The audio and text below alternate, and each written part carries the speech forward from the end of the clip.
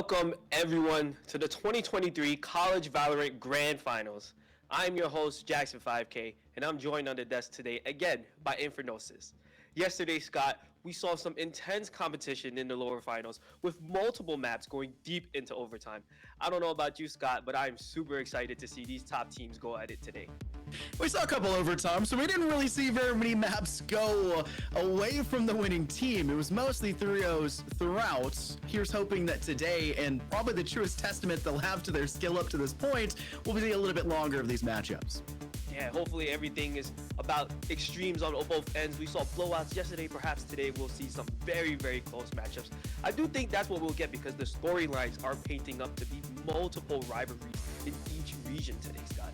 Doesn't matter if it's north, south, east, or west. It's a team that you've faced before and you need to be worried about because the teams that didn't need to play it all yesterday, well, they got to take a nice long break and they got to view every single moment that was live on stream that you brought to the table yesterday. They're going to have a lot of book work they would have done yesterday and last night, and they're going to be coming in today very prepped. And with all that is on the line today, they will for sure have done their homework. Although there may be some teams that had to do a little more homework than others, maybe dig a little deeper. We'll talk about that later in the matchup. Now, we didn't really get to see all of those games yesterday, especially some of the overtime matches that happened a little bit off stream. But today, even though we'll be going with a similar format of just broadcasting the most impactful games on the mainstream, you'll actually be able to follow all the other regions' matches. If you just hit command streams in chat, you'll be able to find all of the off streams to follow up with those action live, Scott. We hear you, we want to provide it, and so we are. But if you wanted to hear the casters alongside the analysts break down what you're seeing, it's all live right here. You can see all the action pretty much spread around as evenly as we possibly can get, but the best show possible. And so totally, I'm definitely wanting to see all of these matchups, knowing what we have today, the storied rivalries between the teams. I really want to see them go at it, but it's not just rivalries on the line. There is a prize pool. There is something more to play for, Scott. Yeah, there's a scholarship amount at the end of the day, right? That's what you're working for. The teams that unfortunately didn't get to make it to today, like Mizzou, you're trying to worry a little bit more about IVC. Those teams still get their third place. They still walk away with a prize pool at the end of the day for the scholarship. $2,000 to second place would be the losers of today's games, and then $3,000 scholarship for the first. But that's not the most important piece of the puzzle. It's the circuit points, right, Jackson? It's the play-in points you need to go into the championship and try to get that best seeding possible. Yeah, absolutely. Even though all of the teams today have already earned their points to qualify, there's definitely a talk about seeding. You want to have that higher seed. You'll be able to take a look as we look into the brackets. Higher seeds means that you'll have a easier time getting into that final championship, Scott. Another thing, it's not just the players that are walking away with something at the end of the day. You can also walk away with something at the end of the day. If you type !giveaway in the chat, there is a Tactibear plush that is being given away, big thanks to the broadcast. And you can go ahead and enter that. You have to be 18 or old, so there are some misgivings for that 18-year-older in the United States. Have to be a cool muffin, right? But you can enter that giveaway, get the coolest plush you've ever seen. It's got shades. Who doesn't want something like that? And you can walk away with something of your own, much like these players today. Yeah, University Esports definitely has exquisite taste in plushies, Scott. And as we take a look into the bracket for the Eastern Conference, that's what we'll be covering first today. We are going to see Winthrop versus Fisher College Falcons, and this is a storied matchup of its own, Scott. Fisher College has done some pretty cheeky things to get here to this point. We highlighted a lot. The Falcons had taken a forfeit loss to their secondary team Tea Party, so that Tea Party would face Winthrop first in that upper bracket semifinal to get a little bit of information and maybe a clinical edge going past that point. Fisher did drop below. They had to face a game against Team Blue, which they almost lost, interestingly enough. They did drop a map to them in the process. That was over on Lotus, which interestingly enough, if I want to talk a little bit about the bans we see for the maps. Lotus was banned first in this one, following behind Ascent. So it's Breeze, Bind, Sunset, Haven, and Split for the 5 that you'll be seeing today, if all 5 are required to get the job done. Yeah, and that's really interesting because Lotus is a pretty strong map for Winthrop. The one time that they played it, they absolutely dominated the competition there. So I'm pretty interested to see why that first ban was Lotus. And I mean, if we take a look into the other maps that we'll be seeing today, I believe the first map that's coming up will be Breeze, which is interesting because that is a map that Winthrop absolutely dominates on, Scott. We were very much so curious about what the map ban selection is looking at, why it's looking at that way. If you're Winthrop and you're banning out Lotus, you're looking at it and saying, hey, we've showed Lotus to Tea Party. We've seen them on Lotus. Maybe they've changed something up. Remember, that's the map that Falcons lost to TMU Blue on. So they obviously are showing some weaknesses.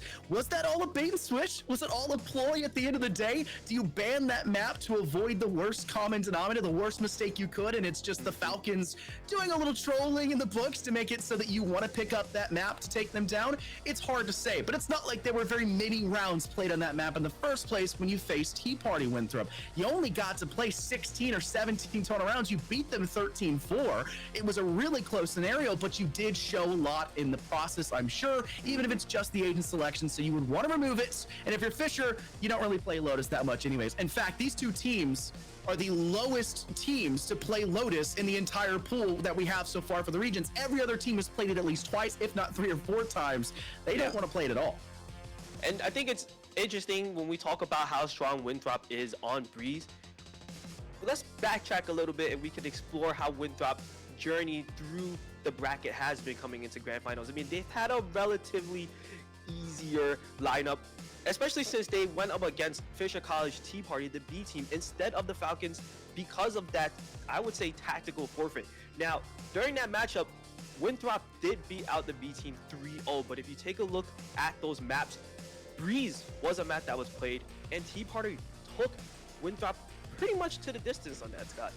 Yeah, you have to look at it as close as you can get for a map like Breeze. 13-8 is pretty darn close, but it's a comfort map for them in the first place. They played it against TMU Blue themselves. They played it against HU Storm, and they did really darn good there as well. 13-18 against TMU Blue, which is a team that we know can be good. They obviously took a map over on the Falcons as well, so you don't want to discredit them whatsoever. So the 13-8 makes sense, but they thrashed HU Storm, which had already had a big battle through Phase 1 in the single elimination stage of Phase 2. So they're a tough opponent. They've gone through their trials and tribulations, and they got thrashed 13-4 on this map. I just think this is a team from Winthrop that really like Breeze and are so comfortable they'll play it even if there's an idea for it.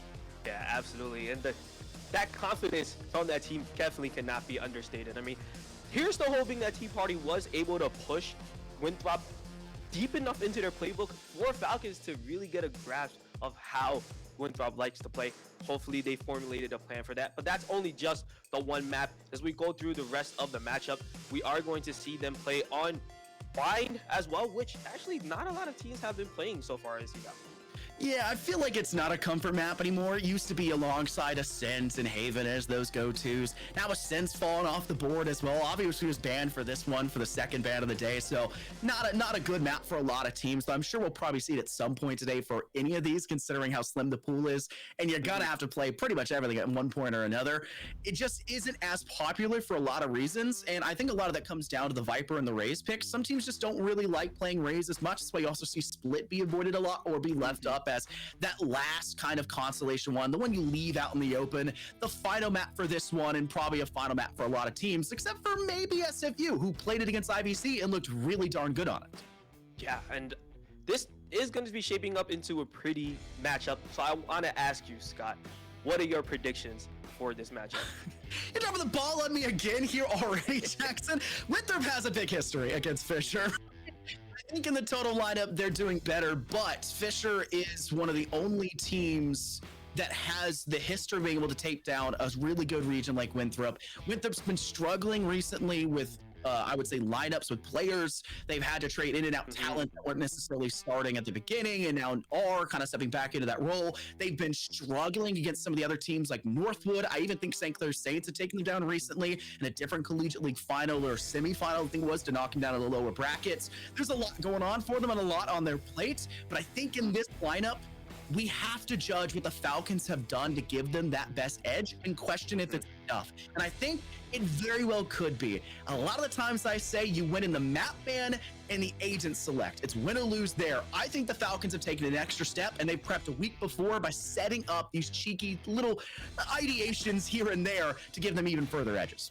Yeah, we see that. You don't see it on the bracket, but there was a forfeit in that winner semifinals between Tea Party and Falcons. So I really think that gives them the edge. If I had to put a hard number on the prediction, Scott, I think we are going to go the distance in this series, but I do believe Falcons squeeze out on top 3-2. How about you? The Falcons 3-2.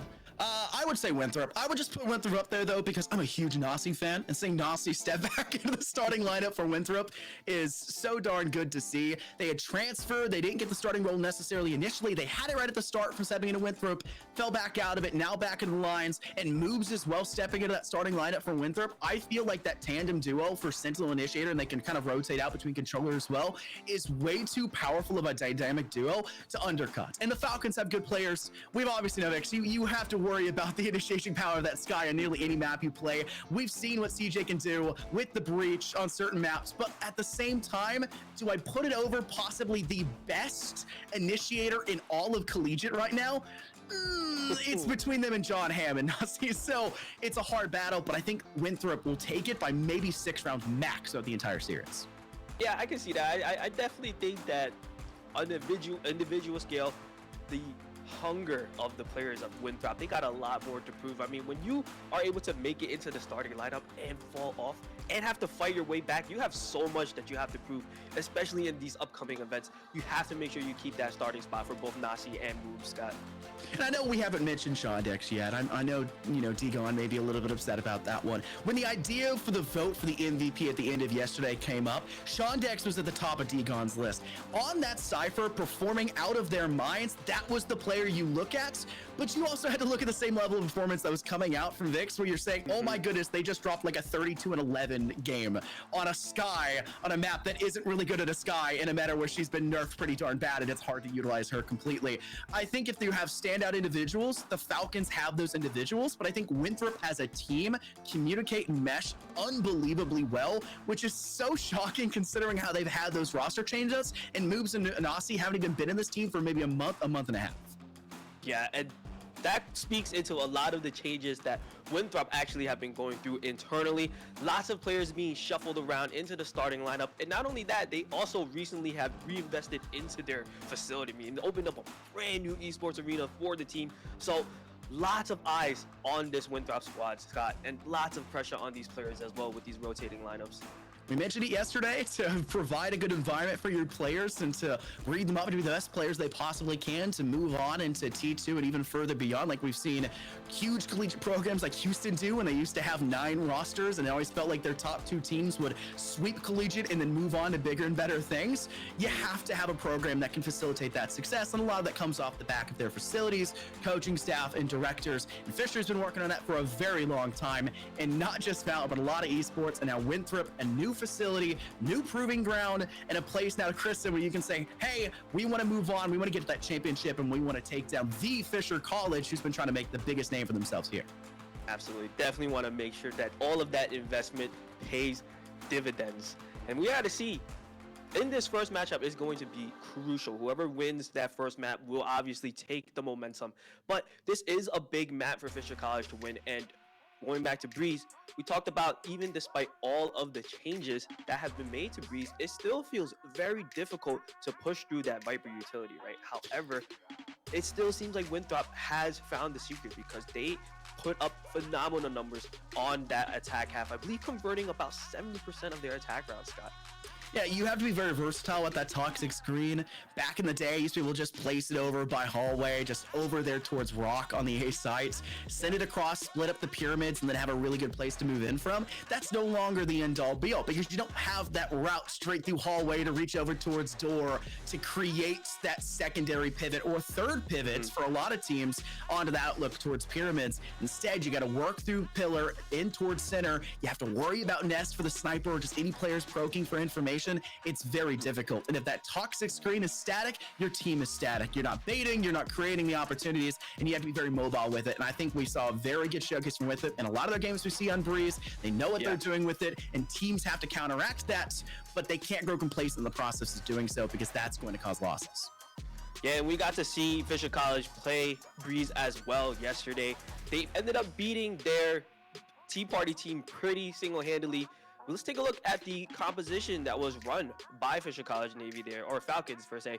They ran with a single Viper with a Cypher on Breeze. Now, Cypher only recently has gotten popular, again, due to the chamber nerfs, but I really wonder, is Winthrop going to come with a similar composition, you think? I think the Cypher is just a really strong agent in general right now. Obviously, they had the neural theft changes. That weren't enough initially. They got a little bit more added on top. The elongation of the trap wire can be placed a little bit farther. Getting out of cave from there is a lot harder now at that trap wire. It's a very dangerous point to pivot from. We also see it on Sunset and Lotus. Very dangerous spots for Cypher utility there. And a spy cam for information, you no longer have to necessarily rely on a Sova for everything. So you'll also see that Cypher come in really heavily on maps like Split, where we saw yesterday as well, I believe, the IVC and SFU game. So I think having that Cypher is the right idea, and the Viper as well, just to buy that time so you get the information and you also have the ability to fall back and wait for the team. They work really well together, but then it becomes the problem of your Cypher is going to sit on one side like 99% of the time. The Viper has to be a little bit more willing to make those moves, and that B side is where you're really going to want to stick that Viper, so they tend to be split up on the objectives. Absolutely. And speaking of split up, I thought maybe we would see sort of a similar composition coming out, but interestingly enough, Winthrop actually brought out a Yoru on Breeze against Tea Party. Now, I don't know if that was just a throwaway pick to just try and get into the heads of Falcons as they were vibrating, but we have seen even VCT teams run that Yoru on Breeze before, Scott. Yeah, we also see VCT teams rocking Omen as a duelist these days. So, like, there's a lot going on. I highlight it as this, like, trickle-down stratonomics idea, where it starts in pro, drops to semi-pro, and then starts to hit the collegiate scene. It takes a while for those to really hit, but it's getting faster and faster, especially when you've got huge directors and coaching staff even below them that are leading the team and leading the charge. The Yoru is effective, but I don't know if I would expect Winthrop to continue to rock. That Infiltrator is unbelievably good. Rens can step into a secondary duelist role. We've seen them do so on Reyna to assist the primary duelist, but I don't know if they're going to be willing to rock that Yoru on a game against a team as good as the Fisher Falcons, knowing that they have their work already planned out ahead of them and probably 20 pages of a notepad filled out. Yeah, definitely not trying to play any games today against the main team. There's too much on the line to really mess around like that. And as we take a look at this lineup for the Falcons, we've pointed out Shandex and we've pointed out Vix and CJ. Vix and CJ in particular, those two players are a force to be reckoned with. I mean, yesterday putting up amazing numbers for the Falcons, Scott. If you have an effective player, feed him, pass him the rock, keep pounding it home. I think that's what we're going to continue to see. I want to see Vix. Obviously, they're showing the KJ here in the screen. I want to see them do a little bit more than just the Sky necessarily, right? We know they can be a controller. They have played that Viper, if I recollect correctly. If not the, I think it was Omen at the time. They are the player to watch out for, but where we saw them be the most effective and where you're seeing these stats come from was that Sky, was the solo play style. They were almost initiating solely for themselves, while CJ initiated for the team with the breach, and it fed the ego, fed the kills, and fell the scoreboard, all in favor for them. And then there's moves. Really darn good, higher headshot percentage, a true duelist, and you've got a duelist with an initiator next to each other. You don't see that often, but that's just how darn good Vix is. Yeah, absolutely. I would not have expected a Sky to Jet head-to-head matchup, but if you look at those Sky numbers, those are duelist numbers, as you can see. So I hope that this, I mean, it works because they often run a double initiator setup from the side of Falcons, right? We see Vix's numbers and we're thinking, oh, you know, as an initiator, you'd want to see more assists, but what you don't see is the other side of that story, CJ, who's often putting up 20 plus assists per game, Scott. I wanted to say CJ was the MVP from game one. I think that was the answer I actually gave yesterday for the Falcons against Tea Party, that CJ was my #1 most common factor for success for the team because of their play style that fed the team around them. It was very much so not a solo play. Well, Vix's was a lot of solo play. But that's not wrong. That's not incorrect. That's CJ doing their job. If we continue to see CJ do well and Vix also just be a capable individual on their own, the big question is, where's the Omen coming to play? Because that was also top fragging in that game for the Falcons. I don't think that's a possibility on the map of Breeze. I surely don't think that's a possibility on Bind or Sunset again. But anything can happen, and Winthrop, like we've said, has had roster changes, has had role changes, and maybe are still adjusting concretely to those, especially against a ridiculously good team like the Falcons. Absolutely. That comes to the big question for Winthrop as well. We know that they are a good team, but we also know shuffling a lineup and shuffling roles can be very difficult to get comfortable with. So can they bring that cohesion today? Can they pull it together one more time to put a stop to Falcons' run right now, Scott? That is the big question. It is probably a bigger question than you may think. They have a long history together. We kind of highlighted it earlier. Fisher Falcons had beat Winthrop in the spring to win the tourney, so they're obviously something they're trying to shut down. They want to win the region in the first place. They want to go even above, further beyond. But Winthrop also had already gotten the revenge to some degree in the lower finals to qualify to face Northwood in the first place. And then they also beat them out when it came to Red Bull. So they have more recent success, but that's also success we mentioned a little bit prior and a little in as they were starting to adjust those roster positions, like moves, as trying to find what they're more comfortable on. They almost feel like a flex to some maps, but not necessarily because they stay somewhat static. If Winthrop, if all of those changes mean nothing, and we've been gassing up the idea that they could be struggling, and they aren't, because first off, Nasi has been here for a while and is just stepping back into the role. Maybe this is his home in the first place. I think Winthrop will not struggle whatsoever on the first two maps. I think 3, 4, and 5 are where the Falcons are gonna have to kick it into gear. Yeah, that's gonna mean that Winthrop is gonna try and come out of this gate absolutely stomping, because they definitely do not want to go into Bind. Bind is pretty much even across the board between both teams there. Oh, sorry, not Bind. Sunset is pretty much even across the board on both teams there. And Haven, I think, leans a little bit towards Fisher. So if they let it go the distance, I don't really think it is in Winthrop's favor. Fisher has really liked Haven. They played it in all 3 of their Phase 2 double elimination games. I believe they also had played it in one of their games off stream yesterday. I may be incorrect about that one, but they loved it up to that point. I would not play it against my B team if it's your go-to map or one of your go-to maps. I wouldn't risk putting that on air in any regard to save it for Winthrop, but that is one of their favorite maps. Lotus is being the one for most other teams, and it's not favored by either of these two teams, so you're risking the idea of success on Haven, and this is a map where there's a lot of precedent behind it for Winthrop as well. 14-12 to Tea Party, which is an overtime result that's kind of shocking against a B team for the Falcons. So maybe they're looking at this and saying, wow, we have to play this map first because we really like it. Let's try to get this as close as we can. They get it 4th. It's fine, whatever. They'll take it at the end of the day. If the Tea Party can get them to OT, we can beat them outright. But they also had a really good game against HU Storm on that map.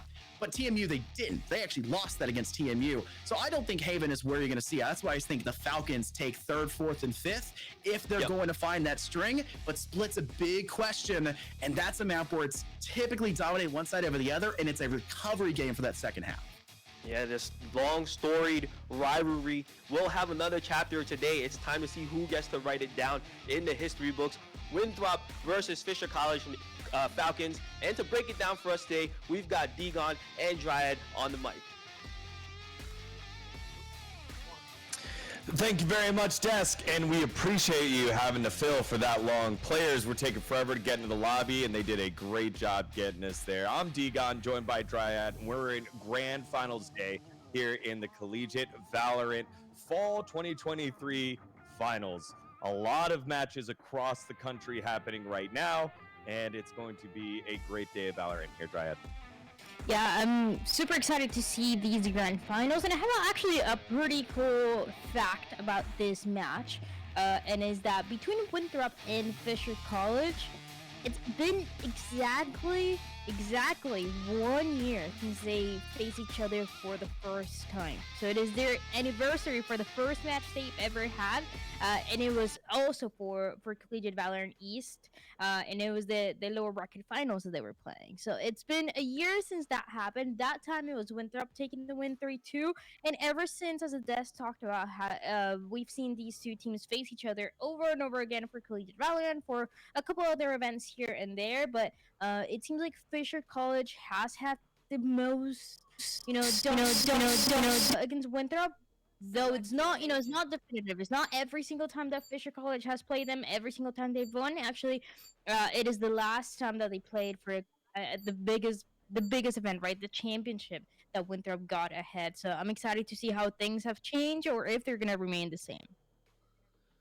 Oh yeah, definitely. There's a lot of history that's there, and I think that's kind of one of the coolest parts. You have Dory returning from that CVAL lower bracket championship where Fisher College ended up in 3rd place. You've got obviously Moobs and Nasi returning, and then this core that was picked up from the amateur team called Shy Guys with Gucci, Infiltrator, Renz, and one more player that also was a part of that roster that has kind of slotted in every now and then. I believe that was Critical, who has kind of like rotated in this 6 to 7 man roster here that Winthrop has put together. And that's one of the things that I think Winthrop has in terms of a luxury. They've been a pretty brilliant program throughout.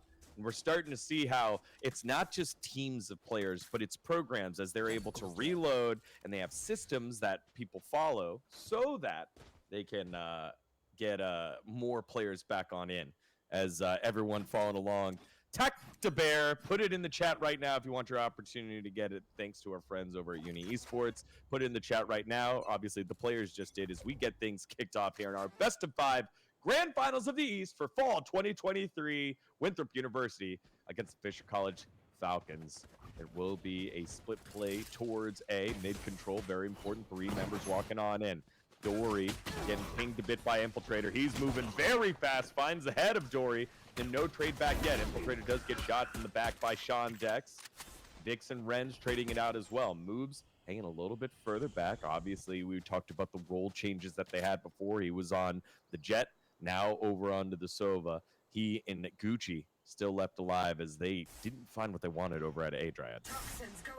Yeah, a couple picks as he slid for that A split that we saw very early on, but now Cutting Noise being a little bit more careful with their moves. Gonna be the one potentially to make that first contact with Vix, that head-to-head that we saw early on during that death. And two, I'm very excited to see Move, one of the players that we see in Collegiate being the most flexible and one of the best players for sure that we have. So trying to make it up as they talk a little bit, they get that contact, they spot that Viper, they go for that rotation. 30 seconds left. Yep.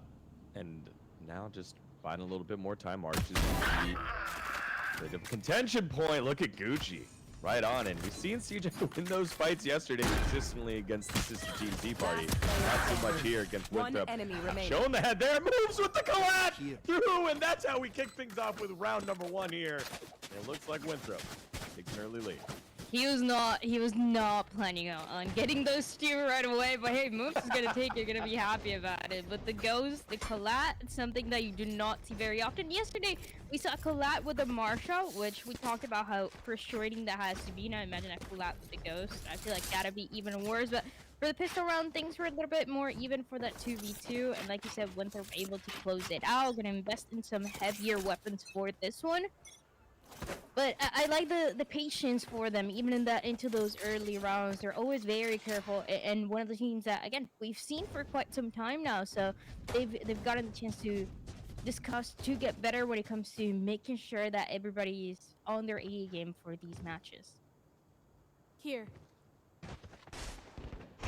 An early hold here at double doors.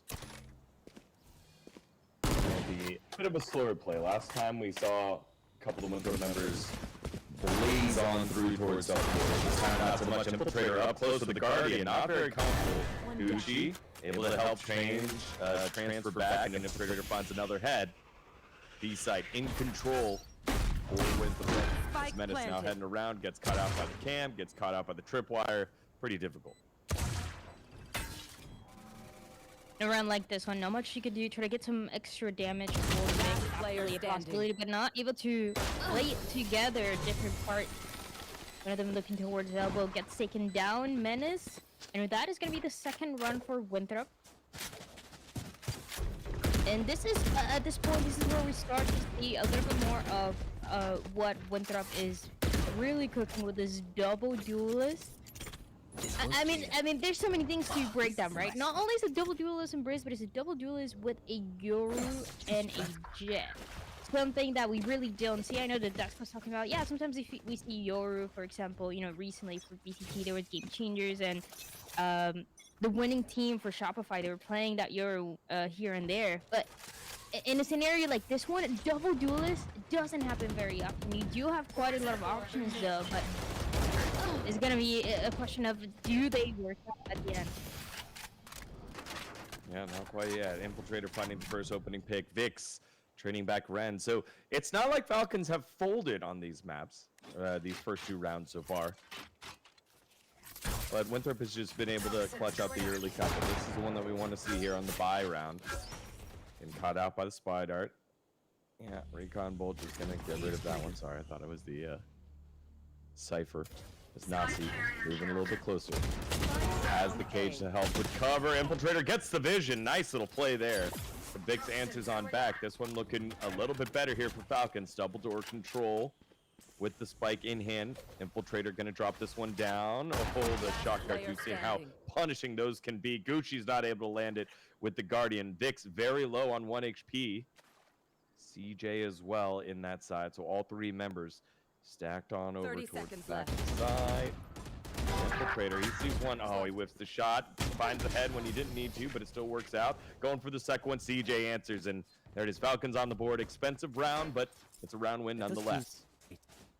Fisher College being able to secure that first round of Breeze and playing it very patiently. This is most likely what you're going to continue to see in that round. Once there was that first contact by Winthrop, there were 3 players for Fisher on the defense playing towards this A side, and it is kind of the same way as we saw for Sunset yesterday, right? You have your Cypher on the B side. The tripwires are going to be so annoying to deal with, and something that you're not going to see very often if it's not going to be in addition with that mid control. So a little bit of a heavier presence on A is going to be necessary, as it was to secure that first round, and ideally for Fisher College a couple more, but Winthrop playing very far back this time around. Yeah, this time, waiting to see if Falcons start feeling themselves because they won a round. They got themselves guns instead. Falcons playing a little bit cooled off here. And I like this. Just take a little bit of time, and we've seen this kind of throughout the CVAL championship. Not a lot of focus onto mid control across most maps. Kind of giving it up and saying, hey, what we want is to stack a site. We'll have someone get information and buy enough time to allow the rest of our teammates to rotate over if we need to. No different here on Breeze as Infiltrator throws one of the knives on out from the Blade Storm. Didn't quite find anything. Fake out onto the site. Nothing there either. And it will be a B hit. It's the multiple members. All 5 members onto the site, only 2 trying to hold it. CJ gets taken down first. Shondek's able to trade one out, but Nasi picks up the kill, moves, gets the spike down. It will be planted long for Window. Right here. A difficult retake here with only 3 members live for the Falcons. Into that early round, it was a Winthrop kind of expecting some sort of aggression to come through for Fisher College, not really the case. So they go for this mid control that for the defense they were not really playing with. They were not even teasing at all. When you see them towards that B side, everybody kind of hiding behind those walls, hiding towards that back side. As the hit comes through, it is that support once again coming through for Noobs for that robot drones out. Is that dart? Gets the info and immediately helps out Infiltrator, which was the first ultimate that we see here, is securing that Blade Storm, securing that first kill, and getting that spike planted. So early control, early kind of patience that we see for Winthrop and their success with it. Yeah, I love the fact that it felt like we weren't seeing just random like skirmishes so far. It's been get the information, wait till it's time to execute, and no hesitation on the execute. CJ able to land a couple of sheriff shots to lay down the law onto Infiltrator. Hunter's Fury buying a little bit more time to stop the plant. Shondek landing a couple, also hitting Vix in the process, so gets some decent damage down there to get rid of a lot of the armor. They're going to trade out Owl drones, and now the answer back from the Hunter's Fury. Nasi says, we don't need any bows and arrows. I got myself a Vandal. And Moobs just buys time for the plant. Still not down yet. Want to make sure that they clear things out over by arches. Sean Dex getting the kill. Ren peeking. He's the last one alive. He gets one. Going for the second. Gets the second. Switches to pistol. Dory, nice flash there. Catching out Rens, and it's a thrifty callback here for the Falcons. A couple of those thrifties that we saw over and over again yesterday, and especially for first year college in the first match that we got to watch from them as thrifties. It was a patient, and it was you know, part of that success coming through from Dory as we get to see once again into this round. So first thrifty of the day, first thrifty of the grand finals that we're gonna be seeing throughout all of the regions throughout the day on this broadcast. And with that, there's a couple ultimates that are going to be available very soon, including that Viper Spit, including that Null Command for Fisher College, an opportunity not only to have that same score, to have that 3-3, but even to get ahead. Changing up the plan here as the last couple have been on over to B. Unlucky there for Vic. Just a blind shot through the Toxin screen. Infiltrator able to get onto the side as well. And this was just a clean take. They just ran right on through, including a very unlucky just spray through the screen right onto Vix. I feel like if you're Falcons, you feel hard done by a round like that because you lost someone when there was no information. And it kind of throws you off, right? When you're Fisher College, you're used to now seeing a couple rounds for one throw being played very slow, only kind of hitting those sides after the last 45 seconds were left. And then out of nowhere, you have a round that is as fast as this one. Everybody gets taken down. Two of the players pushing from that mid, also taking down that defense on A. That remains the same, right? You still have the three players, but I talked about a couple of those ultimates that were going to be available. We still haven't seen them yet, right? That round was very fast, and now you get a chance to do so, and also a good opening pick by Menace. Yeah, we got to see Menace become exactly that with the operator. He changed the complexion of multiple games with the early picks against his maiden team. Now in this gunfight, oh, it's all a mess! And Vix is able to lay down the law with the Sheriff onto Infiltrator. Oh, Infiltrator had the opportunity there and just whiffed the shots. And now CJ holding the corner on Cypher. Moves get shot down by Menace. And Falcons get themselves a clean round. Only one left alive here. Gucci trying to get a Guardian shot, and what's the Guardian to an operator? It's a kill. Flawless victory here for Falcons, and that's a very good thing for their economy. It's gonna be great as now you get to see two operators on the table, one for Renz on that Yoru and the other one for Menace, as you know, we just saw that 3K that he was able to get kind of all across the map too. But for Renz, again, my question is going to continue to be, what is this Euro able to bring to this composition? We haven't really seen much just yet with the use of the abilities, with the use of that utility. So now is when it becomes a lot more crucial. In the meantime, that Viper Spit is going to come through and denying, making it a lot more difficult for that space to be gained on the A side. Nasi giving the open pick, but Menace trading that one back. Ren's trying to see what he can get on the Yoru. Nothing so far. Menace. Here. I think the owl drone maybe saw him but didn't hit him with the dart. And so reposition for the operator, anchoring down this B site. But still a 4v4. You know that there's probably two on one site. Let's just group on up and hit one real hard. Information trying to be gathered right now by Infiltrator. Working through this Viper's pit, just right in the choke of the entry. So difficult. There it is. You hear the noise. We go through cave. Vix doesn't have his gun out. Yeah, and moves, catches him asleep in the pit. Both members here on A get taken down, and it's a nice little plant. Good play by Winthrop to work through I guess, a creaky defense. Especially because there was no warning at all, right? There was a Viper Spit, and it seems like the Viper on that defensive side was kind of waiting for some drone, for some kind of info right before, as he's able to throw that snake bite. But there was no warning. That's why the Viper was caught off guard. And with that, the split with the Viper Wolf from the attacking side helps out so much more. The spike gets planted, the Viper Spit goes down, the Viper goes down. There's nothing else you can do for Fisher. It's only an operator and that Sova for the retake, they're gonna have to go for the save.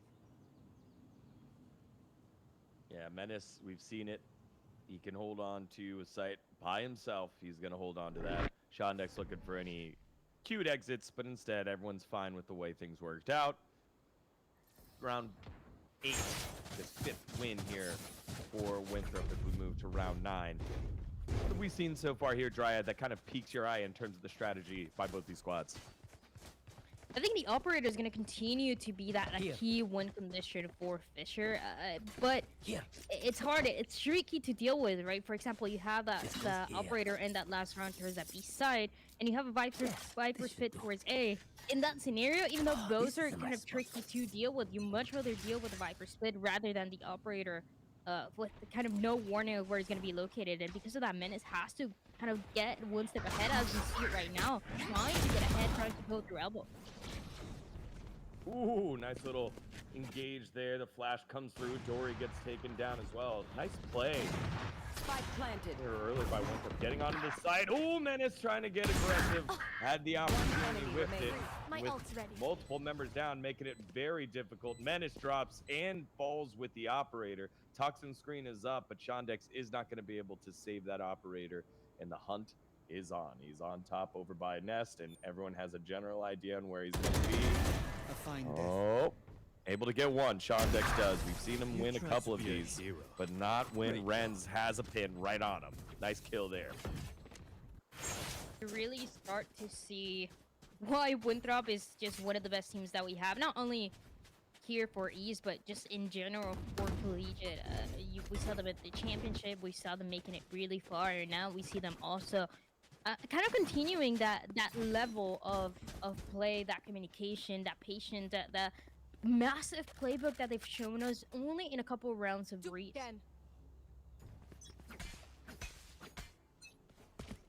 It's been multiple different plays here. We've seen him go fast. We've seen him slow it down. We've seen him hit a site and rotate off.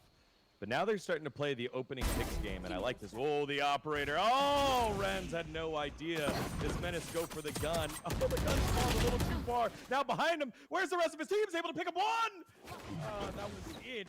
Nice little trade there by Menace, though. He realized he'd gone a little step too far, gets punished for it, but able to trade one back in the process. There's Vix holding the door, but moves right behind him.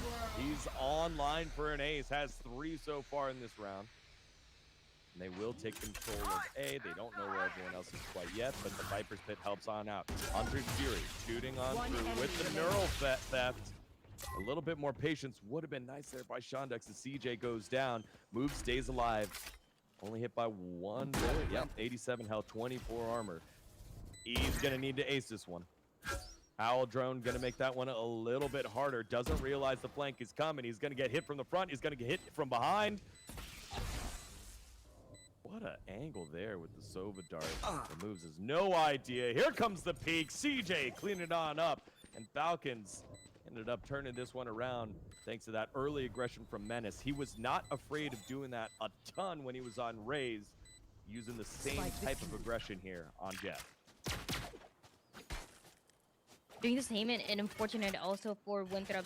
It's a 2-2 scenario. You go for the Viper's Pit just to get across from mid to the spike plant on A, and still kind of not being able to play together. One of them gets taken down, and then an unwinnable situation right in between your 2 enemies. But still a good opportunity for Fisher College as they are able to get back into the game. 2 rounds lost, then they get this one. And starting to get a read onto what Winthrop has done to... Oh, Menace, there it is. Every round, there's going to be one peak there. If you're there, he's going to try to find you. Menace kind of stuck, trying to trade that one out. Hits the fake out instead. Moves with the jump shot. Lands nothing. And so Hunter Fury does no damage there by moves. He's had a pretty good game so far. Again, in his new role from earlier this year in the CVAL season. Gate crash, going to make it very close to Menace. Menace wants to create some space to use that operator. Dory watching Cave. Menace right on his back, being back buddies. Trying to cover it. Oh, nice play there. As the cage know it prevents the planted. flash, shoots right on through it as he hears it. He sees the gunfire as Menace. Now he's in trouble with the narrow threat. Uploaded. Will he be able to get it? No, he was moving around and moves. Comes on in, cleans on up to 3 from distance. Great play by Moves. Make it 4 as the returning vet from the squad leads the way here. Last to round in the win half. 7 for Winthrop. I talked about moves before, and you get to see why. Insane player. I mean, not only is he incredibly flexible playing Killjoy, playing Sova, playing Jet. I mean, before we used to see him mainly playing that Jet, now moving into a couple of different roles. But you also see this kind of level of, mechanics, that aim, that everything working out to secure that round pretty much single-handedly for the side of Winthrop, and also allowing the 7 rounds to go their way. Now, last opportunity here for Falcons to get to 5. And it's going to be more of that mission team throughout for Winthrop. And Menace again with the first kill. How many times is he going to do this? It seems like he's always in the right place, right time. It's so impressive. It's so impressive how willing he's down to take these opening one-on-one frags and how many he's won, like both of them, right? If you have a bad day, sometimes you're like, okay, maybe it's not my day to take these opening duels, but Menace has just been doing it over and over again, despite the fact that they're down. Oh yeah, this day indeed is down. Infiltrator trying to live up to his name and infiltrate the site, gets on 1, as Shondex able to answer on back, or Shondex gets taken out, DJ answered on back, but the site is now in control of Winthrop. Boobs picking one up on the lurk on the far side. And so a little bit of work here left to do for the side of the Falcons. Moves just turning on him. Like, it has just been such a great game here for Moves. In the final round of the half, and now Vic's doing his best to work his way on in. Nothing left here for him to do except to try. Sees a bit of a head peek. Nasi gonna wait. Nope, can't jump on top of the crate either, and just has to wait. Shock darts coming on in. Gucci making sure that he's not on top of the box. Walks on through. Wow! Gets the head drop, but Nasi was ready for it. It's 8-4 after the first half here, Dryad. What did you see from this one? Because I feel like it's going to be pretty Winthrop focused in your breakdown. Yeah, and, now that we're mentioning a little bit, it's in a way kind of really unfortunate for Fisher College, the way that Menace has been able to secure an opening pick, like at least 5 rounds in a row, and they still couldn't convert that first kill into the win round as much as they wanted to. But Menace keeping up this play now on the attacking side, it gives you a little bit more hope to make this maybe a tied game, maybe an overtime game. The potential is there, but I think it comes more from the follow-up of, okay, Menace gets the first kill, then what? What are we going to do? Are we going to be playing back? Are we going to be pushing? And if they're pushing, what is plan A, B, and C in case the trades start to come through? Yeah, it feels like every time he got the opening pick, Winthrop would consolidate and just hit a site that still only had 2 people on it. Those 2 people not able to hold the site themselves. And that allowed them to get on the site, catch someone in rotation. All of a sudden, here, a 5v4 turned into a 4v2. Eyes down. Menace with 2 this time. CJ getting caught out, not checking the site. You figured that with the numbers, that A is open, and yeah, they figured it out on time. Menace is a little low. Dory is going to go first. Again, Dory, one of the returning members from that CVAL Championship lower bracket run. He's having a tough day so far at 3-10, but can he turn it around here in the second half? Gucci from Bridge. Oh. Doesn't see where Dory is. Dory creeping on closer. Menace end up getting taken down. No, and not another round like this. Infiltrator with the wraparound. Shondex not able to answer. And Winthrop has no business winning a round like that after an epic start to the round yet again by Menace. But here they are doing it again. Where your throps at? Put them up. Infiltrator, he heard us talk about Menace. He was like, oh yeah, you guys think he's good? Let me show you what he got. He gets 4 kills for the round, gets the pistol, and increases that distance between the rounds for Winthrop and Fisher College. And again, it continues to happen right. Menace, not only this time around, not only gets the opening pick for the pistol, gets the second, but what then? Winthrop has been so good at converting this numbers disadvantage over and over again, and because of that, a force is coming through for Fisher. They know how the backs are against the wall for this map number 1. Fisher's starting to feel a little bit of pressure. Gucci trying his best to get some damage down to stop the push by Fisher. Menace going on in. Maybe he doesn't win this one because it's a weird angle on the other side of the toxic screen. He's up in the air. Okay, finally doesn't win one. Ren's able to get it. Takes the time with the Guardian shot. So does Gucci with the one shot. Gucci cleaning up the rest of it. Ren's picking up another, and this cave thing has been just an absolute emergency, as it is 4 members alive here for Winthrop on this awkward forced by the Falcons, and Fisher College watching this round slip away very, very quickly. I've seen so many forced buys from yesterday, from the lower bracket finals to today, to the first map of the grand finals that we've gotten the chance to see, and it really is difficult to find success with those forces. You're in a situation where you kind of need to make a decision, trying to secure that round no matter what, but the lack of economy that is going to be affecting them for the next couple rounds is not going to be nice. So 4 marshals are hoping to be the difference makers for this round for Fisher.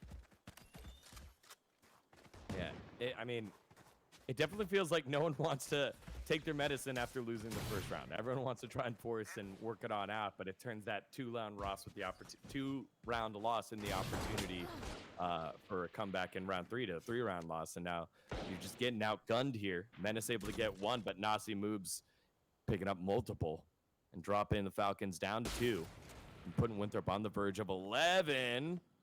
Vix had the opportunity there, wasn't quite able to land it. 4v2 with the marshals that we talked about, as everybody got taken down. And the last opportunities, despite kind of being that #1 task to pick up, and no matter where you're trying to go, you're going to be stopped, right? The Cypher up close towards main, also watching for mid. As you know, the players are going to be located around that area, and Ren's once again getting to shine a little bit more on that Yoru. 30 seconds left. Leaving Vix all alone for this one. Gets taken down. That is 11 for Winthrop. Yeah, and it's felt so comfortable too. Like, you lose your opening pick here to Menace, no problem. Let's group up, let's make them think about it, and let's hit a site. And that's what they've done every single time on attack, on defense. It's just been kind of like coming to them, I would say. The wraparound that came from Infiltrator on the pistol round, they were outgunned. We got to see them outgunned because of the force buy early on by Winthrop. Has given them 3 extra rounds, and now Winthrop just on the cusp of closing this one out early. I think our earliest match that we saw yesterday was 13-5, and that one was off screen. Hopefully, maybe something different here in the books. Let's see. Infiltrator picks up 1. Dory trying to hold him off here. Gucci trying his best as well. Menace, no way. Not through the toxin screen. I know we need rounds for you, but not like that. Menace now on the side of the toxin screen trying to find his way on in. Nope, he gets picked on off, and Vix, great snake bite. Vulnerable is up. And Fragile uses the vulnerable to perfection. Oh, Infiltrator picks up a couple. He's getting saucy. Gonna try to use it like a shotgun. Tries the flick, but Gucci's got him covered. Winthrop in full control. That was the buy by Falcons. This looks like it's gonna be done and dusted in one more round. It really does seem like it, and it started looking very close, right? But at the beginning, the first couple rounds kind of being traded, but then it got really one-sided. Winthrop getting ahead. 4 rounds that they've won in a row of this half, winning the bonus, winning everything else, the forces, the full buys, everything has been just a disaster for Fisher College, and it's unfortunate when we talk about the opening picks that Menace has been able to get, when we talk about kind of even the composition, the way that you can explode it for Winthrop, but there's just nothing they can do right now. Now swinging, Infiltrator doing a little bit of what we saw for Menace, gets the opening, tries to get a second one. It's gonna be the Blades instead. Again, the way that this wall is lined up, nice safety there for Infiltrator. Gets caught in the updraft. You really don't get to see that too often. Nice shot there by Dory. So they do know that the operator's behind the wall. Fake out going first. The flash ended up being brutal as Moobs picks up 2. Moobs picks up 3. Hashtag Moobs Nation for 4. No, Shondex says no. It will be just straight up one-on-one right here. Gucci is suppressed. with the KO and the One milkman enemy down remaining. on all fours, praying for someone to pick him up. Nobody there to answer it. Nice little, oh God, Shondex. Not like this, not like this, not like this! Shondex, he shoots the recon dart right into the wall, and it's an easy pickup by Gucci. It is a clean map win here by Winthrop, 13-4. Oh boy. Yeah, What a 13 to dominant 4. performance here. It is insane to see, honestly. With the way that things started, we thought, okay, maybe it's gonna be closer, maybe it's gonna be even going to overtime, it's gonna go to a couple rounds, at least double digits. But wow, Winthrop really showed what they got prepared for this breed. Very clean. They made it look like it was an easy task for them, converting the numbers disadvantage every single time, and that's not something that many teams can say. No, definitely not. And we got to see how comfortable Falcons were, Fisher College Falcons were against their sister party, Tea Party. And to see Winthrop do that to them, which is like so great. I love getting to watch that. It shows the levels in between the teams. But to break down all those levels, let's send it on over to our analyst S head by Jack. Thank you, Digon and Dryad. Scott, this kind of actually did play out the way that we thought it would. We did say that Breeze is a map that Winthrop is dominant on, Scott. Yeah, I'm not too shocked with the result. I think there was not too much to say about it either. It was just Winthrop really just winning ones early that escalated into credit advantages. You have buys that don't go the way of the Falcons. They looked better in the first half, but being better doesn't mean it's good enough. And Winthrop took advantage of space off the back of their jet, creating opportunities. I think you called it a Cadillac swing at one point in our DMs. Yep. Unbelievable speed and the team being behind it. This was their map. I said at the beginning, I think they're going to take the first two, and then it's going to be the Falcons being forced to come back, because that was just not pretty coming out from them here on the first map. Yeah, I think the game plan coming out actually turns out that Yoru was actually the strategy that Winthrop was bringing out into Breeze, and I think it worked really well, especially on the defensive half. But in their first half on attack, the name of the game was get to site as fast as possible, and it turned out to be moves and the infiltrator just working so well in tandem. I mean, we saw the initiator utility ping out spots for infiltrator to quickly check, and they just flew right in there and won their first duels almost every single time, Scott. We thought the duo to watch would be Vix and CJ, and no, you're right. It was Moves and Infiltrator, the speed behind them. Moves followed up exceptionally well behind the Jet dashes and openers. When Jet would swing on in towards the B side through Arches, which is through the Cypher utility, which is arguably very difficult to get around. We highlighted the Cypher buffs, the strategy behind it, how difficult it can be to get into an objective on a lot of maps, let alone Breeze on that Arches side. And you get past it with that Jet, and the rest of the team can swing back a site, and the player you have to look out for is that Cypher, and Infiltrator won that 1v1 nearly every single time. So Winthrop were getting a major lead off the rip. They escalated that into the second half. Their very first defensive round, it was a obtuse plant for the side of the Falcons. They planted to the back rear side of Pyramid, and Winthrop said, okay, you can throw a wrench and things, and we'll still find the perfect way to retake that objective, despite not having good weapons. It's just a pistol round, and show what you're going to do pretty much the rest of this defensive half, except they never really let them get too close to the plant ever again. And when they did, it was with man disadvantages, because they dominated the center of this map. That mid control, pristine from Winthrop. Yeah, it was absolutely amazing, because when you look at the composition that Winthrop brought out there, the Yoru replacing the KO is certainly an interesting pick, because we all know how strong Viper utility is on this map, and you usually need that KO to nullify the Viper, or even in this case now the Cypher trips. But instead, they were able to circumvent both of those utilities with just their Yoru just playing perfectly around the timing of that toxic screen, figuring out where those tripwires are and teleporting past them. Super aggressive when it needed to be, but also super patient when they should, to switch things up on the side of Winthrop, Scott. I highlighted yesterday that Tea Party facing off against the Falcons looked like they weren't judging distances correctly for, trying to disengage and go for a kill on an executing team stepping in towards site. And it was the total opposite thing here. Now the Falcons are running into that problem. They weren't judging distance. The kind of like an equation, it's a math equation. If I got to step to the left, at what point do I have to stop to get a shot out?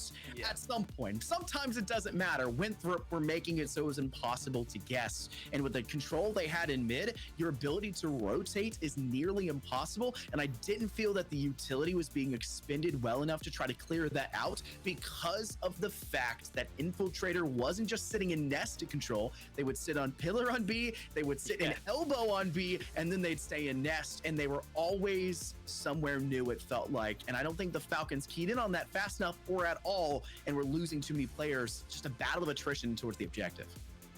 Yeah, and they were so aggressive on that attack side, but they also carried it over onto that defensive half. I mean, it was a short half, only about 5 rounds, but a lot of that was due to that continued aggression. We saw many highlights from moves and Infiltrator because it really was them to being able to keep it pedal to the metal on that defense, especially on a map like Breeze, is super important, Scott. And we do have some information about a bracket side that isn't necessarily the East, where we've already seen a 1-0 start very spectacularly for Winthrop. It's the South side. And unfortunately, while you and I are both based down in the South, we will not be able to see the South today due to an unfortunate forfeit. So we'll have that pull up. You'll see who it is, though I'm sure a lot of you may already know. Just trying to give you a little bit of that update as to why we will not be seeing South today. But I believe that means we'll be able to be seeing East for their second map, where hopefully the Falcons can show a little bit more pizzazz over Winthrop, unlike this first one already. Yeah, they'll be playing into Bind, which is a bit of an unknown map between the two of these teams. I mean, so far in CVAL, Winthrop have not really played it at all. Meanwhile, Fisher College Navy, Falcons, have played it twice, and they were undefeated on both games. But I don't really think that's a lot of sample size to really work with in this tournament, Scott. Yeah, one of their wins on it was against a West Virginia University, against WVU. That's not necessarily the best sample size you're attempting to ask here, right? Yes, they've played it, but is it good enough? And is a team like WVU enough of a testament? Because you almost lost. It was 13-11. A single round being barred from a possible OT scenario where they could complete a comeback and maybe upset you on a map we were already having a little bit of difficulty, it seems, in some of the other ones as well, with a 15-13 Haven behind it. I don't know if Bind is going to be the answer, especially when it comes down to the duelist selection, because Menace is just the end-all be-all duelist. And if they can't step up on that race to close the gap, like we've seen Infiltrator do so darn good here, it's going to be a tough battle. But I'm more curious about whether or not Renz will rotate over to the race, because we know Renz can duelist. I think it's mostly Reyna. So I don't know what it's going to look like. If Initiator's been a little bit too good, I think they've got to stay on the duelist role. Interestingly enough, though, Scott, speaking of Renz, Bind is a map that we've seen a few Yorus come out. I mean, there's a lot of plays that you can do with those teleporters. Now, historically speaking, not just within CVAL, Bind is a map that Winthrop do struggle, and Falcons are able to bring that energy. They do have about 80% win rate on Bind, despite the weak showing in CVAL. So, is that Yoru, do they bring it out just to throw a wrench into the game plan, perhaps, Scott? No, I don't think so, at least. I think if you talk about Bind, the map where I'd see maybe some agent difference would be a Chamber brought in here and there, because he's good enough as it is on this map, especially in Collegiate, which is pretty popular, but I don't think we're going to see a Yoru again. At least Winthrop kind of surprised me. I didn't expect to see the Yoru for this one. I thought maybe they'd hold back on that idea. They surprised me. They brought it out, but I don't know. I don't think we're seeing something like that again for a map like Bind, especially when they want to get that 2-0 start, because as we've said, map 3 looks like a really good contender for the Falcons, and they don't want to have to risk playing a 4th or even a 5th map where the Falcons can, in fact, get them up. And there's the stat line for the bracket for the South. It was Blinn that unfortunately did the forfeit, it seems. Yeah, looks like UFC Gold are your Southern champions for CVAL 2023. Congratulations to UFC Gold. A hard-fought win to get here, to make it to the top of the bracket where they were able to enjoy the fruits of their labor. Congratulations to them on the scholarships and the circuit points going into the college championship. But as we break down map number 2 for East here, Bind you don't see the race. I mean, the Yoru coming out, but I will say from what I've seen on Infiltrator and Moobs, those two agents, Jet and Sova, can make such a huge difference on Bind if you can execute as fast as they did. So there is some bright spots if you are Winthrop University, Scott. So there's something to look out for the Falcons as well. We don't want to dig them too big of a grave. They maybe did it themselves on our first map, but that doesn't mean they can't find their way out of it. Ladders exist. You can make something out of nothing. And I think for Vay, if you're looking at that scenario and you're looking at a map like Bind, this is where your Sky can come out and be very confident. But it also is very reliant on possibility of a Viper or Brimstone on your lineup as well to have that ultimate to either deny space, create space, or play for the post plant, which is so popular with the orbital strike as well as the two mollies and over the top. I just don't see the safe space being given necessarily with how dominant Infiltrator's been going at it with the operator so far. If we see a sniper come out in any capacity, whether it's a Marshal in round 2 or 3 or an operator after the fact, that A nest control, that A heaven control is going to be impossible to contend with. An elbow towards B or even just an octagon towards B trying to work Town's B long, you're going to burn all of your utility just to clear that space, and you're not going to have enough speed or have enough in the post plant to survive that fight. And it seems like both teams actually do love running the double controller. They love running the Viper and the Brim. That doesn't really seem like a playstyle that fits Winthrop from what we've seen. They like to be more aggressive, and double controller does tend to stall out maps, perhaps playing more in favor of Fisher College. I definitely know that CJ and Vix both shine in the later rounds, Scott. Do you think Cypher or KJ here? Gotta turn the point around here. I think with the recent changes to Cypher, he is a lot stronger than KJ now. I feel like a lot of teams have gotten so used to KJ utility placements, they know exactly what to watch out for. Whereas the Cypher trips, I don't know about you, but every Cypher player that I run into has to be the most creative Lego mastermind. Their setups are different every single round, no matter how many rounds there are, Scott. A lot of the times it feels like the spy cam gets placed purely over towards showers, just in a, are they here? We place it. If they're not, we can remove it. But if they're there, we can swing afterwards when they shoot it. But that's also exceptionally strong over there towards U-Haul defensively, placing it up on top of wall, right up over there towards stack. You get a great line of sight in through a short, and you can also kind of keep them corralled closer towards TP to force them where they find that first failure to get in towards the objective, where I talked about speed and the damage control over there towards U-Haul and Heaven on the A side. You have an escape route. The escape route can often turn into its own level of a nightmare if you're trying to get over there, and B side with the one player likely to have left in that direction has not found the player defending it or players defending it, or got taken down trying to prowl up through B long and just didn't have the utility to clear it out for themselves. It's definitely going to be an interesting matchup of opposing playstyles. It looks like we should see a more slowed down version of this matchup with the double controller here. And that doesn't necessarily play into Winthrop's style, but perhaps they will be able to eke something out here, Scott, to get an early lead in this series. A 2-0 lead would be phenomenal. But we do have Dryad and Digon and Dryad, so break it down for us right now.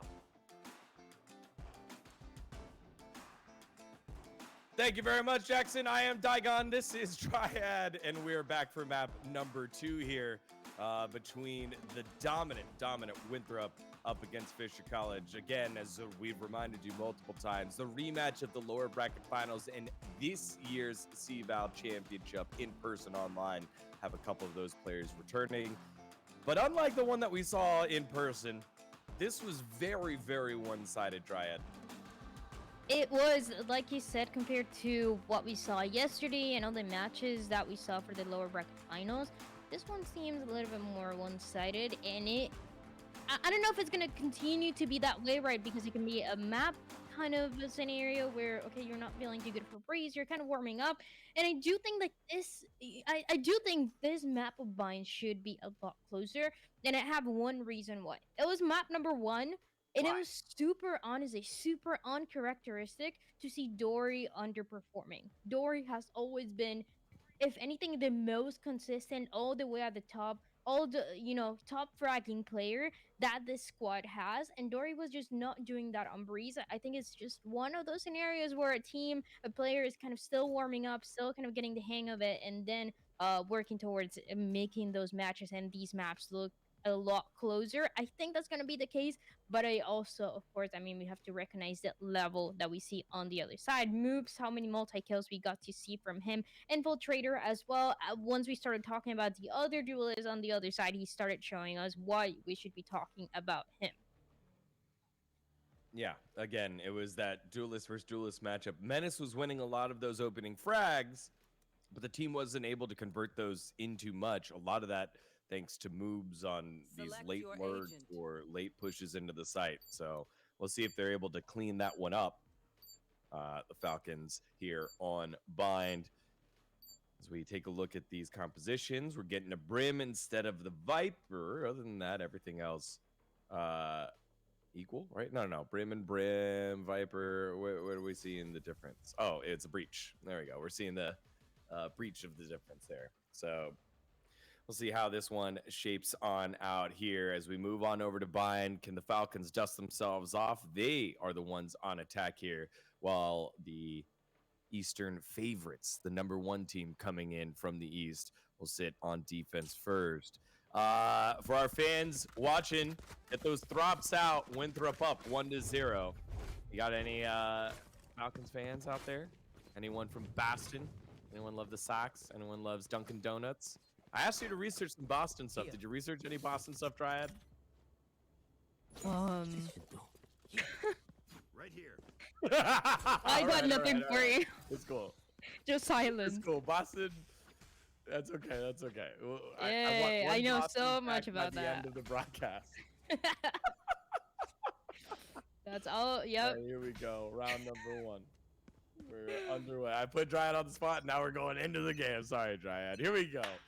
Map number 2 here between Winthrop and Fisher College Falcons, and it's going to be a quick hit onto the site. Menace trying to blast back on out and gets stopped right in the tracks. Move's going to be the main man holding this one down.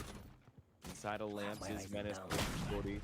Love the shorty on this map, and that's exactly why Moves gets taken down. Does do a bit of damage in the trade, but that's a lot of shotgun pellets into the face.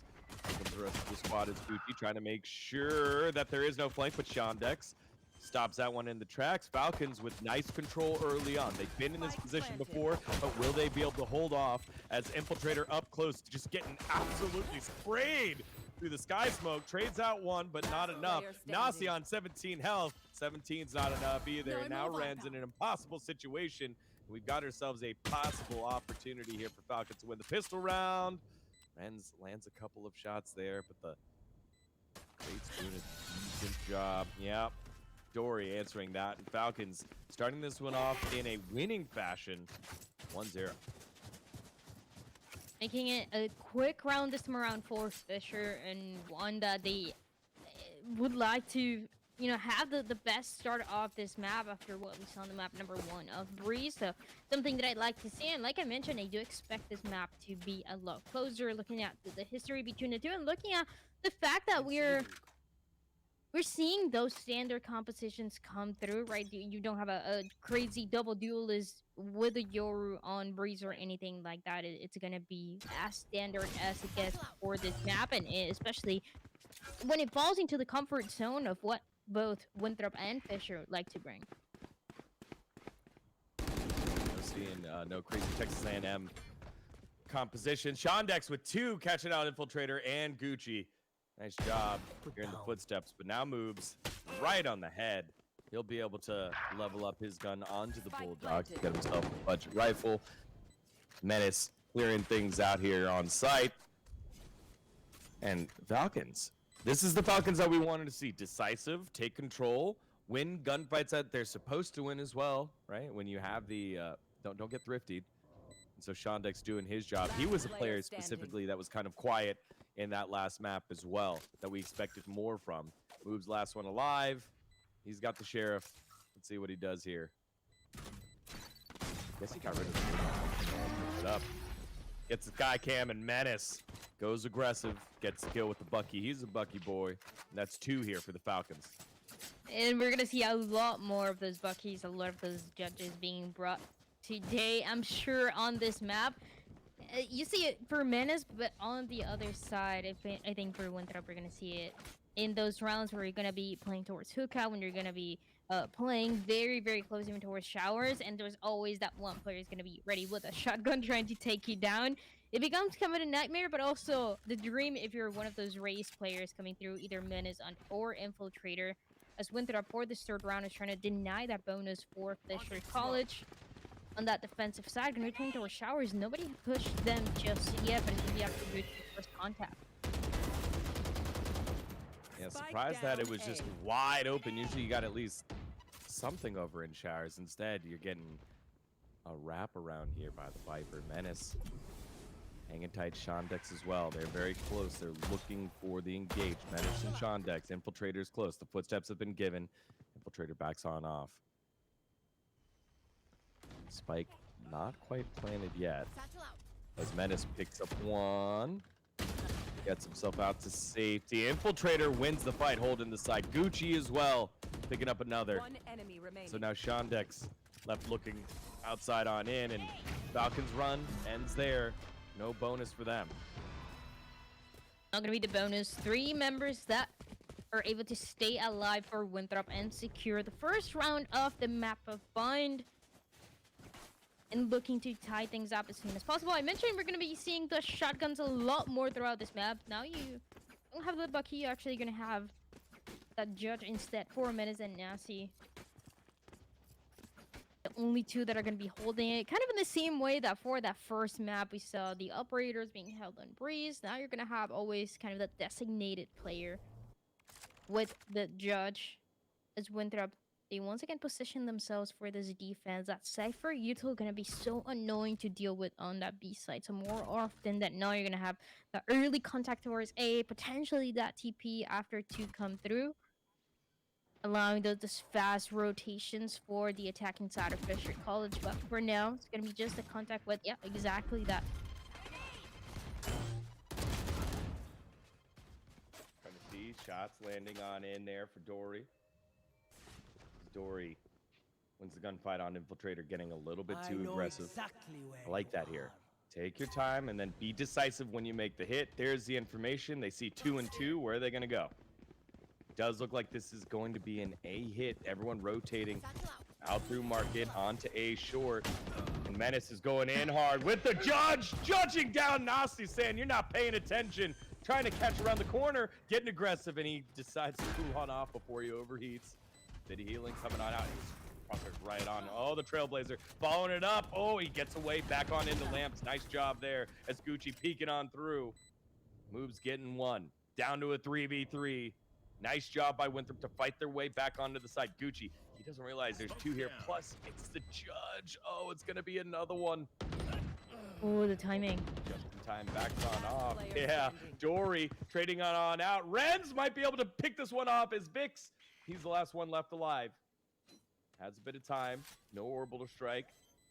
One enemy No lineups remaining. either. It's all about the gunplay here. Oh, yeah, there it is. It was the last little bit of the molly landing there. Ren's not going to get it in time. And Falcons, they win a scrappy round. Very messy for both of the teams. That retake, it seemed for a second there it was going to work out, but with the spike plant at the time running out and those lineups, there is not much that you can do. Very well played in the meantime for that attacking side of Fisher, especially keeping just Viggs alive and knowing that those lineups were gonna be enough. Goes for the swing of the day at the end of the day, and even though it gets taken down, it should be that now the 3rd round for Fisher College. Now with a couple of ultimates as well. In a combination that we saw yesterday too for Fisher, that is going to be a possibility for this round. Potentially is going to be those Seekers come through, and then that showstopper once you get that info of where the players are going to be located once the site gets hit. Take a peek here. Where are they going with this one? 3 rounds for Falcons. Loving this here for their momentum. Loving this for their confidence. Winthrop as well, you know, we've seen them have their backs up against the wall. They've gone down to almost the final round over at CVAL. It's a roster that is a mixture of the veteran presence with Nasi and Moobs, with the young guns like Infiltrator joining on in. Ren's doing a decent job there. Paint shell is going to clear out the back of the site. Showstopper. That Menace knows. Ow, ow, ow, ow, ow, ow, Menace. Ow, Menace. Down to 11 HP, almost getting completely cooked there. Orbital strike coming on in. Gucci will swing past the boombot. You love that play there. Dory getting cooked to crisp. Infiltrator turned in the corner. And now Falcon's starting to get kicked apart one by one. What a play there earlier. Jondex taking down Gucci, but Gucci did more than enough damage on the site. Renz with the one shot to CJ, and Winthrop pulled this one back. To get around where the economy wasn't the best, you saw a couple of those weaker weapons in the hands of the players for Winthrop, and yet they get the kill. They immediately pick up those rifles, and they look a lot more secure, a lot more like the Winthrop that we saw on the map number 1 is something that you should also continue to expect for the rounds to come. 2-3 is the score right now. The bucket once again in the hands of Menace. And I just want to say for Infiltrator, I just want to see more of that raised. The way that he's jumping around, the way that he's statuing in, he's just wanting to play this agent, and it found that success for the round. I think we're going to continue seeing that. Gucci going to try to hold this corner pretty close. Yep. Gets a bit of a read. No rotation yet from anyone. Still 3 stack over at B by Winthrop. And he slows down a quite a lot more. Big noise. Oh, you don't want to get close to that. No, you don't. Oh, here's a huge TP play. Oh, no, it's going to be a party in the showers, and it's not the good kind. Dory gets 2, and it's 3 members down by Winthrop. They're the one that executed the play, and Dory is able to level up a gun. CJ now around the corner. So is Jondex, and that was the man with the most HP, but CJ answers back with the Vandal. Oh, no, Winthrop had the world in their hand, and they let it slip away like a wet soap in the showers. Now it's up to Renz trying to figure this one out here. Oh boy, here's the footstep. There's one, there's the second, and Renz saves the round. Oh, what a round that was. You said it was going to be in the hands of Renz, but don't worry, he's going to handle it just fine. All in control. Gets the last 2 kills, catches their rotation, and even though the 2 players for Fisher were kind of having an idea of where this was going to be coming from, they still couldn't deal with Renz. Get taken down, and out of nowhere the score is all tied up 3-3 between Winthrop and Fisher College in our second map. And allowing for different possibilities now. That orbital strike going to be available for this round. And so that means Spike gets planted for Fisher. Now you have more opportunities to play that post plan we saw for a couple of the lineups, and now you're gonna have the chance to also see it for the ultimate. But it depends on that. Can they get this space onto site, because it's very heavy presence right on that B side. You're gonna have the Cypher utility. You're gonna have the guiding light, the flashes coming through for the sky, already getting that information, and on that A side all the way towards the back of site. 3 of the players kind of going back and forth, being aware of the noise that is being made around the B side. A lot of noise being made. Nice little flashback play that we've seen Menace do over and over again to get on. Hellfire coming down as well. Wasn't quite able to find anything, as now Falcons do push themselves onto the site to get elbow control. They got 2 in hookah. Is now Gucci gonna work his way through elbow. They're gonna back off towards garden and play a bit of a post plant here. So nice to see the orbital strike used not just in a post plant situation, but to create some space to get on. Nasi using the aftershock. That's gonna be great timing there. Gucci getting caught even though they knew where he was at. Dory helping clean up, and there's the sighting of that man that you were talking about earlier. Dory picking up a kill and helping out Falcons to this lead. As we take a look at the scoreboard up and down, Menace has been doing his job getting on in, but that's the Dory sighting we were looking for. Again, 3-10 at halftime of that last map, and continued to have a tough time. And that's been slightly, I guess, more of the difference here for the Falcons in this one. What do you think, Dryad? For the map number 1, as we saw Dory, and like I mentioned, very uncharacteristic performance, kind of slow start for Dory, but now looking a lot better. And even with that swing, that communication seems to be thriving a lot more for Fisher. Slows down stun is Menace cannot do too much for this round. But this is the way that we've seen Fisher College play out right here. Baiting the players here, baiting Renz to go out to take him down. And now you have the numbers to work with towards the B side. So we're just waiting for the hit. The satchel's in once again. The side for Yuto. And those cables, I mean, there's not much you can do. That is so difficult to work your way on through. It's like you're going through one of those obstacle courses, like Wipeout or something, and it's just everywhere. And as you check where the trap is, there comes the cage, and here comes some bullets from your teammates.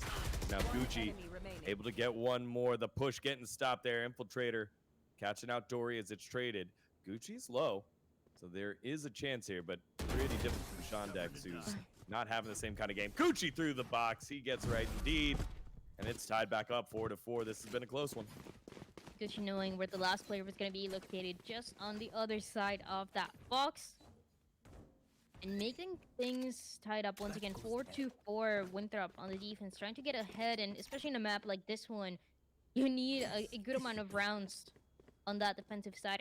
As you're starting with it, as you already got the map number 1 and avoiding this match to be extended more than it really has to. Menace 1 away from that showstopper could be a reason why they could get ahead, and because of that, yeah, they're gonna be playing it very close. But never mind, Menace denied of that opportunity. Infiltrator gonna handle it, gonna take him down. No showstopper gonna be an opportunity for this round. Very quiet now. Trailblazer just to take down the tripwire. Ooh. Rolling Thunder coming on through. Infiltrator catching out Dory. It's 3 for that man. Nasi cleaning it on up, and this is a dominant Winthrop round unless we get some crazy heroics from Shandex. He gets hunted down, and it's our first flawless of the match. Winthrop take the lead 5-4. And that felt like on the hands of, boy, the duelist battle of Infiltrator at the top of the lead here by Winthrop. Right. But I don't like that the Rolling Thunder was used for Nazi. That was not necessary. The control was already there. The players were already down. The numbers advantage on their side. It was an econ round through 2 coming for Fisher, and still they used it. Rolling Thunder might be something that they need for the next rounds to come. It might be something that they're going to be regretting, but that's going to depend on that firepower. Once again, full buy for Fisher, trying to tie the score for the 3rd time on this map of Bind. And jump peeking, don't spot anybody, just get Menace. But the players looking at long for the flash actually makes it work out. It's just a trade. Oh. They're body blocking his teammate there. Renz was trying to run away and said Gucci blocked him out. Getting gunned down. CJ picking off once. Shandex finally getting the kill when the guns are equal. 3v2 now as Winthrop try to retake Infiltrator inside of Hookah. Multiple members outside of Garden now making their way on in. Once Infiltrator goes outside, it's time to shoot. Paint shell's perfect onto CJ, and he gets cooked. Color me red. The screen black and gray for him. Now Infiltrator moves down to a 2v2 long distance shots. We've seen Moobs win that one, not this time though. And a double peek by Vix, clean as you like by Shandex as well. And we just can't go anywhere without being tied up here, Dryad. Every single time. You think one of the 2 teams is gonna get ahead, but the other one following right behind, tying up the score. And for that round, it seems like for Winthrop, it was doing too much. Playing too close, too long. When you spot 3 players, you get flash, and you're still swinging one by one with the players being taken down and making those small mistakes that can cost you even the half and the lead that you want to take.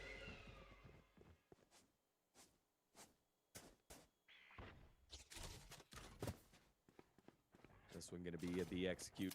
And the mind games have been going, and B gonna be the sight of the light here by Menace. Great showstopper under 1. Almost gets the judge out in time on moves, but Renz with the hero play slows it on down. 2v2 left on alive. It's Gucci yet again, trying his best to stop down a couple of the members. This time it's Vix and Dory. Infiltrator and Gucci. Infiltrator has had himself one heck of a game, but gonna need to do exactly the same thing. Showstopper coming on through. Clearing out different areas. Doesn't realize there's no way he realizes they're both there. Oh, and he does! Dory just getting caught peeking out. Vic's gonna get caught as well. And it's a great round win here by Winthrop. Huge showstopper. Gucci trying to go hunting down onto Vix. Vix says, not so fast, my friend. But the final round means that it's gonna be Winthrop at least at 6. When you think a showstopper is gonna get a kill, it doesn't get a kill. But when you don't think it's gonna get a kill, it gets a kill.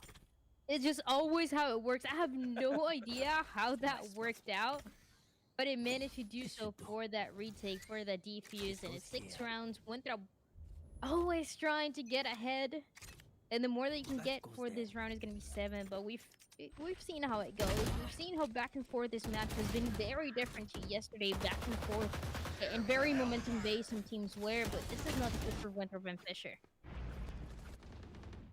Look at this very, very aggressive play. Trader caught out as Shondex picking one off. The spike does get taken on down.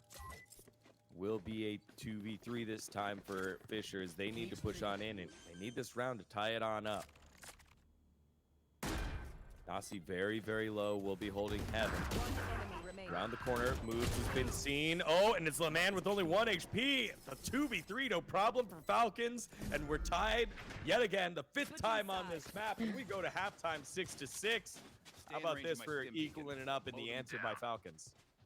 It was a 3v2. I thought this was gonna be the round where things don't get tied up, but never mind. 6-6, and a lot better for Fisher compared to what we saw on that map of Breeze. I mentioned it, a couple of the players needing to step up the way that we've seen them step up yesterday, for example, with their sister team, and even any other matches, even at the collegiate championship level that we've seen them play. That is what we expected, and they're warming up, getting there, always at least making a close fight with Winthrop. But changing sides here, I want to see how much is going to affect. Again, compositions looking the same, some contact very up close, and having to swing in. Nobody to help out Menace though. Yeah, Menace had to make the decision to work through paint shells, drop on back, take some damage, tried to work through, lost that gunfight. Spike down. Everyone's still down. Oh, Nyx is right in the middle of all of them, and no one sees him. He's just playing hide and go seek in the Player smokes. standing. Oh, yeah, there he goes. He gets taken out. You know what that felt like? That felt like when you're a kid, you go to the store with mom and dad, and you just go hide inside like all the clothes racks. You're just right next to him, but they have no idea. Dory gets taken out as well, and Winthrop win the round. That was. It's also a nightmare when you're hiding inside of a brim smoke where you can't actually see anything at all. You don't know where anybody is. You kind of hear it, but you don't know where the next smoke is gonna be. So a little chaotic, but they're able to close it out here for Winthrop on that pistol round. And keeping things also even when it comes to pistols, right? The first one being won by Fisher, second one by Winthrop. And it increases those chances to get ahead. Once you lose both of the pistols, that's basically 4 rounds that are going to waste for your team. So really showing how close both of them are. Pushing from long this time around. Yeah, I like that by CJ. Use the snake bite, get him fragile, and see if he could sneak a kill.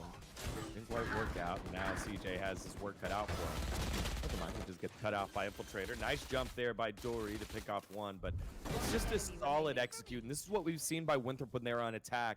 They decide, and then they execute. There's no hesitation there. They gather the information as needed, but then afterwards, they do stuff like that. Look at Infiltrator just jump on into Shondex, oozing with confidence there. Can we talk about Infiltrator being 20-9 right now? We haven't talked about it enough. We've seen the kills, but it's just hitting. That is 20-9. Even with how close the rounds are, even though, you know, it becomes a 2v2, 3v2, it's still Infiltrator taking that lead and giving us a showcase of what we were talking about before. Menace on the map number 1 was the one getting the first kills, and now Infiltrator having so much fun with this race. Infiltrating our conversation with a 2 KDA and now a showstopper early on, clearing out the site. Yup. Yep. Shoots it Okay. through the vent. Didn't quite work out. Did a little bit of damage there. CJ, do you see CJ turned around, and now CJ gets caught out and taken down. Healing comes on through, and Winthrop yet again just execute on this B site. The defense here looking so flimsy by Falcons. It's not. That's just how good Winthrop has been so far on their executes as Menace does a jump peek on the other side. Shondex tries to find someone with Vandal, gets taken down, and this is looking tough here. The bullet's not landing. Infiltrator on 3 yet again, going from 20 to 23, doing his Jordan impression. Can he do his Kobe impression? Let's find out right now at 84 HP. Last member still left alive. I'll explain later. Yeah, No, he gets 4, right? I don't like Jordan's these 23, references. I Kobe's don't get it. 24. Come on! Come on! These are great. I'm dropping crazy references. I'm just a Valorant player. Please, let's keep it Valorant related. All right. Huge But yeah, round by 24 Infiltrator. kills for Infiltrator. We talked about the 20. He gets 4 more. And now tying up the score for Fisher is not going to be easy at all. An eco round coming through for this one on that defensive side. And a Winthrop that is looking the same way that we saw them on that second half of Breeze, where first one, a little back and forth, then full control, full understanding, and really good read of what their enemy was going to be playing like. Wow! No way.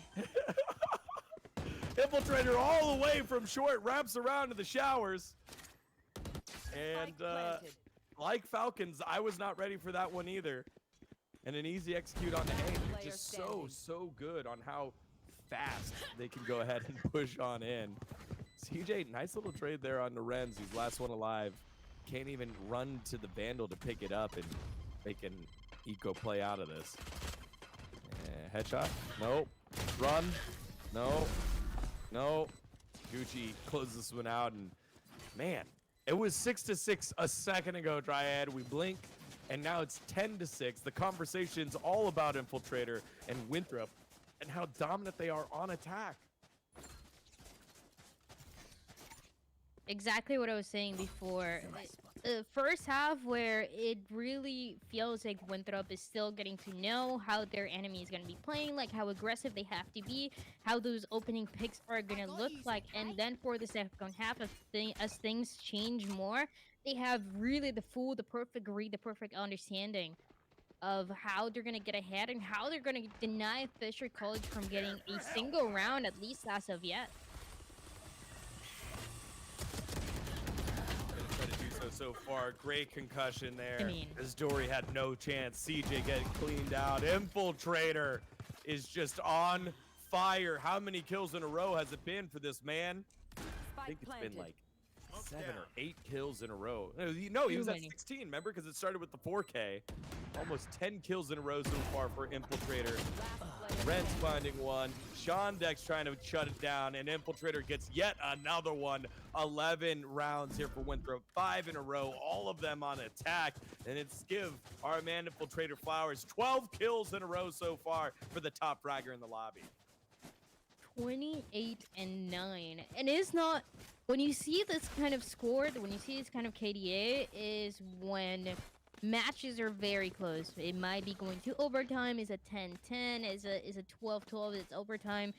But when it's as one-sided as this half has been, it is really impressive the way that Infiltrator has been able to get so many multi-kills in the past round. The best part is that we're seeing the confidence on him, right? You get He's this feeling many kills it, in a row. You get this many rounds on a row. He's just feeling himself, and it's a beautiful thing to watch. Dory now. Gonna try to slow this thing down. Has Seekers. Just one round, Falcons. One round, and then you can start to stem the tide here. Stop the bleeding. Boombot gets shot on out. Oh, Showstopper coming. And it's a short up Showstopper. Vic's able to answer on back. Infiltrator has fallen. Renz has to push on out, but still getting cooked is Gucci. Now only one left alive. It's Renz. Will not have Seekers off of the plant. If he gets a kill, he will. DJ coming from spawn inside of Hookah is our final member, Menace. Menace very close with the Bucky. Trying to find the kill. He does. And finally, Falcons get themselves on the board after still a chaotic round. Thrifty. If I was the one being taken down by that Bucky, I would be very mad right now. That's all I have to say. You said it's very close, but it wasn't that close for the Bucky just to take you down in one shot. I mean, whatever. That's the way the game works sometimes, I guess. But finally, that means Fisher College, they get to get in the board for the second half. It's been 5 rounds for Winthrop that secure them to 11, and Fisher looking for any way to stay on this board, to stay on this map. You do not want it to be 2-0 for Winthrop at the grand finals. Blinded. At a point where you could be making it very close, going 0-5, as these teams have proven and done before. They have a long history, a long rivalry. And every single time, it's been at least one map that the other is able to take. So it is something that you are expecting. It's something that is definitely needed. But Dory getting too hungry for the kill, for the info, and Infiltrator is going to handle it, going to take it down. Flash is coming on through. Shondex getting blinded right into the back. Infiltrator just getting to go right on in wherever the heck he wants here on Bind. And I feel like that's going to be key for Falcons to try and solve, whether it's for this map or next map. I mean, you've got 7. You're not fully out here. It's Menace with the shot. Oh, and he misses the inside and then gets punished by Renz. That's a tilter, as they say.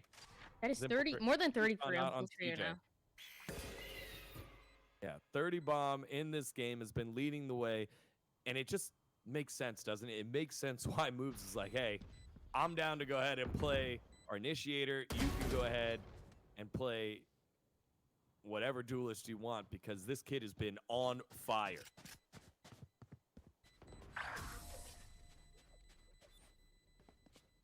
$12 for Winthrop, potentially securing their second map of the day and taking it in a pretty quick fashion. We gotta see if it's the way that is gonna close out. There's a potential for a comeback coming through for Fisher College. It's still gonna be the 32 kills for Infiltrator. I just gotta say, you know, VCT teams looking for a player, a tier 2, anybody, take a look at Infiltrator right now, because he is popping off. He's having an insane performance, so consistent. If anybody needs a race player, Infiltrator is here. He's ready for it. He's been lighting it up here against Fisher. Fisher trying to fight their way on back. Again, this is a rematch of the lower bracket finals last year's Collegiate CBAL Championships. Oh, Infiltrator just constantly feeling it. Puts the shorty right in the face of Menace. He doesn't know what to do with it. Shondex, nice little headshot there. A nice little kill there. Back on the Sheriff. Fisher just in a much rougher financial position in this one. So the gun's not as great, or the armor not as great. But Dory now has the Stinger, full armor. Shondex as well, full armor. And he sees the gun. Everyone's been pinging the gun. They're like, it's right there. Just go get it. Exactly. No one decided to rotate out of here. Your Neural Theft gonna drop, and maybe it's time to sprint on off the site. No, it's time to go into the portal, into B. Will anyone chase? No one will chase through the portal, and it's gonna be a post-plant situation for both these squads here, Dryad. In a 3v3 situation, Fisher needing this round more than ever, trying to stay alive on this match, on this map of Bind. Different positions and moves, gonna do it, gonna wake up for this one right at the end.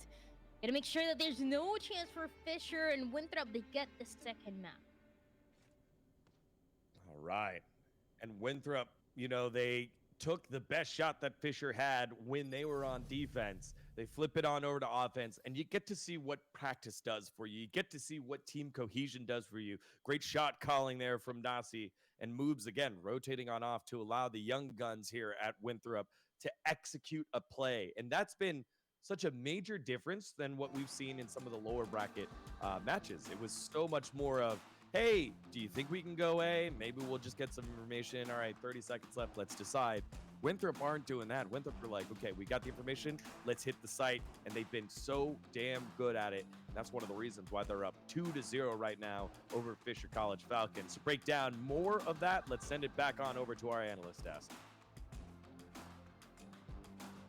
Thank you, Digon and Dryad, for that casting. And this map, Scott, I think it didn't really happen the way that we thought it would. I thought it'd be a little more slower with both teams running the double controller, but it looks like Winthrop pulled a fast one on us and went with the double initiator instead, Scott. You know, if it gets you into a side, if it gets you a high impact play, then if it helps feed the ego of your duelist at the front, I don't think it's necessarily a wrong thing to do, all things considered. If the result pans out, it pans out. And they were coming into this pretty darn confident, especially after the victory they just took on Breeze. Yeah. If you know you can do it, just do it. I mean, they essentially just carried over the muscle memory from the previous map. Had a little bit of a slow start at first, but that's to be expected when you play against double controller, especially on your defensive half. But once they were able to get it going, they never stopped. I mean, like you said, they just fed Infiltrator an entire full course meal, dropping 32 kills, Scott. Oh my goodness, 33 kills and 11 deaths. This is the stat line we're expecting to see from a duelist that has been propped up on a team that is feeding them every single thing in front of them. And it's all off the backs of the assistance from having initiators. And the big one there for them was Gucci, 20 and 12. Another unbelievable stat line for it. Getting in through showers, the success they had executing onto the B side as fast as possible through Octagon, all of these just created such fatal funnels where you'd say, hey, we are going to struggle in the second half, escaping into the objective, and it was the total opposite story. The Falcons could not survive. The utility out towards spawn bought enough, and the post-plant positioning was correct, and the Falcons had zero third-dimensional play for retakes. Nobody rotating in through hookah, nobody taking back through Octagon, in through B-long. It was just too flat, and they paid the price of the loss. Yeah, and I think it was best shown in that final round. I think that was about as close as we could have gotten to an even post-plant situation. It was a 3v3, and even in that, Winthrop just continued their aggression and won out the round within seconds of planting the spike. So there wasn't even an opportunity for Falcons to have any sort of retake, Scott. We're talking about round 11, just real fast, the showstopper that went off towards elbow here on B side. I know Triad commented on it for a moment. When you think the showstopper will kill, it doesn't. When you know it's gonna kill, it doesn't. And when you have no choice, it's completely blind. It's around a corner. It will kill them every single time. A random fire was half expected to go off towards Octagon and just find nothing because it was a good decision at the time to rotate back all the way across in through elbow and back through hall. But you send it out quickly, you get the retake started, and then you essentially have that double lineup for denial, which is something Fisher were bringing out a little bit more and something we commented about them doing somewhat successfully in their game against Fisher Tea Party yesterday, but it wasn't enough to give them that bit of an edge, and Winthrop just played so much smarter, guns up, guns heavy, and their speed, like you mentioned, just drove a wedge in the attempted defense on either side when it came to that second half. Absolutely. Winthrop just came in guns blazing. And Scott, hold on. I think from trusted sources, I have been given the playbook for Winthrop, and I hope that this will help Falcons just a little bit. I have it right here. Yes. Just W key the entire way through. They could not be stopped. With double controller, they just didn't care. They were like, oh, smokes, it doesn't matter. We don't have to see. We'll just run out, and as soon as we see you, we'll click you. And that's exactly what they did. All jokes aside, on the side of Falcons, I think I would want to see more stall utility. With paint shells, molly, snake bites, that should be enough to split up the execution, but maybe it doesn't even matter. Even if you put Infiltrator on an island, he'll still drop 30 kills on you, Scott. I highlighted it yesterday. There's 3 regions of control. There's control the attacking team claims, there's no man's land, and there's the control that the defensive position has. And you have to make no man's land as a defending team a veritable, just awful place to be. It needs to be like that nightmare you have recurring from back in kindergarten when you lay your head down at night and you're like, uh-oh, why am I remembering this? It needs to be that. You cannot sit comfortable anywhere, and there was no utility to do so. No snake bites, no mollies, no guiding lights around corners, no paint shells. Such a big absence of this utility, and usually you'd say, okay, maybe this is off the back of them playing very slow and being very distractory, dumping utility on one side, but 4 players are already on the other side and they're walking into the objective. None of of that. There was no obfuscating whatsoever on where they were pushing. When they dedicated to a site, they contended with it and they pushed straight through. Your chart's not incorrect. The W key was pressed and it was held for a long time. Yeah, and it's pretty unfortunate because when you run a double controller, you must take control of the pace of the game. Unfortunately, Falcons were unable to control the pace. It was Winthrop all the way through. Now we have a quick update on the North bracket. It seems that we have yet another unfortunate forfeit from Northwood University. They were unable to get their roster in time. So St. Clair Saints will be the champions of the North this time. Kind of a salty win in the sense if you're Northwood, you let St. Clair get a leg up on, but at this point, the teams have all qualified. Maybe Northwood just felt like we don't have to show too much of our playbook in the regional final, Scott. Yeah, if you get field 5 players, you're a little bit late. These things can happen, but Northwood, like you said, they are confident. They are the #1 team in the nation. They don't have anything to prove to themselves, and apparently they don't have anything to prove to you in the audience about where they sit in their position. They know what they're capable of, and they don't necessarily need to play this game to prove that. Congratulations to St. Clair Saints. I'm sure they would have liked to enjoy their game, but I think they're going to enjoy their victory as well, now not needing to necessarily work for it as much as they necessarily thought they had.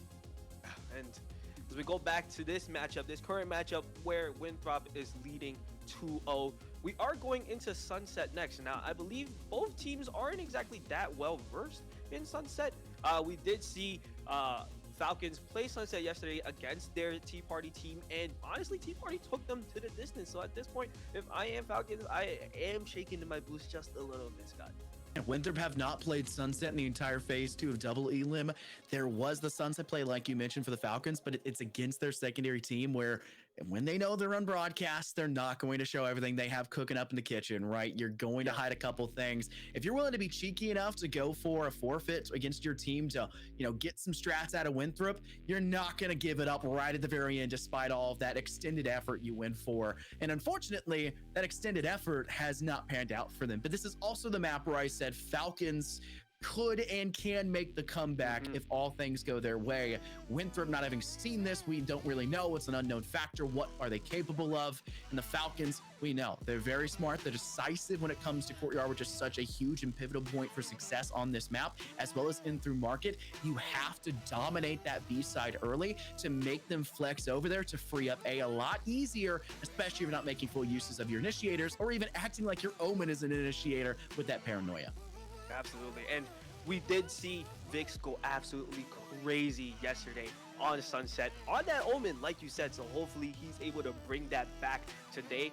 That way they can have a little bit more of staying alive in this series for that scholarship money. But before we can get to game number 3, we're going to have to take a quick break. Don't go anywhere, guys. This matchup is just heating up, and we'll be right back with more coverage.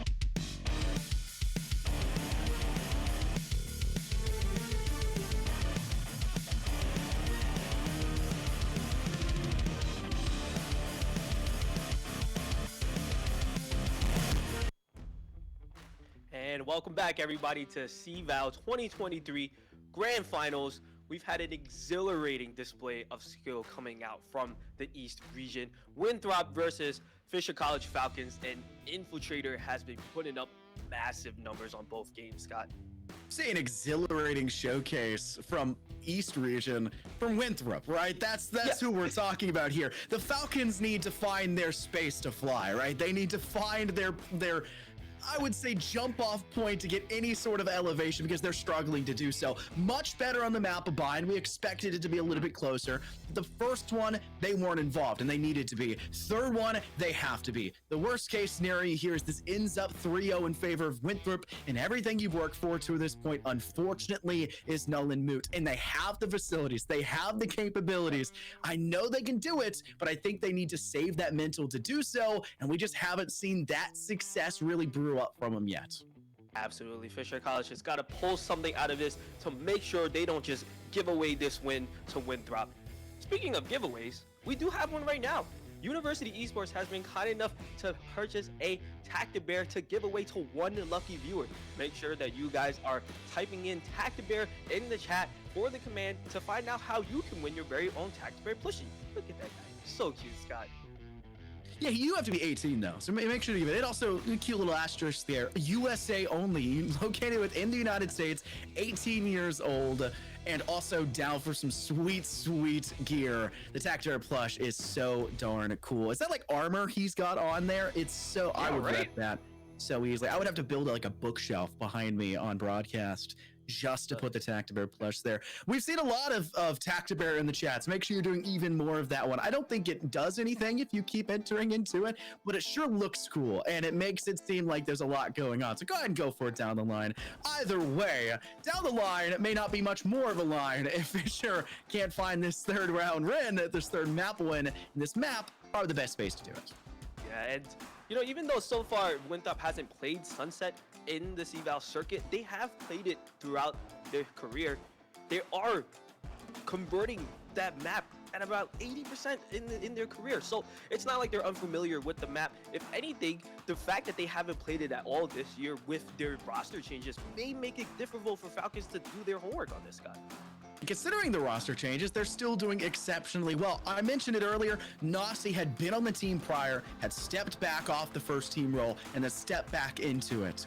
And it doesn't even require Nasi to go absolutely crazy on the pitch whatsoever. That's because Infiltrator steps up to the plate. And when you're talking to a map like this, your duelist is exceptionally important, but this is also the one map where we've seen duelists tend to be more like a sacrificial lamb on the entry. The initiators kind of bring them forward. They get the information by either getting killed or luckily getting a kill. It's usually a 1-for-1 trade, if even that, on the duelist entry on the attack, and then the rest of the team scoops and scores for the remainder of the objective to try to get that plant. And defensively, it's guesswork. A lot of slow plays, lots of lineups from opposing side of the maps to bait out utility and kind of force the early rotates. It's really hard to find an agent balance that works on both the attack and the defense. You have to make some sacrifices here and there, and you have to take your rough pick to see which side you want to do. Yeah, absolutely. Like you mentioned, duelists may be taking a step back into this role on that map, because we highlighted at the beginning of the desk portion that we would see a battle between Moobs and Vix. So far, Moobs has been stacking up. Vix has been playing pretty well on the side of Falcons, but it has been Infiltrator who has stolen the show. Now, on a map like Sunset, we may get to see that IGL battle come out between Moobs and Vix. We know that Vix had a big game yesterday. We're expecting him to repeat that against Winthrop. They really need that from him, Scott. And considering how often these teams face and how often they see other competitors, you can always make sure that if you don't learn anything here, maybe the Falcons get 3-0'd, maybe they win it and it doesn't go the rest of the way, or it doesn't go their way. Anyways, they can still look back on it very easily by going ahead and jumping on over to the University Esports YouTube channel to find where all of the games being broadcast today and all of the games not on broadcast, besides the ones now being forfeited, will be on that channel, so you can watch it, you can VAR review, and you can try to figure out what the competition is currently bringing, see if you need to adapt or if your strategy just already natively is better, which it does feel like in collegiate too many teams think that's the case. Yeah, a lot of ego being shown in collegiate as well, but definitely need to do your homework. I don't think Winthrop is just W keying for no reason. I think they have studied Falcons well enough to understand that yes, they like to play that slow game, but if we get aggressive, we're not going to allow them time to set up. We're gonna play around that toxic screens timing, and we were able to see that in both Bind as well as Breeze. Scott. Yeah, and you have to find success around those controllers. You have to find success with more than just those initiators and duelists, like we mentioned. All utility adds up to the ultimate composition. If you're missing a giant piece of your game plan, then you're not going to have a game plan at the end of the day. You're going to get swept very easily. We saw that earlier. Naber had a really good idea bringing out the Gecko for the map, and you're saying, hey, this utility is really cool. What can we work with in this regard? How good is the wingman? It's good occasionally, and it's really good to dump out utility, but when the utility is gone and you're completely out of it, you have nothing individually. And I think that's what Winthrop are relying on first. Little bits of utility, big ego plays, which is not an insult whatsoever, and then have still utility remaining in a post plant. The attack feels very much so suffocating to face off against defensively. And the defense, how is it still suffocating? You're supposed to be the team getting pushed instead. Absolutely. Fisher College need to make sure that they can take control of the pace of the game. Can they do it? Can they stay alive? We'll find out with Digon and Dryad. Thank you very much, Jackson, and welcome back to the casting booth. Myself and Dryad here to bring you game number 3 in the East Grand Finals. Again, Falcons looking to try and find any sort of momentum here against the dominant force that is Winthrop University.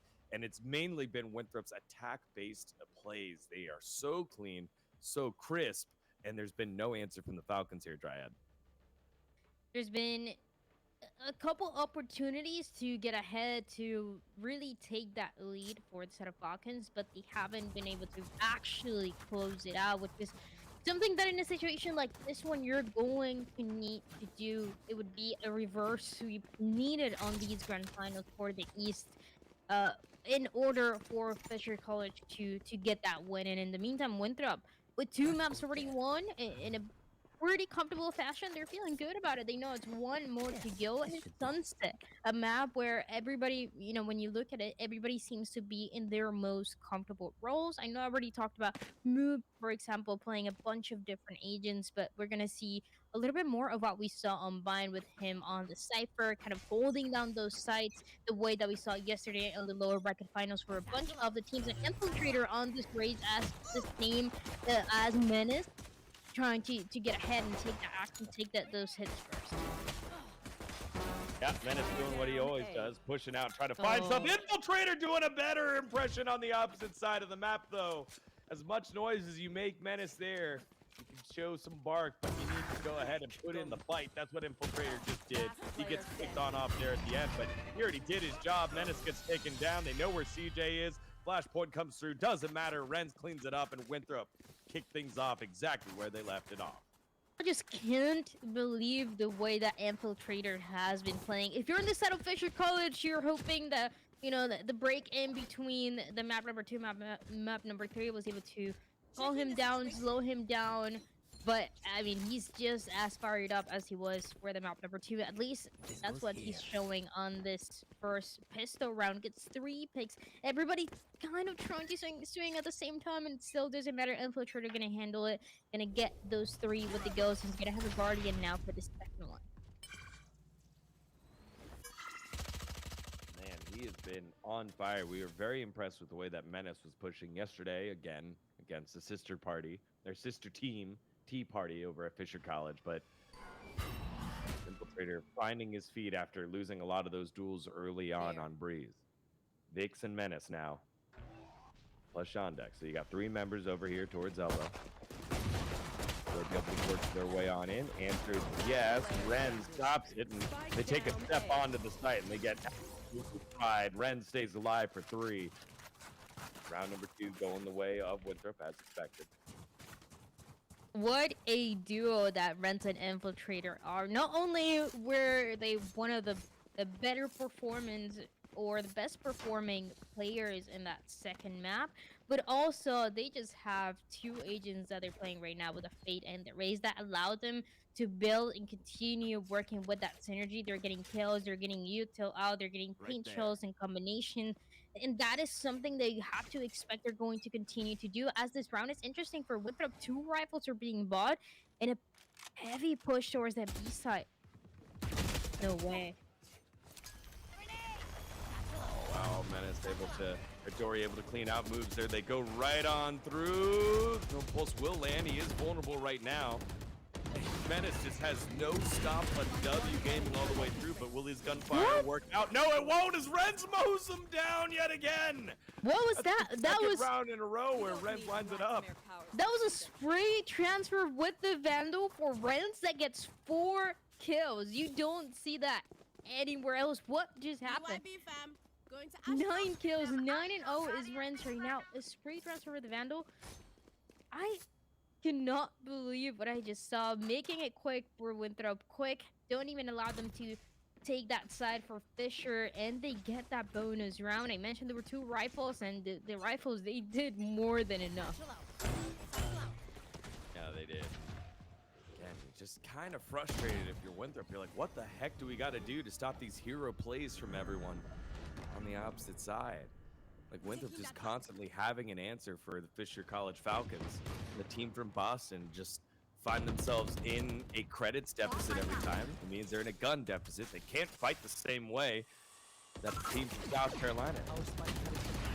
Convex has to shoot the full spot, gets caught. One enemy remaining. And now it's a clean up so far, another flawless, and Winthrop are just stocked in the coffers with so many credits. Fisher's just like, hey, can we borrow like a gun? Like, you don't need a Vandal. You have 5 plus like 20,000 credits behind. We're scrapping whatever we can have here, Dryad.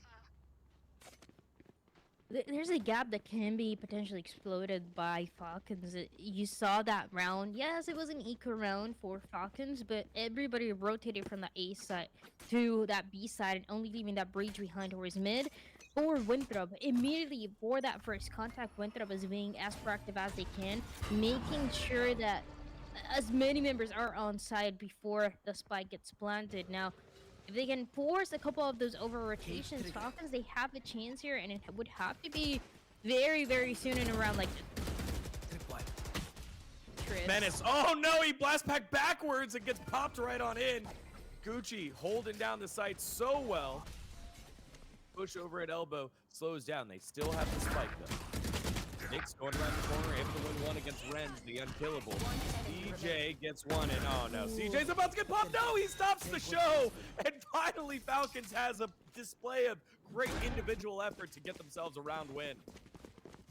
The showstopper, it seemed like it just wasn't ready just yet for Infiltrator. He tries to go and make that jump to avoid getting a headshot, and that's still his destiny. That's still the way that it goes down. The 2v2 in different parts across the map. Finally, Falcons, they secure that first round.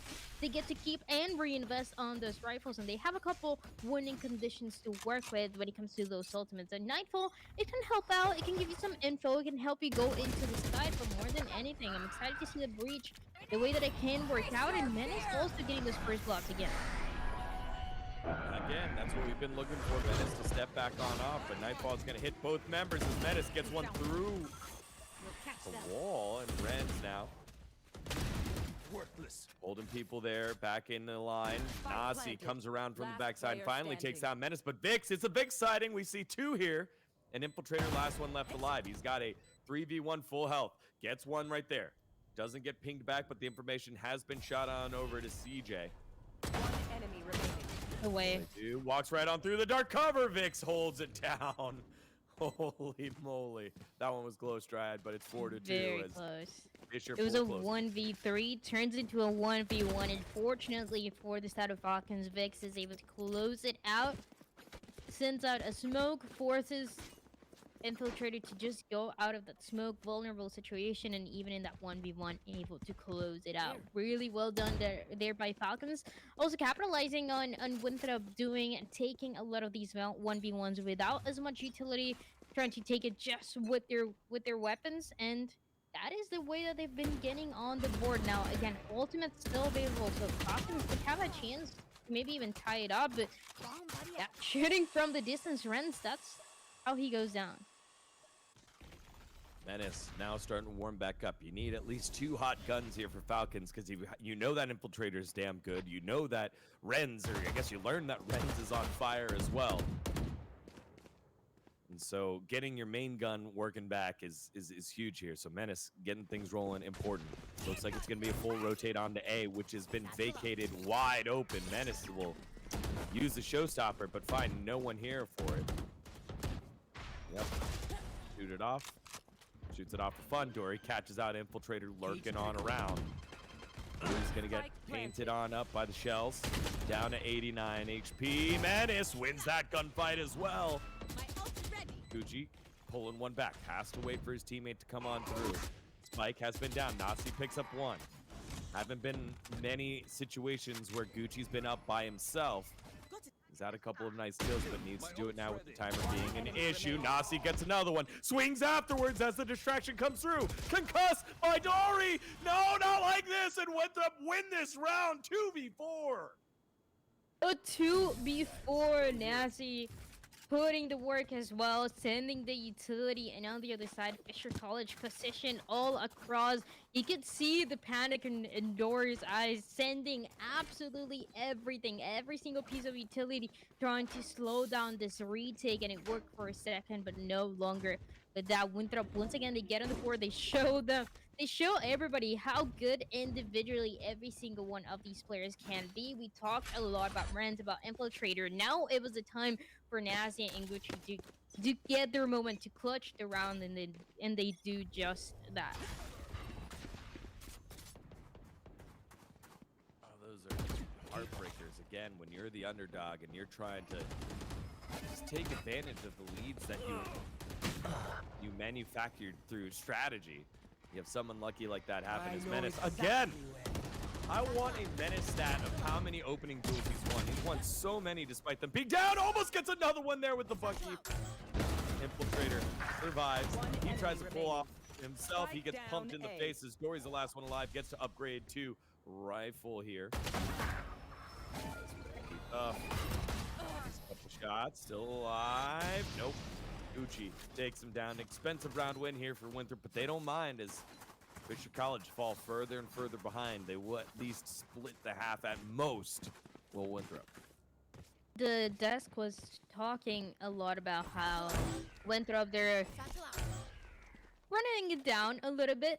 They're playing it faster. They're feeling confident. We saw it on the second map. We saw it a little bit on the first one. But I think this has to be, some of the fastest rounds of Sunset that we've been able to witness since yesterday, since the lower bracket finals to the grand finals. It's just when Winthrop is winning these rounds, they're gonna be winning them quick.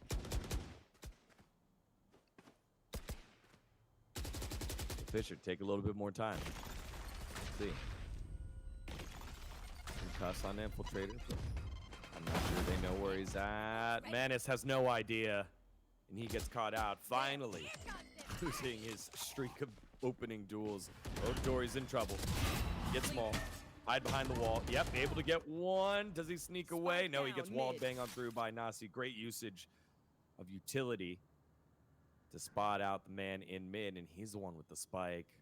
Falcons are just getting themselves in such tough situations here, Dryad. They mentioned it, when Winthrop, they want to play fast, they will, but things just slow down for a second as Fisher College intended to. But it's a 1v4 for Vix, and he's been good for clutch situations, but is he good for this one? High-low in every single way possible. Attempts, goes for it, but it's only a trade and a 7th round one for Winthrop.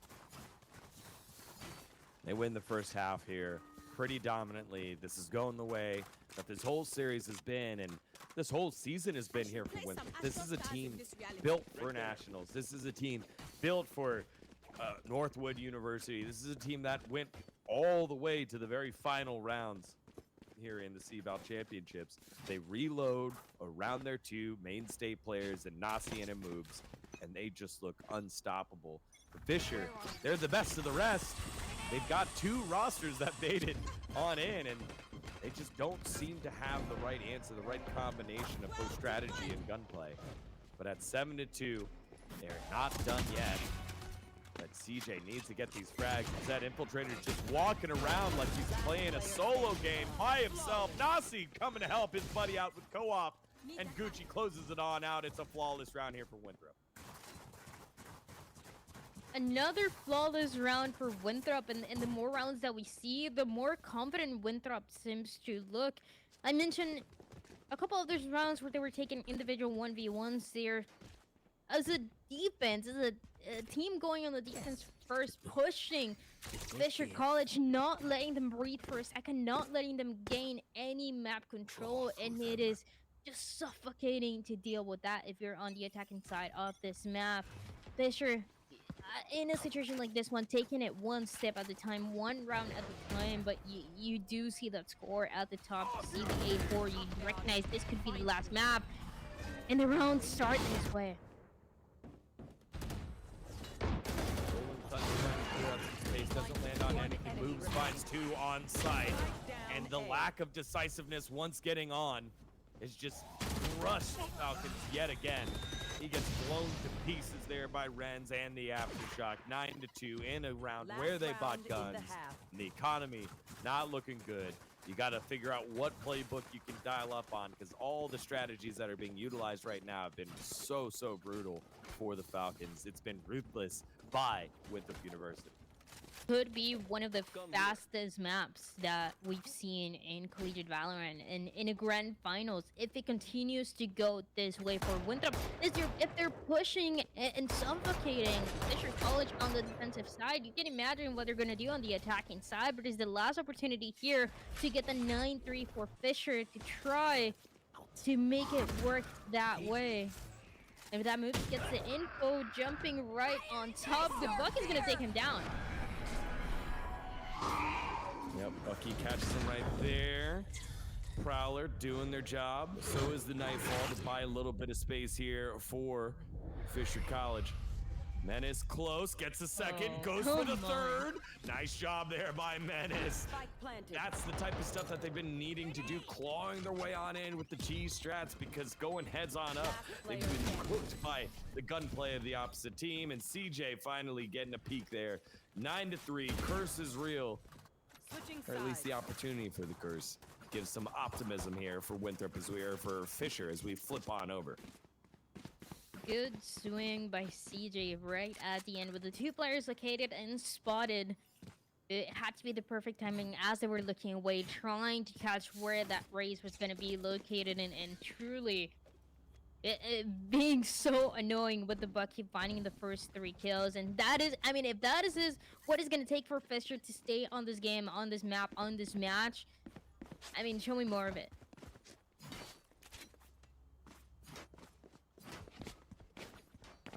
Yeah, I'm down for it. Again, Infiltrator needs to find some answers for Menace's kind of crazy antics in the battle of raises, that is. But at 9-3, Winthrop are the ones that can sit back and tell Fisher, hey, try to stop us.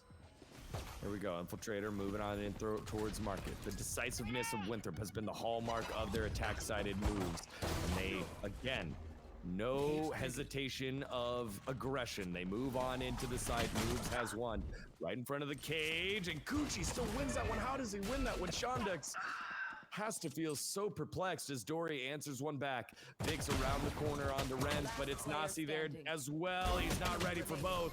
Dory coming around, gets ahead. Oh, and Nasi wins that one, putting Winthrop over to 10 with the plant as well. So close right at the end. The contact with a couple players from each side still alive, and yet it is a double digits already happening on the map number 3 of the grind finals for collegiate Valorant East.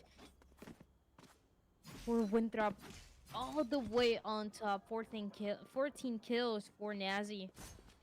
And I mentioned it on that second map, one of the players that maybe we didn't get the chance to talk about too much compared to everybody else, but also so consistent, so helpful, always with that information there with those flashes when they need to.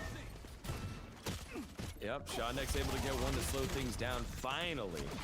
Aftershock slowing down the push. They're getting caught onto traps. It does not matter. Mooch gets onto the site. Stinger in the hands of CJ picks up one. Menace picks up another, but Renz answers back. Vix and Dory with the wraparound clean it up. And it's a team style way to win around here for the Falcons. They have to do it with all 5 members. They get one on the board.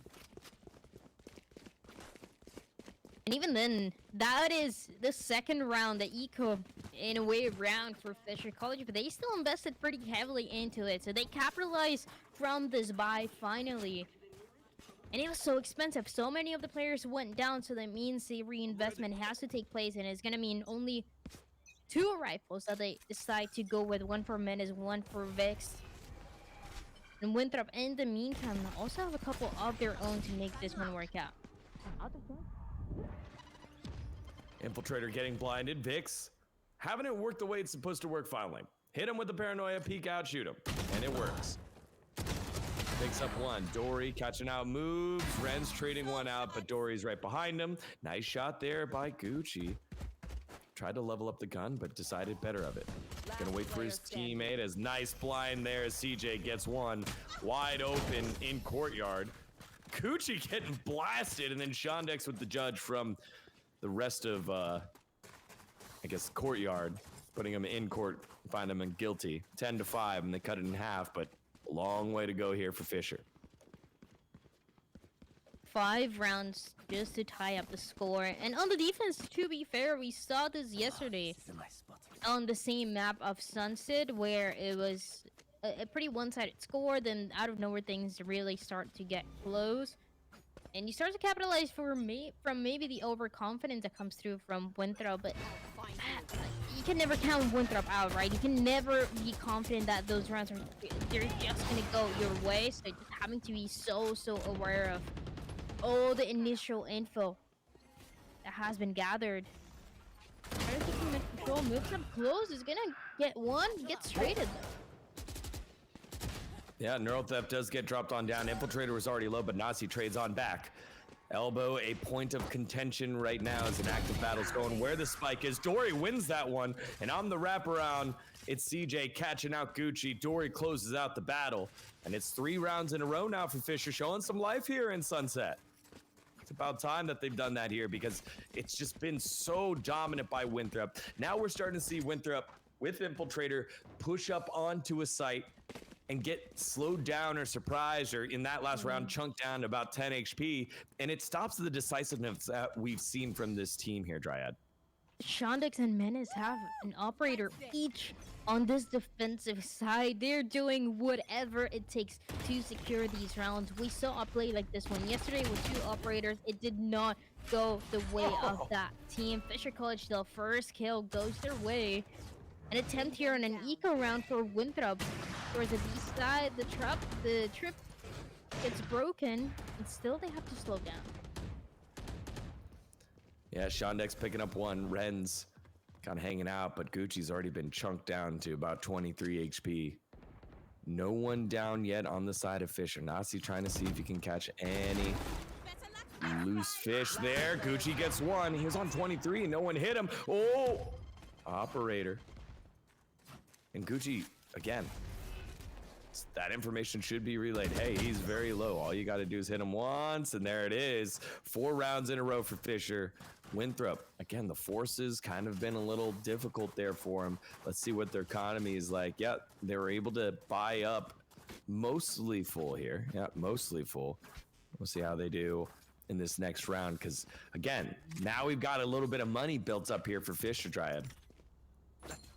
4 rounds in a row, but the 2 operators that we saw in the last round, they're not going to be there anymore. It's going to be just 1 operator in the hands of Shondex on that cipher, and a full buy finally that gets to take place. There's some good opportunities. It's a nightfall, and there's a crossmate divide available for Winthrop on this round. So if they want to get back on the board, if they want to continue having that control, it has to be with a couple of those ultimates. Good information, though, by CJ. It has to back up. Rolling Thunder gonna buy a little bit more time off of B. I like that. Again, a lot of these pushes, the decisiveness from Winthrop has been, I guess, thwarted by Fisher College.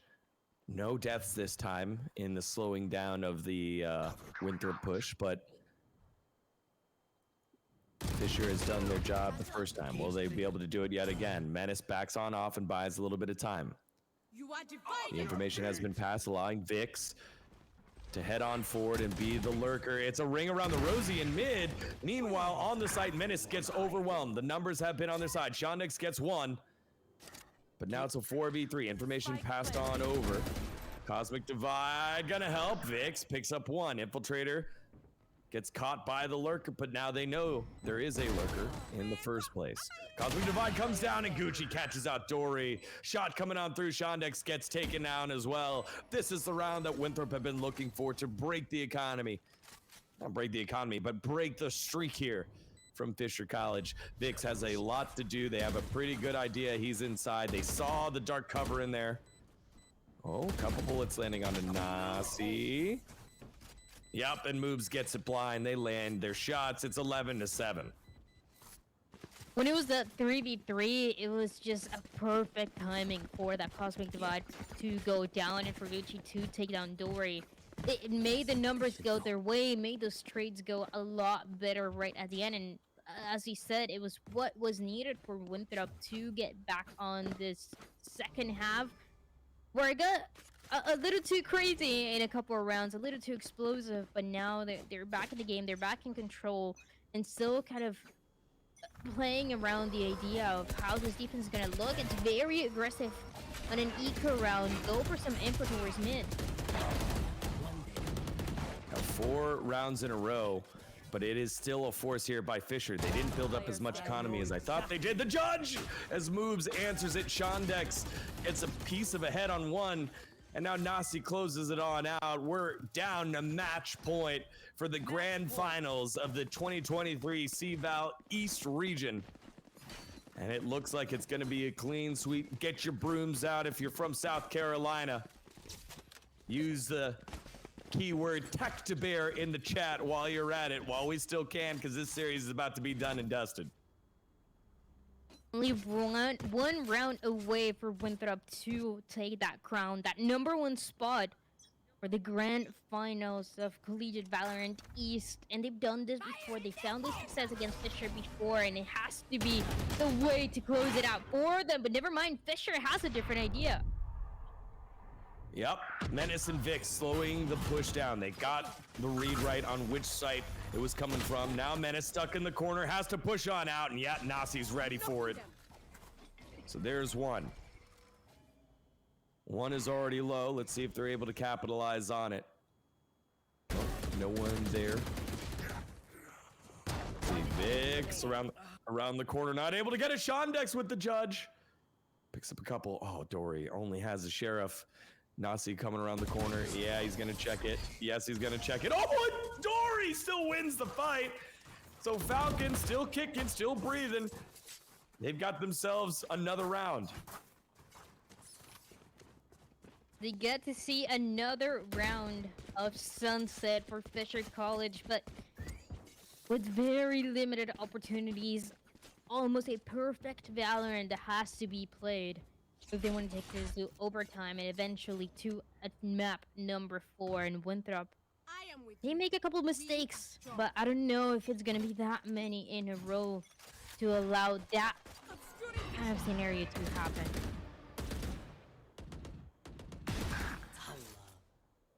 Moves. Oops. He's been doing that again. He's been lurking, and Menace this time didn't hard push anything. And so this time getting caught on out.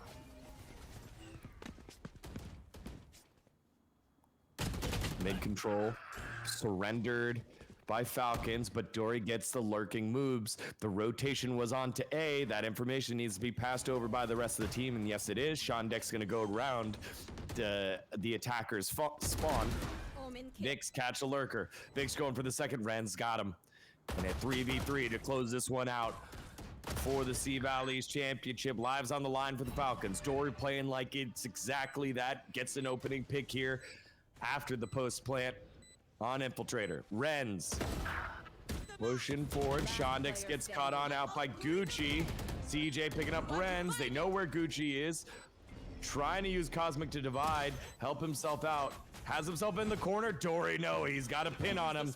2 more alive yet again, and it's another round win for Fisher.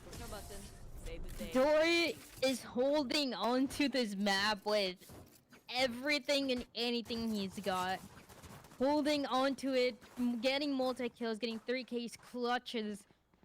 It is a player that we talked about at the beginning of the day, how we mentioned how it was very uncharacteristic to see him having a negative KDA, not really performing the way that we expected, and now you can see he's a lot more warmed up and taking that lead, being that spearhead for the side of Fisher College, but the rest of the team also needing to be playing it together for the full comeback. Winthrop still 1 away. Any round can be the last for the finals. Multiple, not only just map point, series point, season point here. On the line for both these squads. Vix picks up one with the Guardian. The paranoia gonna be super helpful as Shondex comes and helps out his teammate. The pain shell's putting out a lot. Coming around the corner. Moves, picks up a couple. Makes it 2v2. Menace jumping around the corner from his A spot. Will he just try to take the fight here? Does get pulled on in and concussed. Gucci, he's gonna check it. The pre-fire letting him know they have the spike there. He's able to pick up the spike. But slowly comes Dory. Yep, Dory's gonna be there in a second. Menace doesn't need his help. He picks it on up. And yet again, 2 members survive, but the rest of Fisher's season continues on. A 9-3 half that, as of right now, turns into a 12-10 second half. Things are tied up very, very close to going to overtime, with now 3 rounds in a row that have been won for the side of Fisher College. Full buy though coming through for Winthrop. There's gonna be ultimate as well. It could be coming through. It could be the Nightfall. It could also be a Breach ultimate. Gonna need an orb. Gonna need maybe a couple kills. Oh man, Infiltrator just doing shooting practice here for CJ. Hops right into the middle of the site, goes for a super wide string. Now getting stuck onto the trap. Oh no, tripped up is Gucci. And 2 members immediately fall here for Winthrop. Menace picking off moves in the mid. In the blink of an eye, this round looks the way of Falcons yet again, 12-10. What minute remaining? A 2v5. It already seems like it's gonna go the way of Fisher. Nasty good for 1. Runs as well. But it's still in a very unwinnable situation with the spike towards B. Gonna get taken down, and that is 11 for Fisher. Is this gonna go to overtime? It seems like Fisher College right now, they're playing the way they have to, right? In a way that you gotta play like you have absolutely nothing to lose. Playing your best, communicating the best that you can. If you lose the round, you lose the round, but at least you're playing and communicating in the best way possible. That's how they've been able to secure another 4 rounds in a row for the second half, securing a couple ultimates as well, and you have to be very careful now if you're Winthrop. Yeah, the guns haven't been as on point for Winthrop, as well as the strategies, right? That last round Infiltrator just kind of hopped on in without the rest of his team, just like this, and Menace reads him like a book. Showstopper right on top of his face. A little bit of a pullback out of the Nightfall by some of the members of Winthrop, but it has not stopped their determination to get onto A. 3 members still here on A against the 4, looking to push by Winthrop. It is a lurker still hanging mid, and obviously Cypher still holding B just in case for the full wraparound. Shondex left alone by his side, but Moob's going to be the first one to take a peek. Moves and Menace. Moves able to pick off Menace. That's one of the major damage dealers in the side. Oh, and Vix getting aggressive right on time. He turns and flicks right on Nasi's head. Both returning members now down. Vix goes for 3. The MVP of the lower bracket finals is showing up here in their potentially final round and trying to push it to overtime. what was looking so damn good here for Fisher College. Now looks like overtime. Gucci gonna get caught out. No gun out means Dory finds him. We got some free Valorant here in map number 3. Fisher College and Winthrop University in the upper bracket finals of the East. There is no way we're going to overtime, but the way this map started out, it seems like Winthrop was gonna get away with it. I talked about it. It could have been, if it kept going that way, one of the fastest maps of collegiate Valorant that we've ever seen, and yet Fisher College had a different story to tell. It goes to overtime and it puts that pressure once again for Winthrop. This is a squad that has always made it really far, and Noobs, for example, has been always vocal about getting a second place every single time in so many different tournaments, in collegiate Valorant, in Naze, in different events he's been part of, never getting that first place. That pressure is always on in a position like this one, and now more than ever, he would like to take the number 1. He would like to take the throne, but it's gonna need that overtime, first of all, if they want to make this one clean, if they want to make it a 3-0. That's absolutely true. Winthrop looking to close this one. And now Fisher on the attack. This is where they struggled here on this map. This is where they've gotten most of their rounds, though, in matches. It's been on attack, not on defense. They flipped the script in on Sunset. Is now Menace. He hears the noise, gets around the corner, doesn't want to take the multiples members on alone. Menace gets 1. Menace gets 2. Paint Shell's pretty good here, forcing Infiltrator back. It is a 4v2 as Infiltrator. Peeking around the corner, looking for his opposite number. Menace. He's behind the box. He knows he's behind the box. Moves can't help him, though, because Moves has a bunch of other corners that he needs to check. And yeah, he gets caught. Vix right there, and Menace picks it on up. Fisher have won 6 rounds in a row, and now we're on map point. Match point. Is Fisher gonna close out this map? It went to so many directions throughout it, but Vix and Dory have been right at the top, making sure that these rounds have been possible, and everybody else kind of stepping up when they need to. Everybody going from very negative scores to very winnable situations, staying alive on these grand finals, but it's going to be needing one more round in a row. They've already gotten 6. Can they get 7? Well, 7 will push us to yet another map where they could continue that that streak as we go to pistols. Or Winthrop could say, hey, we want to close this out here, right now. They are playing this one slower, and here's the execute. This is what I've been saying and what I've been missing from this map. They decide to go, and then they pull the trigger. They're able to do so. Don't find any kills, but a decent amount of damage put down onto Shen early. Gucci now on the side, getting rid of the bot. Infiltrator clears that one out as well. Lots of control over at market, but A, also wide open as well. Look at this. They made a lot of noise at B. They rotated the extra man from A over to B, and now they're going to make a call to hit B. Dory goes down. Nasi picks off Menace. Or Moves picks off Menace, and the site will be all over A. A great execute here by Winthrop to get it down onto the spike. Gucci on the lurk, looks away right at the wrong time. Does get concussed, but around the corner with the bunny hop. CJ with the drop down. He has an idea where he's at. The flick not going to be good. Gucci hanging on for a little bit longer. CJ wins that battle. CJ, the last one left alive, gets 2, but he has a lot of work in front of him. He gets concussed. He's going to want to forget this round after. Nasi puts him down, and man, Fisher had the opportunity to close this one out here, but a great tactical play by Winthrop to claw it back and move us to second overtime. The swing right at the end as one of the players gets flashed, and it keeps this map alive. But it also keeps Fisher from securing it and from guaranteeing at least 4 maps to be played on this grand final. So we go again, Winthrop and Fisher, overtime, 13-13. Looking for any sort of opportunity to once again get ahead, get the dominant score that we're getting on this defensive side is Winthrop. Now, can they do it though? A lot of individual fights, a lot of times where they get taken down, and Infiltrator has already been spotted. Infiltrator's been spotted. Oh, the concussion doesn't matter. Nasi setting up his teammate with the alley-oop, and he misses it completely. A now almost wide open.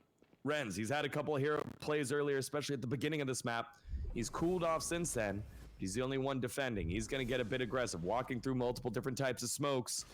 Right around the corner, though, is Menace. Menace is ready. Menace is waiting. Renz still waiting. Moves now joining the fray, but he gets caught on out. Oh, boy. Oh, nope, into the nebula. Renz misses his shots, gets 2 before he gets stopped by the show. Menace throwing it down. Now it's left up to Gucci. And Fisher yet again. Never saying die. Nice little kill there by Dory as Gucci was still swapping on over. And now it's 14-13. Match point. Fisher have found the better read, the better understanding on how that attacking side had to be played. Something that was missing on the first half when we saw it being so one-sided towards Winthrop. So they already got over the first inconvenience that they had on this map, but can they get over that second one, which is closing out this map in overtime and taking us to a 4th. It's 24 kills right now for Dory, stepping up, being the difference maker, trying to take that team to the finish line of Sunset, and Winthrop in the meantime fighting to close out this grand finals in 3. But for now, it's just gotta be taking it one round at a time. Yeah, again, they're the ones being pushed here with map point in the hands of Fisher College. It'd be great to have a clean finish here, but Fisher College still has their right to continue to play. Infiltrator gets knocked down by CJ. Renz trades it on back, still 4v4. It's a mess on top of the site still with cyber cages everywhere, smokes, paranoia. You name it, all the utility being utilized. Shondex gets caught out and taken down. Vic's trying to find some heads, not able to, but Dory's able to. Making it 3v3. The late rotate by Menace might be the difference. Vic's able to beat moves in the gun battle, but he's down to 30 HP. Renz with enough kills to drop the Nightfall. He sees that Menace is there, but only catches 1. That means the rest of the information, everyone's over at Market.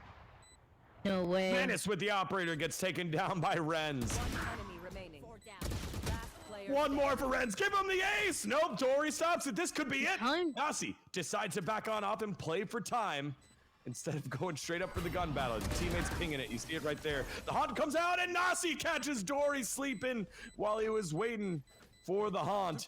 And we go to triple overtime here, Triad. That was crazy. We go again.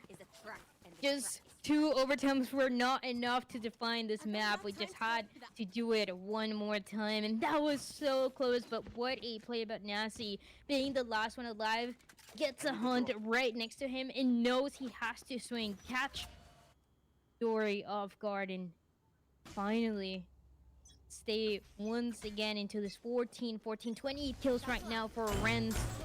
They got 2 into that round very quick. Such a minute goes down. Oh no. It was such a pushed start here that Menace hasn't been punished, but this time such a huge emphasis early on by Winthrop on mid control. That does mean B is wide open. Gucci is right in front of the smoke. Will he be able to find CJ? The smoke goes down. He gets 1. Not the closer one, but further away in the middle of jumping. Renz could have gotten taken down, and Winthrop take back the site. The mid-control play pays off perfectly, making it 4v3, and Winthrop hold down and finally put themselves on map, series, and season point here against Fisher. Is this where everything changes? The last 2 overtimes that we saw, the first round was won by Fisher College, and now Winthrop gets that first round. Is this the way they unlock the code? They solve that code to be able to close out the series once again. A Winthrop that has always struggled getting second place. Sometimes they surpass expectations by the community, by themselves, and yet it still falls short to getting that #1 spot. But Winthrop now at match point, grand finals point, to take that crown. Could make it on this round. Yeah, I mean, this is a team that's built for the college championships. This is just yet a step on the way towards their dominance. Menace able to pick up 1 on the Infiltrator, but Nasi was there to help him back after the concuss. It's not a bad play. But again, Winthrop, they've got to win these types of series. They have in the past. And it's just another step in the long climb of being the best team in Valorant in all of college. That's been held by Northwood. But Winthrop has reloaded with this roster. Vix has something to say about it. Vix has a lot to say about it. 30 HP left. Nazi trying to turn the corner. And Vix gets out clean. And with one clip, one magazine, Vix might have pushed us yet to our quadruple overtime.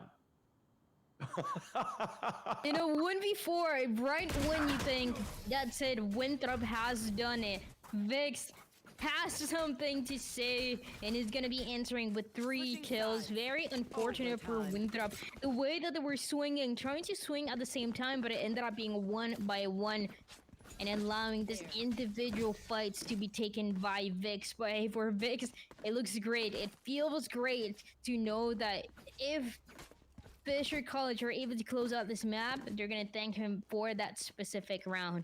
We go again though, 15-15. In a Winthrop that once again takes back his defensive side, attempts to win it as he did last overtime. Quadruple overtime now. Restarts. Every hit, all the hits have been here on B for the side of Fisher. Gucci tries to work his way into the Nebula, has done so, and he gets 2!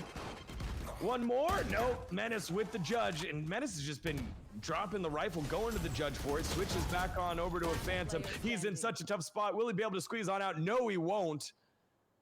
And a big play there by Gucci to get around moves. It's taken on down by Shondex, and there's a Shondex sighting. That was the guy that I thought would be key here. He's had a tough day across the whole series, but now has an opportunity to atone and continue to extend this series. Peek sees the shoulder of Renz. Oh, and misses the shot. The information has been given. And Shondex now working his way towards the spike. They're playing ring around the Rosie. An opportunity for a non-double peek, but it doesn't matter. The top fragger in the lobby solidifies his position. We go again for match series season point for Winthrop University. Another map where one of the players is able to secure 30 kills or potentially more, the way that Renz has been playing. 30 and 22 he is at right now. That fade, and both of the fades in fact on top of the board. Renz and Dory fighting to take their teams to the finish line of Sunset, but once again it's Winthrop ahead by 1 round. Is this gonna be it?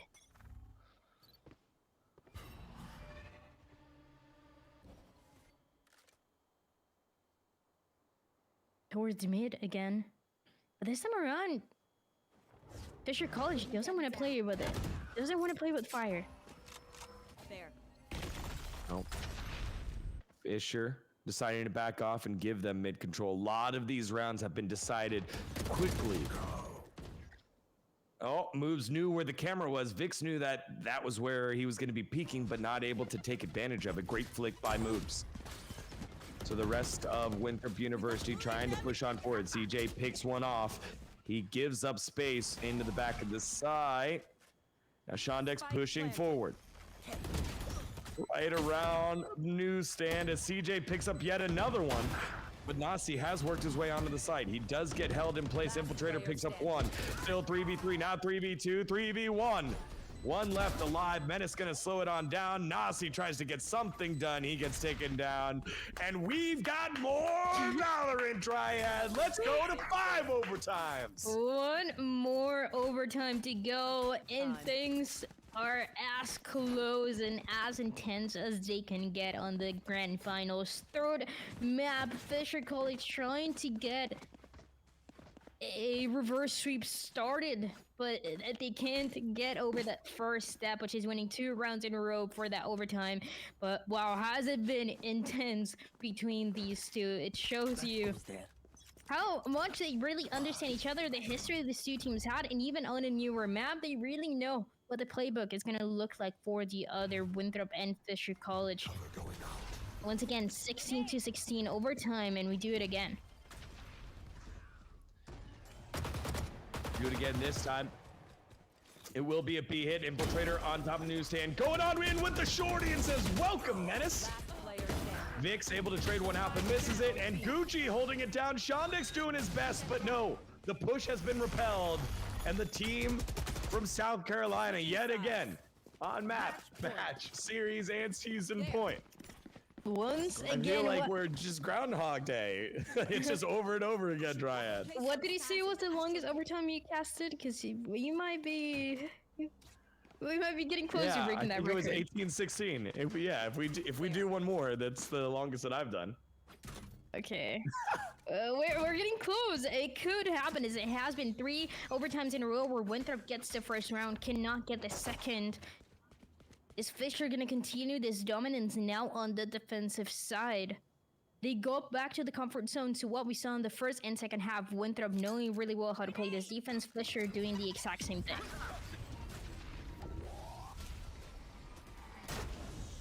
All right, here we go. The push onto the site. CJ hugging the corner. Shondix gets one. Traded out by Gucci. Infiltrator takes off another man on the site, and the site is now theirs. This is the most dominant position that the Falcons have been in, or that Winthrop has been in so far. And the Falcons now are being put to the sword. Menace doing his best to wrap around, as he has so many times in the past. Blast Pack just blows himself up. Dory has no idea. And there it is, the final round. Winthrop are your Fall East champions of CBAL 2023.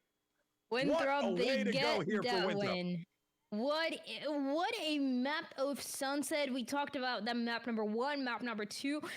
Kind of being more comfortable for Winthrop, but this map of Sunset, anybody could have taken it, and an absolutely deserved victory for the guys at Winthrop. I mentioned it, Moobs or Winthrop was one of the players that was always vocal about how he felt like he kind of had a curse always getting that second spot in any tournament he played. It happened in the championship, it happened in fall, it happened in other tournaments as well for collegiate, always getting that second place, and now he's finally able to celebrate that #1 spot. It took a lot, it really did, for this last map to make sure that things were not gonna get too out of control, but I'm happy to see the guys at Winthrop get that victory, and it's still, you know, a lot of respect, a lot of effort that has been put for the other side of Fisher College. They were attempting and doing anything that was in their hands, but things just and slip away right at the finish moment. Yeah, absolutely. Again, 10 players from Fisher College can come step and try to rock the hill, but there's only one team that can do that. That's your East champions. It is Winthrop University. Congratulations to them. Let's send it back on over to the analysts to break down all of the action from the series. Thank you, Digon and Dryad. It was a tough map, but finally, Winthrop do complete the sweep over Fisher College Falcons. Scott, it ended up being a 3-0 anyway. Do we classify that as a 3-0? Put it a 4-0. We nearly played an entire new game of Valorant at the end of the day. If they had managed to pull it off of the Falcons, a 4th map afterwards, I said the 3rd map had to be major, it had to be big. They almost got it there. Winthrop were doing a little trolling on the pitch, I'll say. They were just running it down. You had an interesting phrase there. I'll let you say when it comes down to it. They were not really thinking too much about their post-plant positioning, but they pull it out. My goodness, it took way too long to do so. And then Digon got to catch yet another record on his longest overtime there. 18-16. I mean, when the game goes that deep into overtime, playbooks don't exist anymore. It's just about gunfights, and in the end, it was Winthrop who was able to carry over their momentum from previous maps to win out those gunfights. But let's just not only highlight Winthrop. I mean, Falcons, they put up an impressive battle. I mean, in this map, we finally found Dory. Dory showed up huge, Scott. Dory is the only reason, alongside Vay, you know, whatever, but the only reason they survived the initial, 24 rounds to even get to the 12-12 point. If you needed a clutch player, Vay was the player you looked at. We saw way too many scenarios trying to work over towards elbow on the A side of 4K, just running down from Winthrop, trying to do the strategy that was getting them the occasional win, which was all they needed in the second half. You had your star player there to do so, but Dory, who, a lot like the casters mentioned, weren't heating up the game before, were really silent, autumn fragging. You're hoping for something more. When they can finally show up and they can say, hey, my team got this far. It's finally time I show I got this far as well. The issue just came into that overtime scenario where you start off with it being super defender-sided in the actual game, and then overtime flips where then it starts out being really attacker favored, and then it ends with attackers not even able to get onto a site safely and can't post-plan. There was so much dramaticism, and I just didn't feel like the fade for Dory was finding the success they were hoping for, and it felt a lot more like just dumping out that utility, hoping the Haunt would force them out of spaces, and a lot of the times, because Winthrop weren't playing really good post-plant positionings, the Haunts didn't see anything because no one from Winthrop was where they were supposed to be. Yeah, and it really was in that late game where we saw Falcons start to get a little more aggressive. I think it started on round 14 with the Force. They lost their pistol round and immediately forced up into Stingers, and it paid dividends for them. It really caught Winthrop off guard, and it allowed them to steamroll that economy to start and build that comeback. There were so many close rounds where Winthrop to close it out, but in the end, it was Vix and CJ who were able to just get some massive multi-kills to clutch those rounds and keep them alive just a little bit longer, Scott.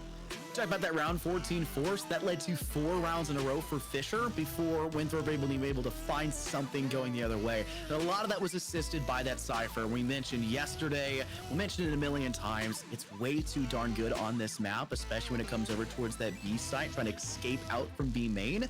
You have to try to circumvent that with anyone towards market, and there's probably another trapwire over there as well. You can't clear it very well if you don't have the right weapons to do so, and when you're coming in after getting the pistol round win and being upset for the second one and trying to recover afterwards and not really finding the safe space to do so, when you're just padding the eco, the credit count for the opposing side of the Falcons, it's harder and harder to really find your balance. And they did a good job eventually getting back into it, and they found more success. They reached up to that 12 points, but Fisher's resilience eventually came out at the end of the day, and they adapted upon how Winthrop were pushing. They realized where the success was being had, and they found that kind of winning point that was denying the initial A main pressure without giving up too many sightlines and shutting down the duelist extending in towards sites, even to the point at one point they just sent a showstopper out them. It was a preemptive showstopper to close them out in the back of crates and just say, hey, I really don't want Menace anywhere near me.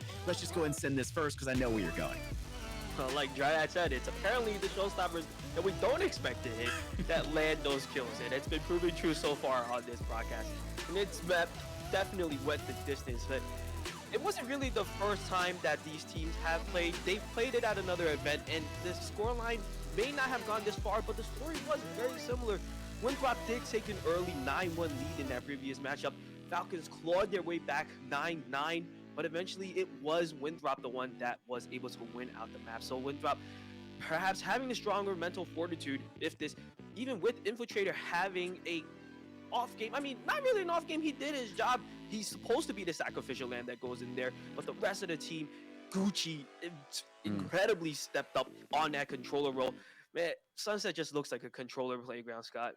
Yeah, Gucci's had a good series throughout the entirety of this. They were a very beneficial factor. And when you're playing an Astra on a map, it's even more important that you step up to the plate because your utility is much more important than, say, an Omens. And that was the problem for Fisher as well for a good portion of this game until the second half.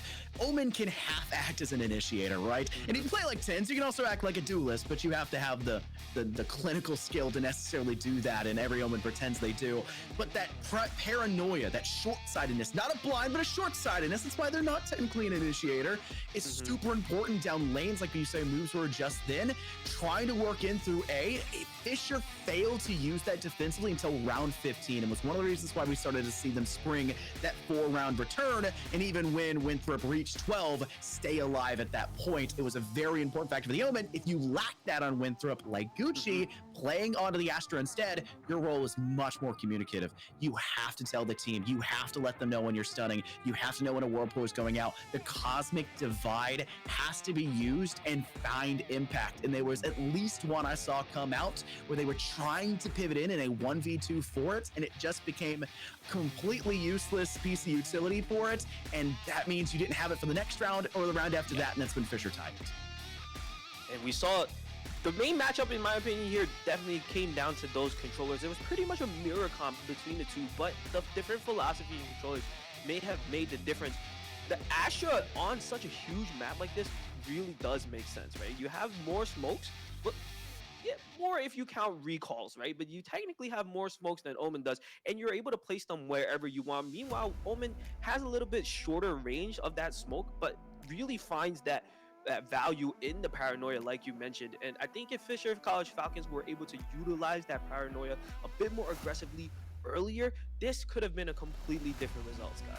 It's also the speed at which you can place the smokes and how many you can do essentially in tandem with each other. The Omen is praying that a single sightline denial, like what we saw right there out from market as they extend into the B site, is enough to keep them back, while your Astra can place that utility, pop both smokes, and essentially act like a brimstone on bind with a little bit of extra utility on top. Not for a post-plant lineup, but more for active denial and just distraction on site. So there's Gucci. We were highlighting them, and apparently more to agree. MVP, 57 kills throughout this, 37 assists, rocking clearly over 90 kill participations across all 3 games. And yes, the egregious overtimes greatly assisted, but it's still a huge factoid for Gucci. About 13, 14 assists per game as your controller. I mean, Astra has been nerfed to the ground over and over and over again, but she's the good players, the true Astra players, still know how to utilize her utility well, and Gucci is definitely one of them, making sure to be involved in every situation, even multiple rounds, playing passive enough to stay alive long enough for those recalls to come back, for you to recycle them. It was absolutely a brilliant performance by Gucci, Scott. Yeah, they didn't have the best game on Breeze, but Fisher did not have a game on Breeze, so there wasn't much participation to be had. They were mostly just avoiding the Viper in the first place. You want to kind of circumvent that utility that's really destructive about engaging into an objective. But the second game, unbelievably important for them, 20 and 12, using that brim. It's exactly what you want to see from that, and utilizing the Astra, like I mentioned, essentially the same way, having that double layer of smoke to cut down those sight lines. It was the perfect play to go in from a second map to a third map without really needing to change the mindset and understanding where the weaknesses are for the Fisher Falcons. They extend, they do a good job of calling out what utility they use when they use it, but it almost feels like they push too soon. So they'll call out the flash, they'll call out the breach and say we can extend, but the utility has yet to go off, and one player gets out the gate too early, and that's a first blood, which was a major problem for the Falcons, and even more so for Winthrop in OT. Yeah, it often felt, especially in OT, often felt like Falcons were fighting from behind in terms of numbers advantage. But despite all of that, they put up a great fight. I feel this was enough to draw out information on how Winthrop like to play this map, especially in just overall playstyle as a whole. They'll be able to have their homework cut out for them as they try to prepare for the winter season. And now, with the bracket update, we do have Winthrop University being your East Region champions. They are the ones that finish out Falcons 3-0. It was like you predicted, Scott. Third map, super close, super pivotal, but Winthrop able to close it out. Yeah, that was the only way I saw the Falcons finding a footing. They had to take the third. I think they made a really poor decision letting Breeze up. We highlighted that shortly. I thought Bind was something Winthrop are going to be really good on once we saw how good Infiltrator was on our first map. And you just had to be prepped going into the third, and they just were really close, but that slight little bit just keeps them up and will keep them up tonight and just drops them out of it. So it's an unfortunate loss. They still get second. They still get, you know, a scholarship prize pool, and they get their second points, and I'm sure they're happy. And another tidbit of information, Infiltrator going in to game 3 had 394 ACS.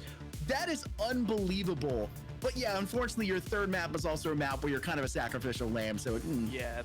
It is not really their fault. Just the map design of Sunset, needing somebody to really just gung-ho in there and be that sacrificial lane. You have to clear multiple angles at a time. I mean, he was doing that in Breeze, but can you really expect him to do that multiple maps in a row? That man needed a break, and luckily the rest of the team was there to pick up the slack. Not even the slack, I mean, he did his job already with it, getting them that 2-0 lead. And if you're Winthrop, after all of the changes that's been going through internally throughout the year, shuffling the team comps and whatnot, Scott, I think this team that they just ran today for this grand finals, they played with such amazing cohesion, Scott. Yeah, we've said it so many times. They had roster difficulties. They made those substitutions, but it feels like they're home, and that's the craziest thing. When you can still make those adjustments and still play out of your minds like this against a team that is very much so not slept on. They know they're at the top. The community knows they're at the top. You see any polls about predictions, Fisher was absolutely in the running for this one. It was like a 45, 55 split or something like that for how this one was going to go down the line, and you know, Winthrop just saying enough with that. We're going to take the first map so dominantly, you're going to question the second. And the second one goes darn well. Where's the third have to be? It has to go Fisher, and it still can't. Yeah, Winthrop able to eke one out pretty close. They did sweep them, but I wouldn't sleep on Fisher College after that map. I mean, that was a brilliant performance either way. That's going to be it for the East coverage. That is going to be Winthrop, your champions, once again. But for now, we're going to have to take a quick break. Don't go anywhere, guys, because when we come back at 3 p.m. Pacific time, we will be going over the Western matchup between SJSU Blue and SFU Pink. Make sure you guys stick around.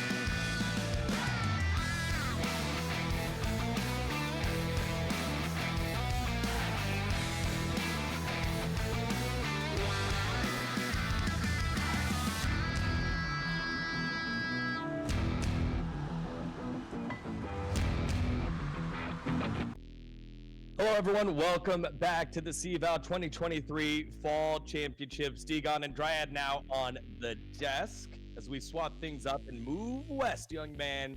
We've got our West Grand Finals between Simon Fraser University and San Jose State University.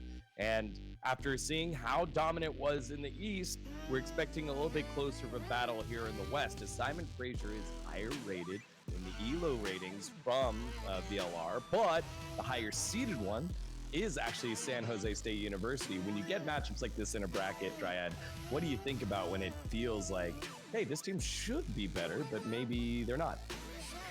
Well, I want to say it kind of, in a way, reminds me of the match that we just watched, where you see kind of the rivalry, you see where the teams stand, and you see the evolution that they've had from month to month, but it's still not, there's not really a clear favorite until you go into the match and you see, oh, okay, this team is a dominant one. This is the team that's going to take it 3-0. I think, though, for this region of West, things are going to look a lot different compared to that 3-0 that we saw for the East. Sure, that map of Sunset was very close, but here on the West, I don't think there is, you don't have that same dominant, so, for example, for Winthrop before. Yeah, well, let's take a look at how we got here. San Jose State University on the top part of your bracket just breezed on through until they ran into Irvine Valley College, where they did drop a round, but not the whole map, winning 3-1 and sat on top. On the opposite side, Simon Fraser ran into IVC earlier, and we got to see that matchup yesterday where they paid him back in full, 3-0 back against Irvine Valley College. And Simon Fraser, again, one of these esports powerhouses that has been around for such a long time, producing many great teams. And if you look at this bracket, I see so many franchises that I'm like, oh, organizations that I'm just so used to seeing in esports. UCI, another one of these squads that has a huge investment in esports. But Simon Fraser is the one that ended up coming on through. And then San Jose State being on top, waiting for the bracket. Again, these teams haven't played in this season. They played in spring 2023 last season, with Simon Fraser taking the victory against San Jose State with so many returning members from it. So it's almost like some bad blood there, but this time it's for all the marbles here in the fall finals, Dryad. Yeah. Things have changed, and that is the nature of collegiate, where even if you have and you keep the same roster, it is very normal to see teams evolve from one match to the other, especially when it's been that amount of time. We have Sunset now, we have different compositions, we have a couple of changes to agents, and that also can benefit or affect any of these two teams. So that's why I'm thinking it's going to be a closer match compared to what we saw for the East. But I also kind of want to wait and see how the first map is going to look. If it's very dominant for one of them, we can have a better idea of how these grand finals are going to shape up. Yeah, well, let's dive into this matchup a little bit deeper. Again, the higher seeded Spartan Esports of San Jose State University up against Simon Fraser University Pink. This is going to be a battle for the most points you can get here in the West Finals for CVAL. Again, all these matches being played with scholarship money on the line and, of course, circuit points to go for the CVAL Championships. Let's take a look at the lineups here for the side of San Jose State University. K3K, John Ham, Khan, Yuri, and Kihim. A lot of these guys, again, returning members from the last time that they played in the round of 16. And Khan John Ham has been there, and Kihim as well. On the opposite side for Simon Fraser University, Kane, Kaho, Glow, Slayer, and Stu. When we talk about players that are returning from that last year's matchup, Kane, Stu returning there, and they've got a chip on their shoulders, as well as Kaho. So both teams with 3 returning members, 2 new players coming on in. So it's going to be a lot of fun to watch these ones. Yesterday, we got to see a little bit of this match, but the one that I'm most excited about is exactly this head-to-head. Kaho yesterday did amazing, and I think showing a little bit more flexibility compared to what we saw all the way back in spring, where he was mainly playing that duelist role only. Now you see him coming up with different roles, playing that Sky, getting that support sometimes for Kane. That is both of them working it together. And even though we haven't seen too much of K3K just yet, at least on the broadcast from the lower bracket finals until today, it does match up to be very close between these two, similar to what we had in the East earlier today.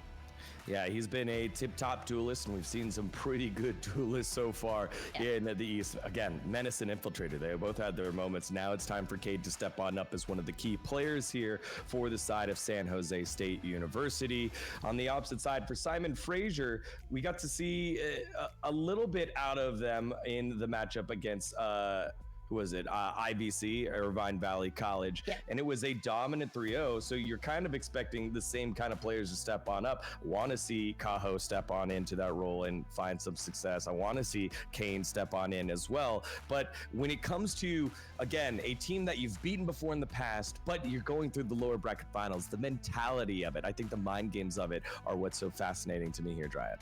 Yeah, it's gonna be a lot different compared to what we saw. What was that spring? It was around April when they face each other. And like I said, of course, things are gonna look different. Even a couple changes with the teams, but mainly just the way that the teams are able to adapt. We've had a relatively long collegiate Valorant season for them to learn, to water review, to have an idea of how this was gonna be looking like. Especially when yesterday we talked about teams that can get away with a 3-0 for the lower bracket finals, an ideal situation. They get to talk about how those grand finals are going to look like. And anyways, they already know, they already knew who the grand finalist was going to be, who they would have to face if they made it through yesterday. So there's quite a lot of preparation that goes through for these matches, especially when it's a best of 5, right? Not only you have to be really good at having an understanding of what the team is going to be doing, really having an understanding of how your IGL is going to handle a pressure-like situation that could be today, but also have a big map pool to work with. And I think both of the teams have had enough time to prepare this. Yeah, well, you hit it on the head. Best of 5 indeed. With winning the upper bracket finals, that gives you both map bans, and then they get to pick what side they wanted to be on to start things off. So San Jose State ban out Haven and Sunset. Then we're going Breeze, Lotus, Split, Ascent, and Bind. Those will be the maps that we're going to be watching here for the next best of 5 as our casters are ready to go. We flipped it on over. Instead of going to the desk, we're going to the casters. Time to send it on over to Jackson Infernosis. Thank you very much, Degon. We're super excited to get this one underway.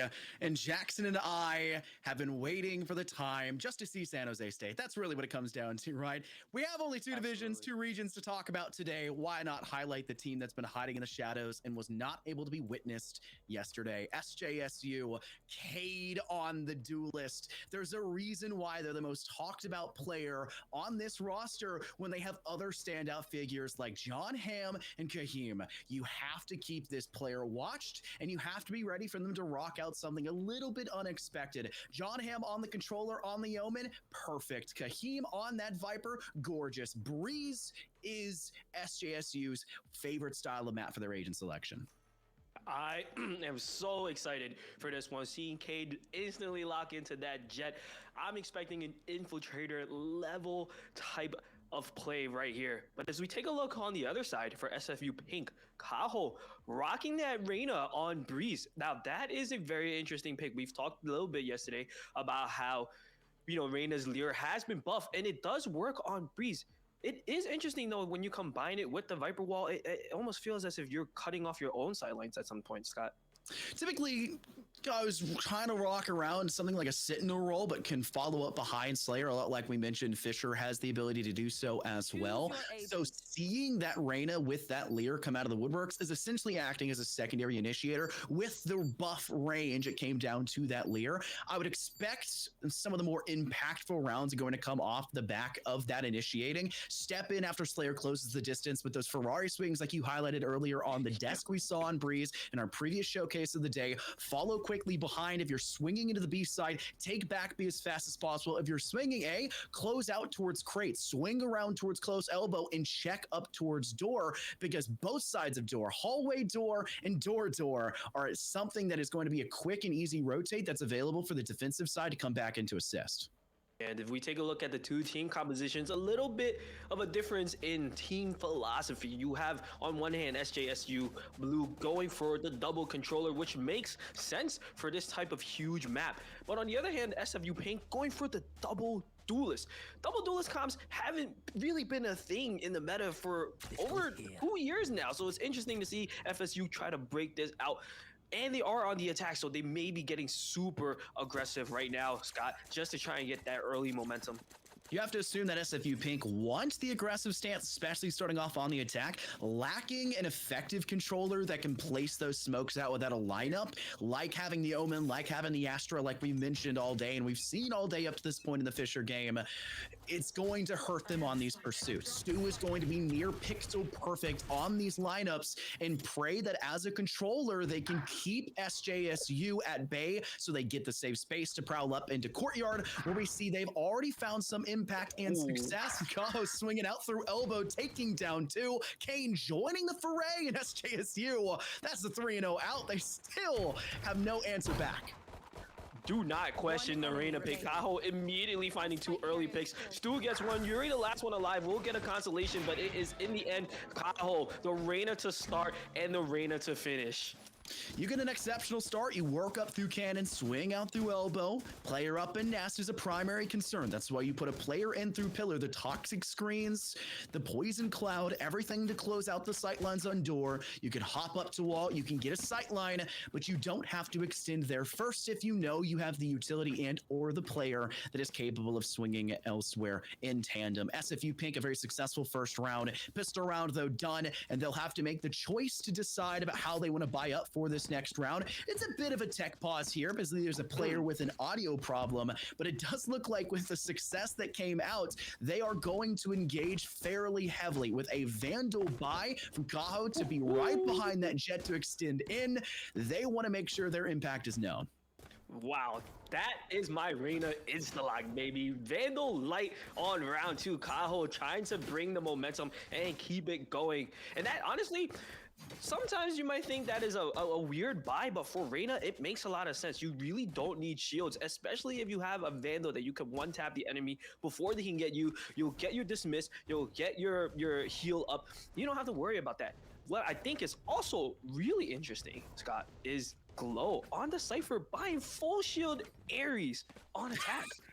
You can afford it, why not, right? Yeah, it's at least something there. I just want to point out how funny it is to me individually. Kane and Ka playing the same agent, and their names are exceptionally similar to me. It sounds like a bird's call, and they both have an owl drone. It is always something in the collegiate scene that just sticks out to you. I will point out things that stick out to me as well for SJSU specifically, because it was highlighted on the desk. Thank you, desk, for how accoladed they are, the history they have behind them. John Hamm has been credited as being one of the best controllers in all of collegiate, and a division in a region that is fairly slept on in comparison, like having Titans for Northwood, Fisher and Winthrop having great battles between each other, not having to contend against other giant teams. Comparatively for your region, John Hamm still sticks out like a sore thumb, and it is in every league they'll play in, and it is in every match they have. And I'm going to be very upset now if this just turns into a giant caster's curse and John Hamm plays terribly. Well, to be fair, excuse me, to be fair, Omen on Breeze does tend to struggle a little bit, but they are the secondary controller, so perhaps there'll be a little more leeway for them to work with. It's not exactly a map that you need to get super aggressive, but I may end up eating my words with that Reyna pick. I mean, Kaho has been absolutely nuts on that first round. And the thing that we didn't really get to highlight a little earlier is just how important this matchup really is, right? Not just in terms of CVAL standings, but it is a rivalry, just like we've seen earlier today. SJSU Blue are considered the old kings of the West. They have been dominant in the West ever since VALORANT has been incepted. But they did end up taking a little break. They had some org issues. Some of their director was planning to leave and whatnot, and they took a little break. The throne was empty for a bit, Scott, and it was FSU Pink that had occupied the throne. But now the old kings are back, Scott, and they're looking to reclaim. Will the crown come back on top of the king's head, or will this one stay back the other way? It's hard to say just yet, but a solid round for SFU, but a pistol round, it tells us basically nothing, especially when it comes off the back of a seemingly one-man army who's now been iced out due to their own teammates having an audio problem through their headset. It's unfortunate to see, but that is going to be the big difference. When you see any difference in agent selection, you really want to harp on that agent difference. The John Hamm to Kaho story, and Kaho's going to have to make sure that they are right behind Slayer or creating those opportunities for Slayer, because besides that, your Sova's hardly setting up for initiation. They're poking for information. They're setting up to force players away. They're not going in with flashes and setting up a Tasmanian Tigers for stuns. They're trying to turn the crosshairs away for the side of SJSU or for the side of SFU in regard, and they're trying to make it very difficult to play on your sites or just to play in general if you're able to swing out through doors and get a Marshall kill for first. My goodness, K3K starting off with an early headshot. John Hamm getting the best of Kaho there, able to find the pick on their back. Kaho maybe a little bit sleepy on that, and I believe they dropped the Vandal too, Scott. It's back of side pressure though. B-side's pretty free for the taking, except you have one man off towards Arches and the rest stacked up towards Pillar. They want to grab any and all weapons that were obtained due to those firefights, and now a much easier attempt they can go for the retake. Glow, big decision here with that Ares buy you highlighted. Will it work out for them with the swing in through Arches? Khan catches them by surprise. That's a free gun, by the way, taking down an Ares in round 2, and it's not done just yet. Khan will collect it, doesn't need assistance, but gets it nonetheless from John Hamm as they long fire down their doppelganger of Kane to take the second round and upset SFU to disallow the standard deviation of a 2-1 start. I apologize for VALORANT.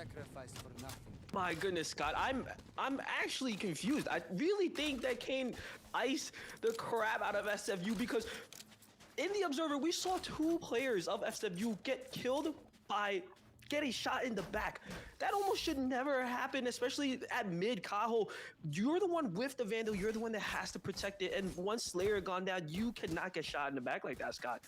It's just about managing the distance and managing and tempering expectations when you're trying to take a attempt in through a certain route or avenue, and it just didn't feel like it was necessarily there. Surprise factor, Marshall first blood, it kind of turns things on its head. SFU need to play a lot smarter, reevaluate what was going on, and try to think twice, and it's just not working. John Hamm gets the job done. 4 kills swinging through Cave, and there is one man left on the opposition, and Kaho, will they go down? They deny the ace in round 3, but they are doomed to fall as the rest of the team continues to pound the pressure. I'm not sure how they're escaping with this 3 for Kaho. If I'm on SJSU, I'm falling back. I'm not testing the limits of Arena, who's been allowed to feed off the souls of my teammates, and they can heal themselves in. It's a 4K for Kaho, a 1v1. They'll rotate away, taking ropes, and will extend in through mid, maybe through drop down, or maybe just debate out that was the choice instead. What a roller coaster that last minute was. I mean, I honestly thought you were about to call it with John Hamm going absolutely ham to start that map. 4 kills in quick succession, but it was Kaho, the highlight matchup that we saw. Kaho able to get 4 kills of their own. Most of them were just a classic, and then a quick swing out with the Marshall was just absolutely brilliant from Kaho. But we still have to see how he plans to finish this out, Scott. Look where Yuri is. They haven't moved. Did they get spotted? Yuri, now it's visible. Kaho swings and it's an ace. John Hamm couldn't get it, but Kaho could. What an absolute round. We've been pitting these 2 competitors against each other due to the differences in their lineup, and they decided, yeah, we'll take that stance. We'll allow the pressure to weigh on our shoulders, and we'll overcome it. John Hamm with 4, Kaho with the ace, and SFU Pink will make up for the mistakes of the loss in round 2. Forgive me, Kaho, for ever saying anything. It was just unfortunate timing on round 2. Kaho stepping it up right there and dragging their team across the finish line. And now it's almost as if this was just a regular match of Valorant happening so far, Scott. I mean, that's exactly what is happening. It's just a regular old game of Valorant, as if nothing ever broke. The credits will be a little disjointed, considering all but one fell in the previous round. But if you're going to extend here anyways, you might as well go big or go home. Khan does get the opening blood on the execution of the players stepping in through B arches. And if you have pressure there in behind wall, you need to enforce your will, and you're not finding the space to do so. All thanks to blow in through hall. 2-for-1 special. Slayer and Kane down with more apiece, and it's just the lonesome John Hamm who has proven they can get jobs done, but the team has let them down now 2 rounds in a row, and they'll have to be perfect for this 1v3, good enough for 1, but they'll have to tease the spike first here, Jackson. Yeah, he's gonna try to swing out the smoke, finds the face of Slayer and blows it right off. Has another Dark Cloud to play around with. Should be able to get the half, but we do see the Viper slowly creeping around. The smoke's gonna come down, Stu's gonna find the head, and SFU sneak by their 3rd round.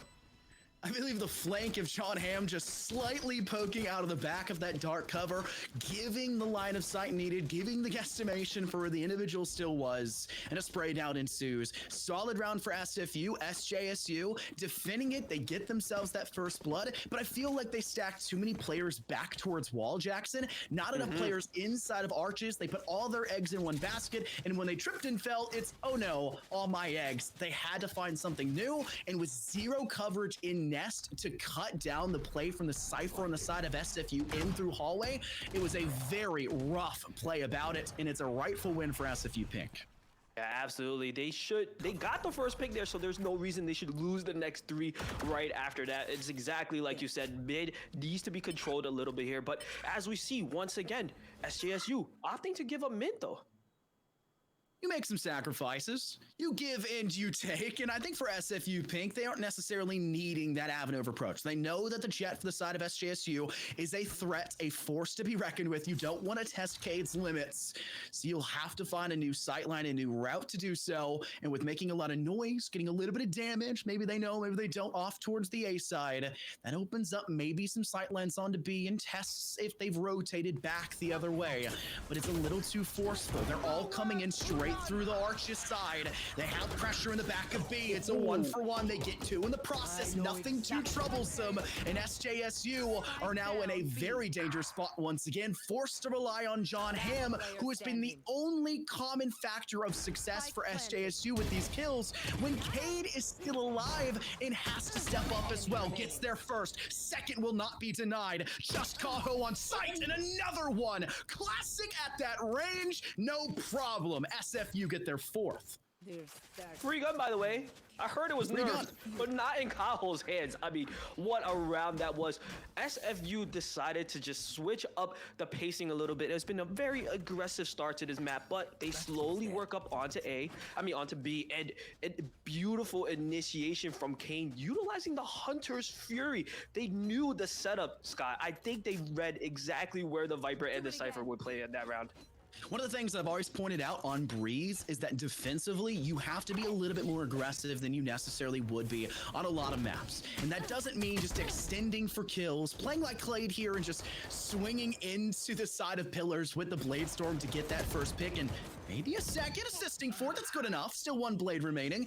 It's to play for map control. It's to act as if you were on the attack and vie for that. Because if you know they've tested A, that means B main, that means cannon are free. Swing into elbow, hold that position and work from it. And SJSU have just failed to do that. It was an eco round. It's expected. Slayer with the final 2, and SFU Pink will take their rightful 5th.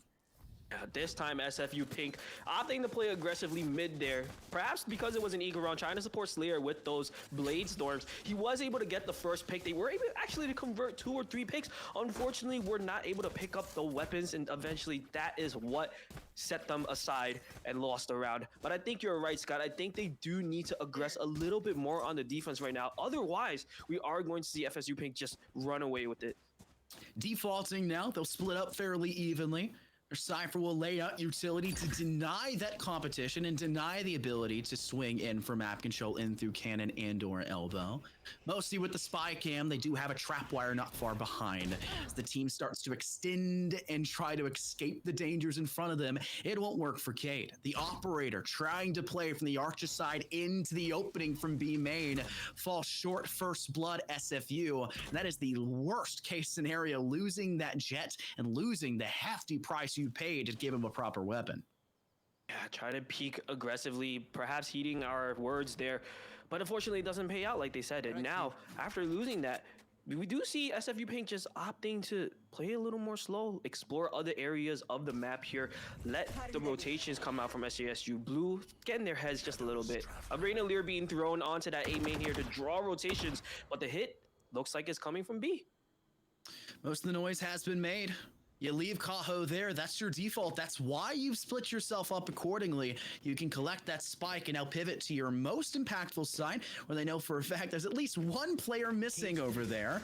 They may have baited out a rotate where necessary to. They'll dash deep into the back of B side. Try to utilize Slayer's utility, the tailwind. It's good to get the control of the area, but it's not enough for the kill. Yori will deny it, and they still have the ability to cut them off with the trap wire placed from pillar to corner, and the one closing out Cubby.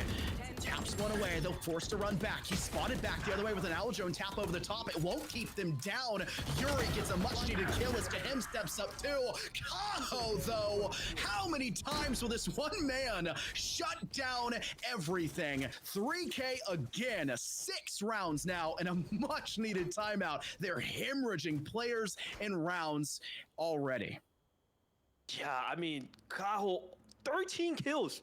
It's only been 7 rounds. This man is insane right now. But it's not only just Kaho. Kaho is the one being fed and he's eating it up, but the rest of his team is right there. We thought Slayer would be the one that would Ferrari peak, dash in. It's not. It's just Kaho, W key, nothing else. Sometimes doesn't even need to throw a Lear. And they still somehow end up winning those rounds based on his prowess pulling through the team. One thing I do want to highlight that is a good spotlight for SJSU is Yuri holding down that site by himself, was able to find the first pick and stay alive to get 2 more. That's exactly what you want to see from your Cypher, Scott. Also point out, Kaho doesn't necessarily need to be the first person out. They've let Slayer go. Sometimes maybe Slayer needs to be leashed in just a little bit, keep them on the chain. Last round was a big factor for that. It was the first blood. They lose it out, but they had gained at least some space. The issue was what they had gained was not much in comparison to what they lost. They lost the rifle, they lost the player, and they didn't really clear any of the utility, the trap wires that were set up for that Cypher, so they had to second guess the approach. So instead, running in through arches, out comes Kaho, swings out the Lear to the right side. They extend out towards back plat with the rest of the team. It opens up kills, 1 through arches, 2 through hallway as one player extends from elbow, and another in nest. It was a beautiful execution for SFU Pink, and SJSU, despite having the variation, the variables that were at least different enough to hopefully give them some piece of the puzzle was a little bit too hard to figure out, and it's just another round going the wrong way. Yeah, I think I now see the plan behind this Omen pick. With the changes to Breeze, it's very strong to just throw the Paranoia off the start of the round and play this one way here. This is buying a lot of time for SJSU Blue, but this is an equal round. They don't necessarily have the weapons to fight this. And this is something that John Han has been doing pretty much almost every round, so SFU Pink is already ready for it. Meanwhile, though, Glow may have gotten a little bit too impatient there, trying to lurk up onto that nest area and gets taken out by K3K.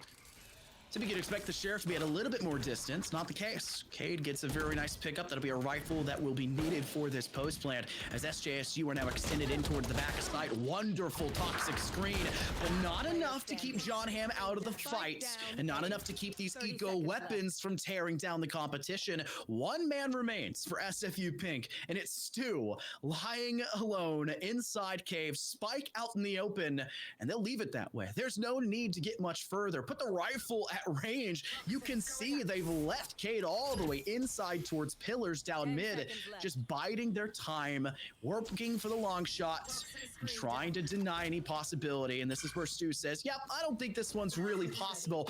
I want the ult orb. I want to keep my rifle, keep my eco alive. And the second part, it's not going to happen.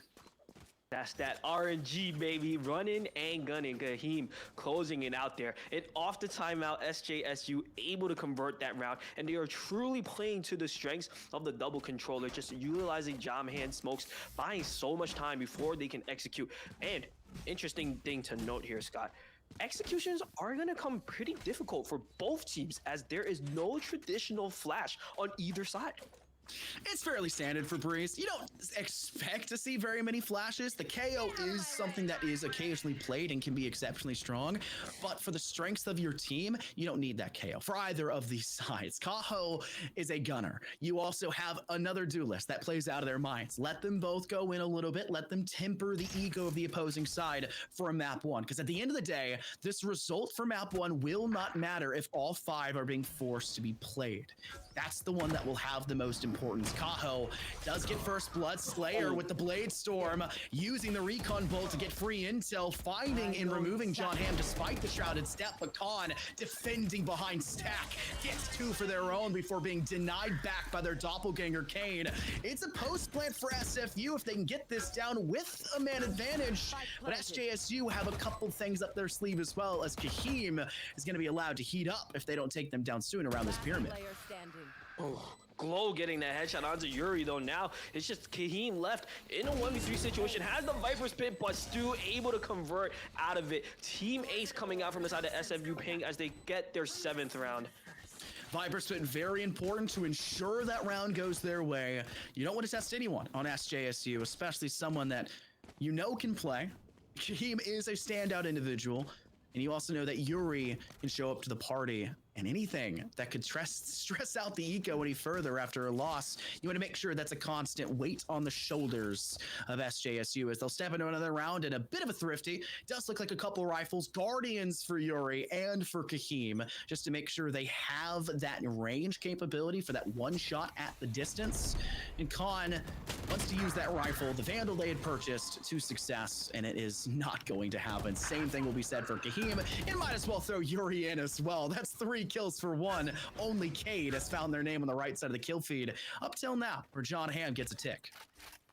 Yeah, it seems like so far on the defense, SCSU Blue kind of just giving up so much map control. They're spreading themselves thin. I think they're finding themselves caught on an island, having to defend against multiple angles at a time, sometimes even having to hit some hospital flicks 180.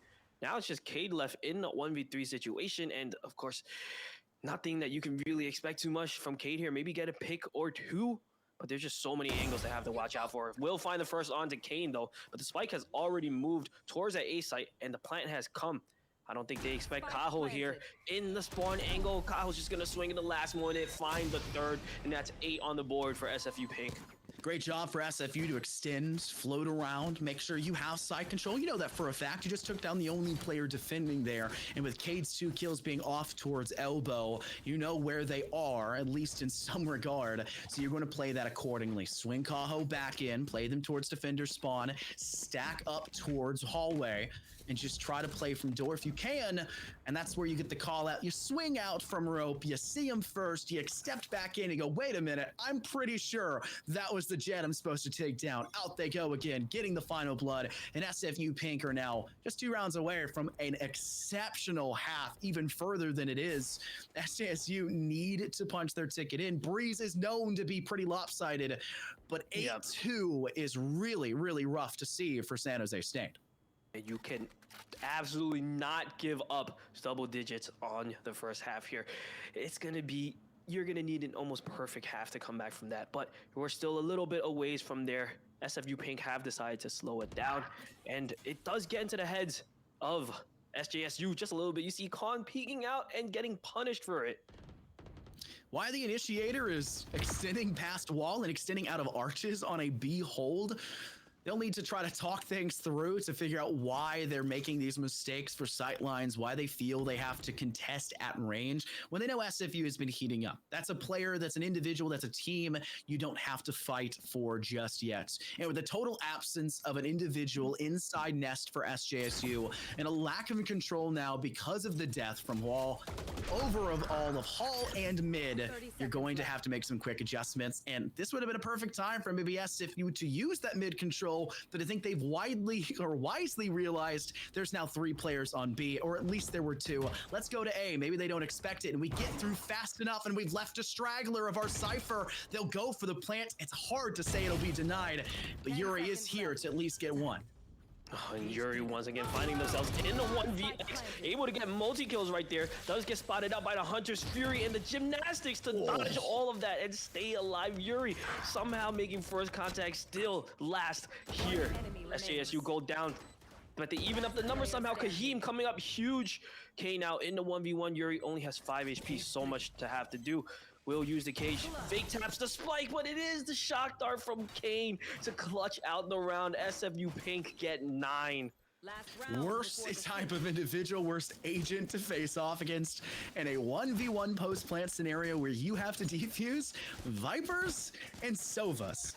It's unbelievably annoying, especially when you only have 17 HP on top. A Shock Dart were killed despite the nerfs to their damage way back when, and a Snake Bite will take you down nearly instantaneously. And there's a gorgeous lineup for that over towards Rock inside of A lobby. No matter what there, it feels like they had to take a gamble. They had a 20% chance, or I would say a 40% chance, if you want to get accurate math here, that they were going to get screwed on that, and it came out the wrong way. Slayer, though, first blood. If you can't make matters worse for SJSU, you get first blood round after round, and it's just going to become an even more egregious story for why SJSU can't find their way into this game. It really doesn't seem like they have much of a defensive game plan there. Cade will find one, though, but Kaho trades out with the pick with the operator. Now, like I said, it doesn't seem like the defense plan for SCSU is too much, because it's really just John Hamm throwing a paranoia off the rip, and then that's it. They just hope for a pick after that. I said, Omen can essentially be like an initiator. The paranoia, though, is not a blind.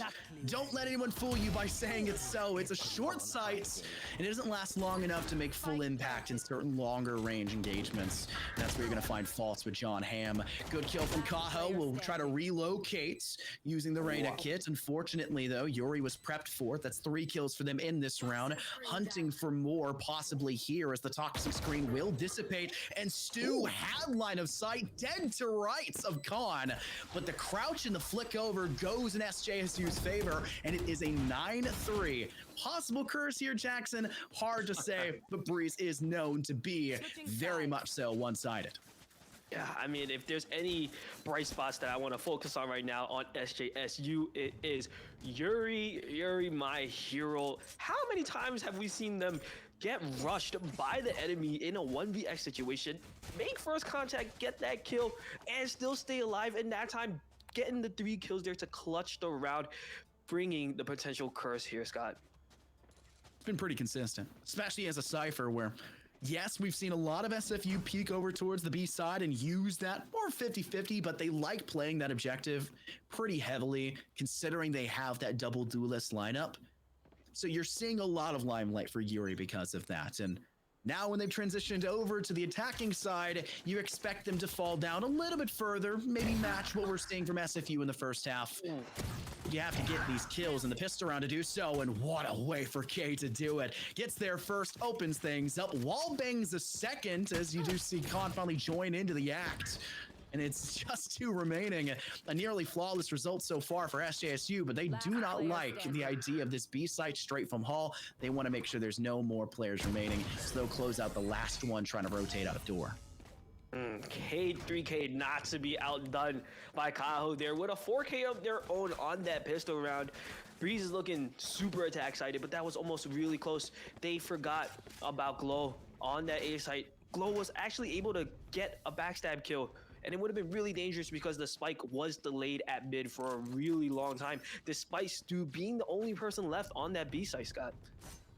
When you know you're a one-man army in a round where there's not much utility to be had, it's a pistol round, it becomes a little bit tougher. You start to sweat, you start to shake in your boots at least a little bit, and It's something that's going to happen, and it's an unfortunate thing to see. But the big difference we're seeing, at least already for SFU Pink, is defensively, they're putting that Cypher over on the A side early in comparison to what SJSU were doing early with that Cypher, relying on the trap wires from pillar towards wall, as well as the one closing out box to cubby, the spy cam in the back corner of sight.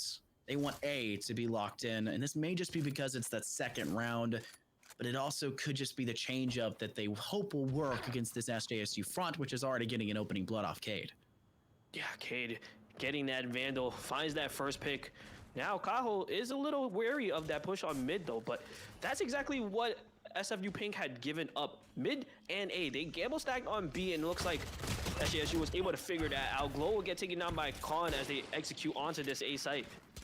It was a gorgeous setup for utility for SJSU to extend out through mid, in through doors, and onto this A side. Toxic screen closing out box, meaning no one can try to extend out from there if they're there. The Owl Drone comes through to make sure no one's hiding behind pillar. They have to be behind that crate, and then John Ham comes up through cave.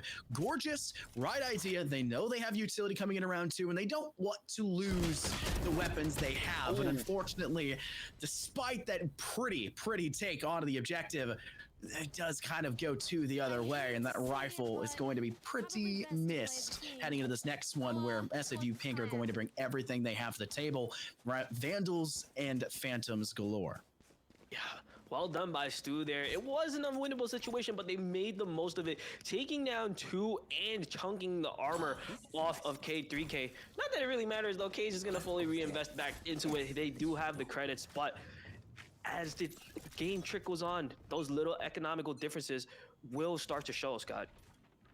Credit disadvantages can get pretty out of hand if you're not careful, but SFU Pink, they're going to be facing a much slower round coming out of SJSU, which is the right idea, now being able to test the limits truly of what this defense for SFU is made of. They haven't really had that testament yet. They haven't had the chance to really feel defensive, I would say, strongholds, positions to work from, because everything we've seen in those first 2 rounds is now entirely flipped heading into this third. Cypher's back on B. Viper's there as well, which is fairly common to see on that A site or alongside that Cypher like we see there. And they've put 3 heavy on A with a player over by stack exiting from cave. If you play over there towards Brick, you very well better get that kill, and Kane's going to be in a very tough spot to do so with John Ham there, and a paranoia meeting not just him, but possibly even the Reyna from the back of the side as well. Yeah, immediately splitting off the site, off of that execute, but Kane able to find the pick onto that lurking John Ham. We'll find another as well just to bring the numbers back closer a little bit. However, Kahim able to win that fight out, and they will get the spike down. Now, Glow finds a pick onto Yuri to even up the numbers here, and Stu has a snakebite lineup from downtown. Lands it, and all of a sudden, it's just Khan left in the 1v2. Will find a pick onto Glow, though. So now, 1v1, Khan swings out, but Stu with the double headshot to clutch it out for SFU Pink. They get double digits, Scott. How do you think Stu has practiced that? How do you think Stu has gone into a custom match, placed a buy there, and just been like, all right, where's the head once I escape out from crate? Where is the corner of pyramid? Where will the player be lying if they're trying to get a quick and cheeky peek, maybe in a 1v1 or a 2v1, just any post-plan scenario? It's just retakes, perfect crosshair placement, good discipline. The snakebite lineup, that's a shocker in and of itself. And SFU Pink will answer back. A third round gives them the win, and you're starting to see some of the worrisome troubles from SJSU with the forces they tried to do to meet and match the rest of the team exiting into this third round. They're pretty scraping by the bottom of the barrel, and they still have to force here because SFU are double digits, and that's your checkpoint or chokehold. And for a map like Breeze, it's more often just a swift finish if you're not careful. Yeah. But luckily, though, it is Guardians coming out from the side of SFU Pink. Though Khan gonna make initiation there. Kaho will find one onto Kahim, but not before Kahim finds a pick onto Slayer. So it is even numbers for now. Looks like mid has been completely given up by SFU Pink, and SJSU is more than happy to slowly explore that and hold that control. If your first brawl in this round comes out evenly, it's not an even fight. It's a defensive position they can recover from because they can now move to another spot. They've taken down the possibility of a numerical advantage escaping onto a site. And more importantly, that means there's no Viper, which means they don't have to worry about controller as much if it wasn't for the fact that John Hamm is here.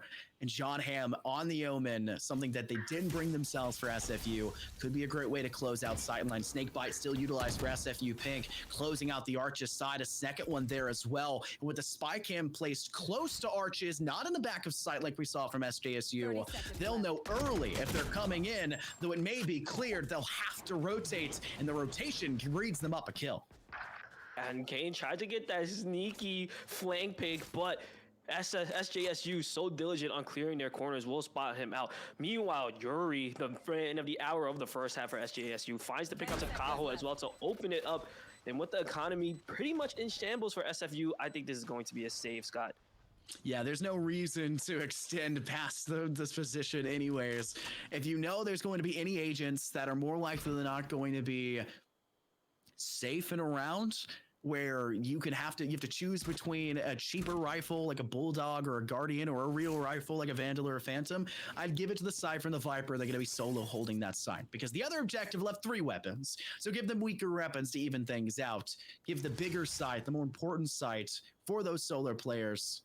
Give them proper things to work with. But this save, I think they know about it. K3K has been really darn good for SJSU throughout the season and throughout the time here at their tenure. Wants to go for this, and they may just do it. They get it. Knows there's one more because the spy cam tags them, but it's really just, I know you're there. They really wish you didn't kill my teammate, though.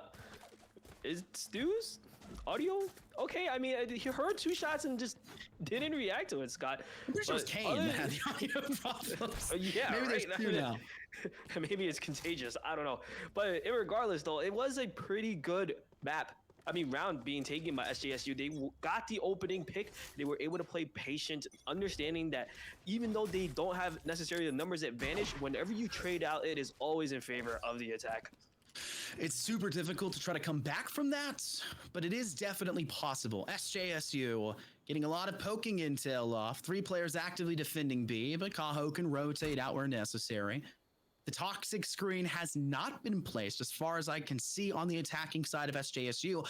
This leads to a lot of guessing games, a lot of questions for the defense about where they need to be headed. If it's placed early, 70%, 80% likely they're going to be heading there. It's a good bait if it's used as bait, but you really don't want to feel like you've wasted that utility, especially when you're down a big amount of rounds like we're seeing for SJSU. They want to wait, and they want to make sure they use it at its highest point of impact. And this middle control off towards pillar, down below nest, has been so prevalent for SJSU, and SFU are seemingly too willing to give it to them.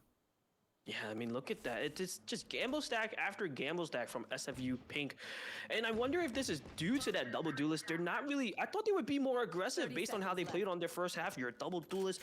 On defense, you would continue the aggression, right? But no, it looks like they'd rather just play retake and gamble stack, which I guess would work as well for double duelists.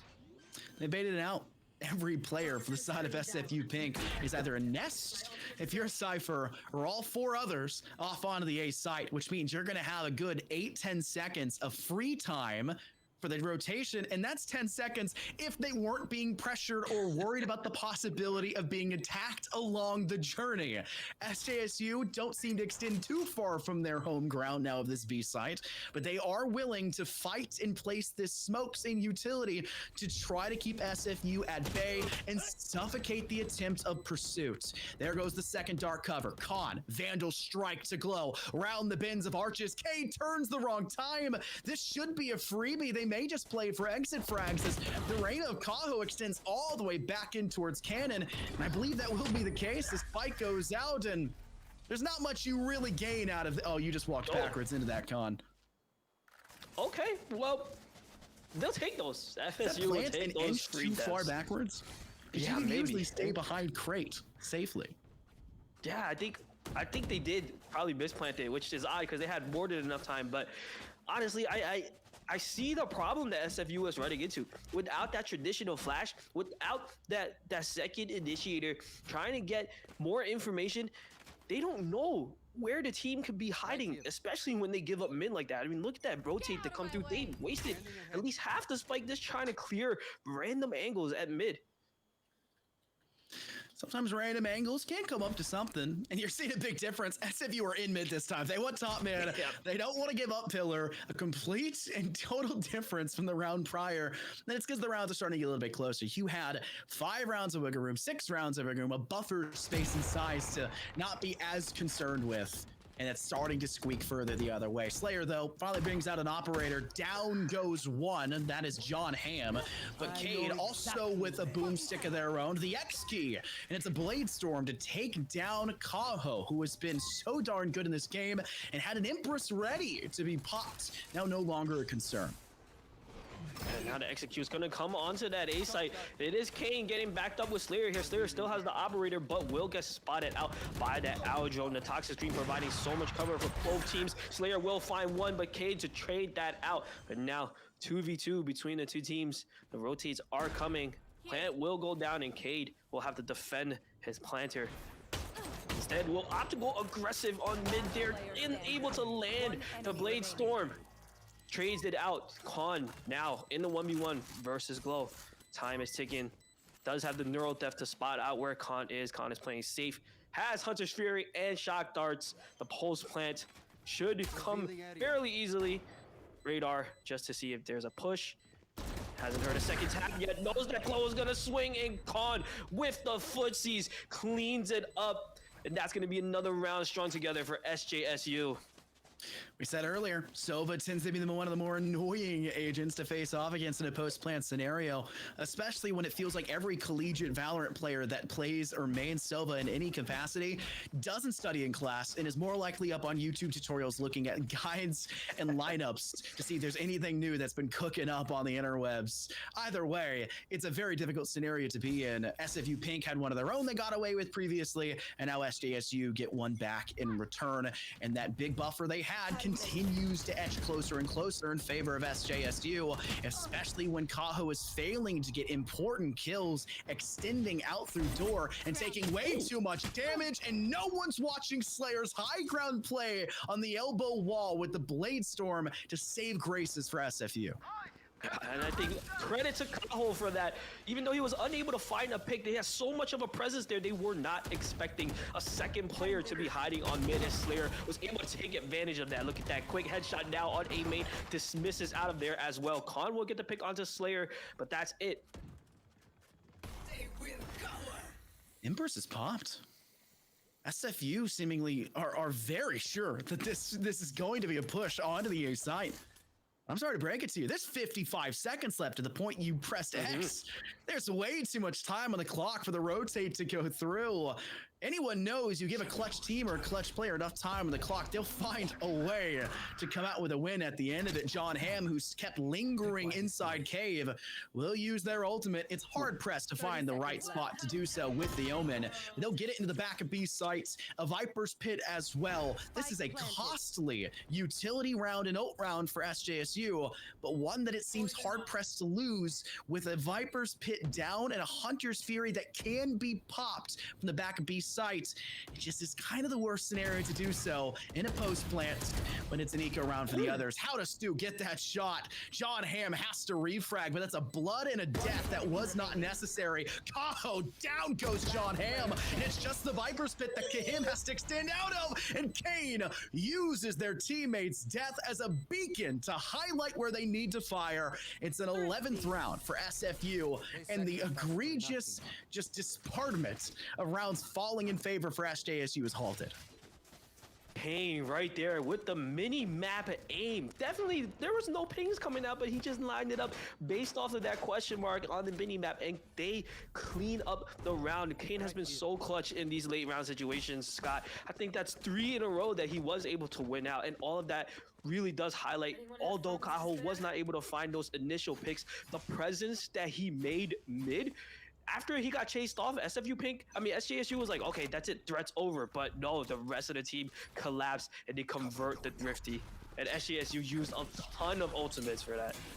What is Slayer doing here? That's my question.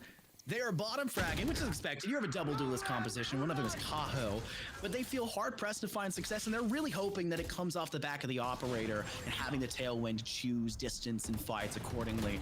They just haven't had the time to do so until now. Slayer, speak their name and it comes true. Flicks up, can't hit the second, but it's not like it will matter. It's only 2 players on site, and Cade really wants to make it an even fight. Don't toy with fire. Slayer finally makes an impact, puts their name on the board. 2 kills to this round, and now match point for SFU Pink against the Titans that are SJSU. Slayer heard everything that you were saying. Don't you dare say that he's not adding value right there. He picks to clean up on that plant and right there clutches it out when it seemed like K3K was gonna go off phenomenally and clutched around, but it's Slayer in the end who saves it for them and brings them to match point. Cade has tried their best. John Hamm started us off with a ridiculous game, and unfortunately, Cade tried to step up afterwards, and it's shut down here again. This one, though, not being allowed a 4K prior to their death. Straight dusted right off the rip. Nest control Slayer. And this is a man disadvantage in a spot where they have little to work with. John Hamm has a sheriff, and it's match point for SFU. Yeah, Slayer proving that point and click is still very powerful right now. And the adjustment comes in that late game. They took the aggression on mid. Oh, just off by Pixel Car was able to find that head, the caster's curse. Now the execute is gonna come through. Kaho now on site along with Kane, and they're able to clean up despite that. 2 members left for SJSU on up against match point, Scott. Slayer, when you hold a pixel angle like that and you're a couple pixels out from the breach, you don't need to flick when they extend out of it. You have the right angle in the first place. Kaho rushes down John Hamm. Yuri now the only one alone, isolates one. It was coming out from doors, but still 3 more on the repertoire they have to get through, and this may be a pretty dire spot to think about it. There goes Kaho, 3 kills in the final round. How many times do we say 4K? How many times do we say 3K? And I know how many times we said ace once right off the rip in the very first few rounds. That was a really darn good game for SFU. That ace to start the match was one of the hypest moments so far today. I mean, Kaho putting up amazing numbers. It even felt like when he wasn't getting the picks, his presence was still felt. I mean, just a menace everywhere. And honestly, we were questioning the double duelist pick. I know I said on the defense, it looked like they were a little lost, but the adjustments were made almost immediately, Scott. They took control of mid, and since then, they just ran away with the map. Winthrop played the idea of just holding down the WK and really being an aggressive team, and it seems like that has kind of rubbed off here in our second series or region now of the day, with seeing a really good performance from Kaho just being in the face of the competition. And that did mean that Slayer was kind of left to dry in a lot of scenarios, but Slayer's role to perform was in the second half on the defense, funnily enough for a duelist, using the jet utility, the Blade Storm for a couple free kills and some dire rounds, and the operator to hopefully maintain that and keep those credits so they're not wasted, just to try to force their will even further. They gave up mid a couple times, but when you know you can hold mid, you have the right day. But we'll break it down a little bit later. That's not for us to do. It's time for the desk now to do it. D-God and Dryad, take us away. Thank you very much, y'all. Great cast so far in map number 1 on Breeze. We got to see Simon Fraser University take it early on here in Dryad. We brought up earlier, hey, that K guy, kind of pretty good. There's also another duelist on the opposite side, pretty damn good too, in Kaho. And we got to see the Reyna. Can we talk about that? I was not expecting the Reyna at all. And of course, the caster is mentioning the A's, but also a little bit of the support that the Reyna was able to bring to the table. And a little bit an off-meta composition, if anything, for Breeze, but it helps you out with the layers to go in and to go into the site to feel a lot more comfortable and to set up even your jet for success, which is something that we saw a couple times. I think it was a great level of control. I did think it was going to be a little little bit more one-sided, but then you see that 9-3 score. Things get a little bit closer for SJSU, and SFU able to close it out just when it matters. I think the control and one of the points that we mentioned before of I want to see how they play out this map, and I'll get an idea of how the rest of the match is going to look like. I think SFU look comfortable. They have a good read on what the enemy team has been bringing to the table, and I mean, they have an insane firepower in every single one of those players. Yeah, and we got to see with moves earlier, agent composition and being flexible with different types of agents you can play, which provides the different types of compositions. I love the combo that you were talking about, the Lear to allow the entry for Slayer to get on in. Slayer didn't have the biggest pop-off game, but that kind of thinking is very different than a lot of other matches that we've seen where it's like, all right, yep, there are about 6 agents we can choose from. We're going to pick the same 5 agents. Oh, it's a mirror match. Okay, great. Not the case here where entries were so unique here for the side of Simon Fraser. There's a lot of different ideas that they brought, and a lot were very explosive, we're gonna be on your face, we're gonna take you down that way. And a lot of those, especially on the second half, they were able to slow things down and get a better read after a couple rounds on what the enemy team here was gonna bring on the attacking side, especially because yeah, this is a map that becomes very standard when you're going to have a default A hit. You know there's going to be a Viper wall coming through it, there's going to be a drone, there's going to be a dart, all the going to the backside. But then changing it out a little bit, it took some time for SFU to get a read on it. Once they did it though, they made it an easy end for the map number 1. Yeah, that's the benefit of being on the 9 side of the 9-3 curse. You still have a ton of rounds put in your pocket. 8-10 was as close as San Jose State got. And thankfully, Simon Fraser University, team from Canada, was able to close this one out. You see a couple of these final hero plays and then the final kill to close it on off. You know, when I think about these two squads again, it's like what we said at the top of the show. It is a higher rated Simon Fraser University, but coming from the lower bracket, given the fact that San Jose State University had an easier side of the bracket, didn't run into them earlier, and there's an extra mental advantage of the fact that a lot of these players have been in this series before where they knocked out one of the squads, which was Simon Fraser knocking out San Jose State, obviously following that path yet again. What is something that you're looking for between these squads as they start to move to the next map, which is Lotus? Going towards Lotus, and on attack will be San Jose State University.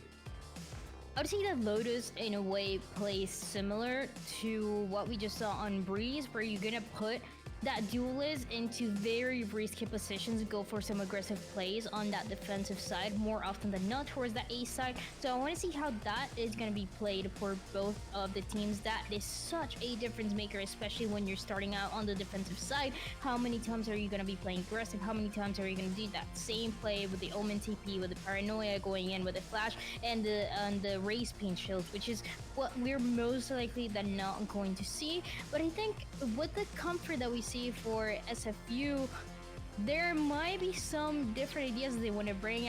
I feel like I'm expecting some sort of different composition from them.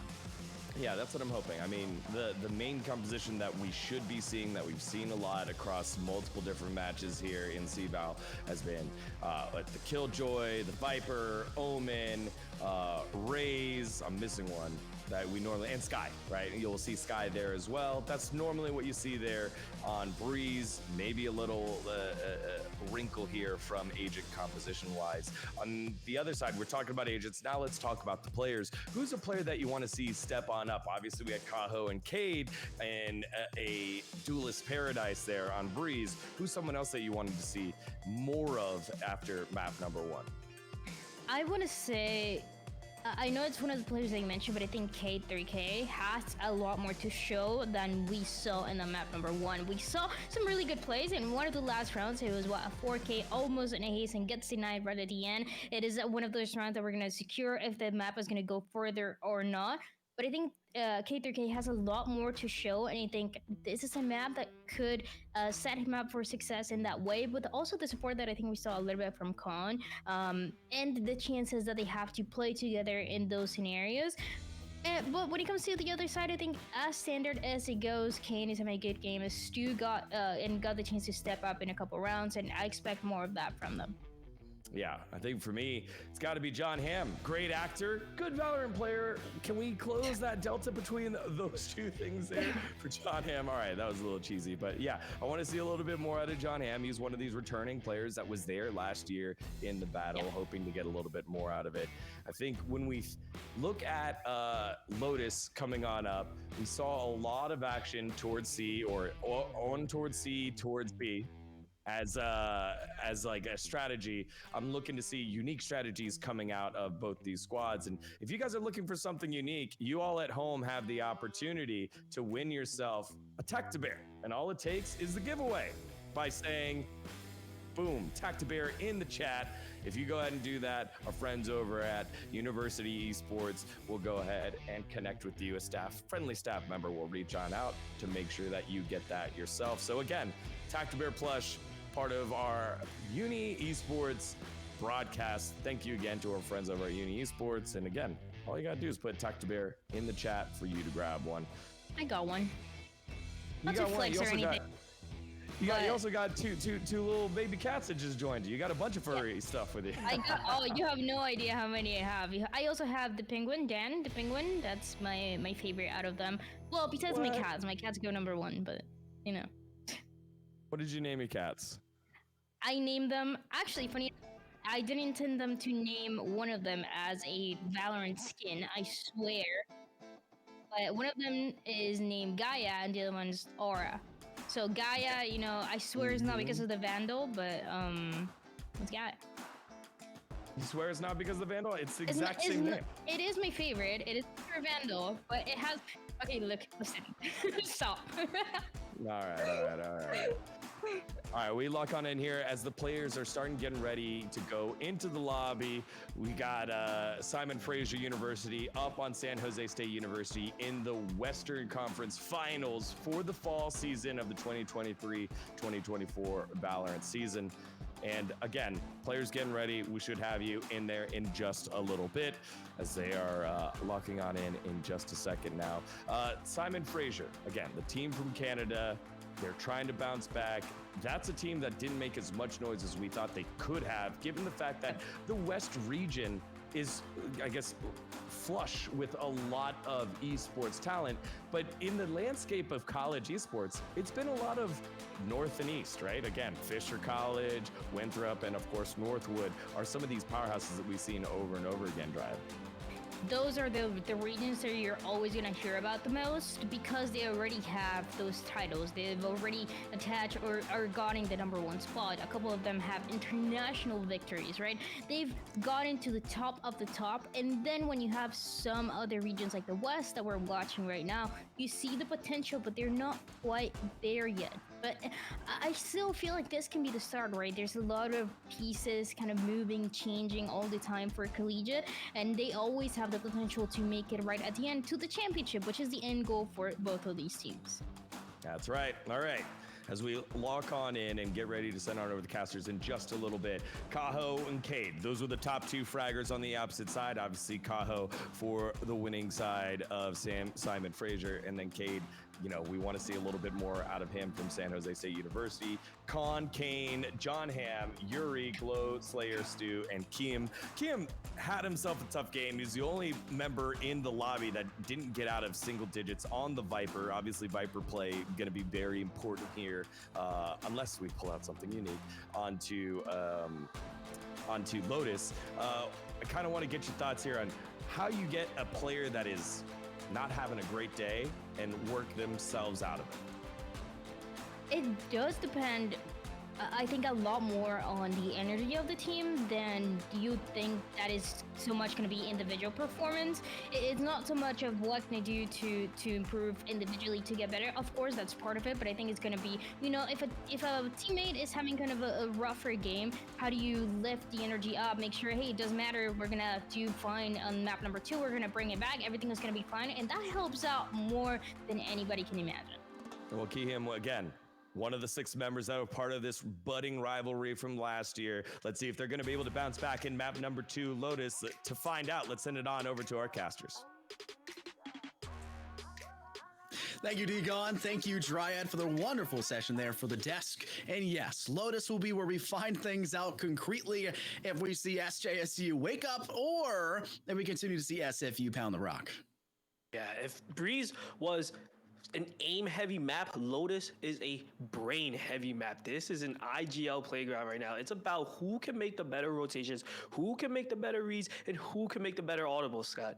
Dryad mentioned it seems to be a map where you have to make a lot of sacrifices and when it comes to pushing in, and that is most definitely the case. We saw a great series of it yesterday, and it seems like you have to make a lot of sacrifices for where you place your utility in regards to the B and C site, or if you're a team that likes to stack players more so towards that B and C site, and how you choose to do it. Because you can switch around, you can play those either way, but the difficulty still comes if they catch on to it early. How fast do you catch on to them catching on? And it just becomes a battle of trying to change up before they can realize it. Yeah, just catching up with each other as best as you can. But I also wonder about compositions here, Scott. Do you think we see another double duelist? Because Lotus actually can be a very aggressive map, even on the defense. I think Kaho has it in him, right? I think there's something to it. Maybe I wouldn't put my finger on it necessarily. I think this would be somewhere where you'd say you can do it, but you really want to have that extra sentinel, right? And Kaho, secondary role, can play that sentinel. In fact, I believe it's actually their primary role, which is crazy enough. They play that majority of the time. It's just not a map where you would really want to see it. You have to have that raise. And Slayer wants to step into that role. Cade hasn't made the decision just yet about what duelist they want to do. But barring that, it looks to be a mirror matchup. And with that lock-in from Cade, and Yuri's most likely than not lock-in for that KJ as well, it'll be a mirror matchup. Who would have guessed from a map like Lotus? Yeah, absolutely. I mean, for Lotus now, this has pretty much been the meta as we've seen. Double controller, usually switching out the Omen for an Asher at times. Both can work, as well as a single initiator being Sky usually or Breach. But it looks like both teams will be locking in the mirror map. I'm expecting to see a lot of door rotations on the offense just to keep the defense on their toes. You have to be very quick defensively to be able to rotate and transition across this map. There are pretty easy guidelines working from gravel. You know, getting to B to A is not that bad. You have upper through top. You can also step out through stairs. There's a lot there, right? It's not the worst case scenario. But the two main sites you're hitting on the attack is Hut for the A site and all the way over there towards C. So it's opposite sides of the spectrum in regards to where you have to head to. And there's a lot of twists and bends, and it's way too one-dimensional on both retakes to try to come in very flat like that. So sometimes it means you have to go even further through with these twists and bends and step into B side, have to work out the other way from Link if you're trying to take in through A. There's too many steps to take defensively for a retake, and it makes a lot of those feel like you're just dumping out that utility either closer towards, I don't know, drop, or if you're trying to come from door, just trying to dump out that utility and play gun up instead of having a really, wait for the teammate call out, stepping in after they swing first, having the coordination. It just gets a little hectic when the fire actually gets going. Yeah, and it looks like right away, SFU Pink is going to go aggressive, carrying over the momentum from the previous map, pushing the offense all the way back into their spawn and taking control of C main almost entirely. And now they're just going to rotate off back into B and relinquish all of that control. It's not a control that you can necessarily hold. It's just a giant mound of sand in the middle of that area. It's not something that is necessarily, you want to hold on to it, right? It's not going in the trophy cabinet, and you want to make sure that you actually have players on that A site where, interestingly enough, work on it. Lacking all the way over. They worked in through root. They worked all the way up through stairs, and they'll fall there as well as the team for SJSU just haven't found a very committed point to work with. Very non-committal. Meanwhile, SFU confrontational where they can be, like we're seeing Glow work in for John Hamm, as they have been very prevalent to gather that information with those jump peaks. Yeah, getting all of that info. They're hearing the door as well, but right now it looks like SJSU is just sitting ducks for Slayer. He's gonna find the pick onto K3K. That's already 2 members down for SJSU. There's only 20 seconds left in this pistol round. John Hamm's gonna swing, spots the shoulder of Glow, tries to get the right clicks, but Glow has the protection of the corner. Kaho comes up huge, but it's Yuri once again to find the first pick. Kaho getting the best of Yuri there, and now John Hamm in the 1v4 situation will find one, but still to trade it out, and that's gonna be the first pistol rounds going to SFU Pink. Giving it to SFU Pink, it's a bit rough, especially considering how well you survived the initial play from SFU Pink. They worked all the way into Mound. They played super in your face. You'd expect there to be at least be a kill or some level of impact, right, Jackson? Nothing. Yeah. And in fact, SJSU, I would argue they got the worst end of that because they couldn't find the safe space to reclaim that area, and they burned a lot of utility to try to keep SFU at back in a round where utility is already extremely limited because you step into this with basically 0 credits to your name. You're now heading into the second, and it's about the same story. SFU can buy themselves some stingers, some whatever they want. Shorties around a corner if you really wanted to go around and get in the face, so to say, of SJSU. They can play a little bit further back, and they can play a lot more patient, and we're already seeing that. No one's made a quick rush in towards spawn. They're holding back. Yeah, better to maintain the range advantage of these upgraded weapons here. Kaho will find the first pick. Now it's all up to Kane to try and see if they can make any space, but this one way so difficult for Kane to deal with is stuck back in A lobby. It comes through now. Yuri spots out the sky. The immediate smoke will be dropped to stop that advance. Tasmanian Tigers out. Down, doggy. No way you're swinging me just here in this corner. But with that, that's information. Gunshot goes out. Tasmanian Tiger sees and hears. With the silence following suit 20 seconds afterwards, you know they're rushing in towards main. A is a absolute slaughter on the attempt. They lose one towards Mound. That don't matter. 4 will drop out of A lobby. And SFU Pink have a flawless round 2. And now we're very, very well prepped here, Jackson. Heading into the third, well, they'll have barely weaker weapons, all things considered, going up against SJSU.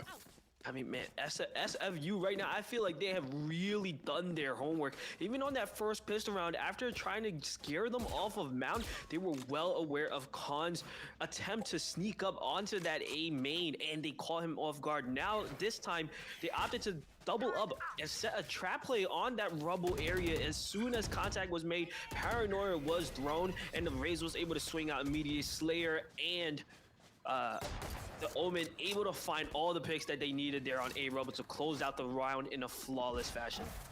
You got to play fairly aggressive on the defense when you know you have that. Talked about gauging the distance. Sit further back. You can sit on C side itself with a Guardian to get that first pick over towards Mound.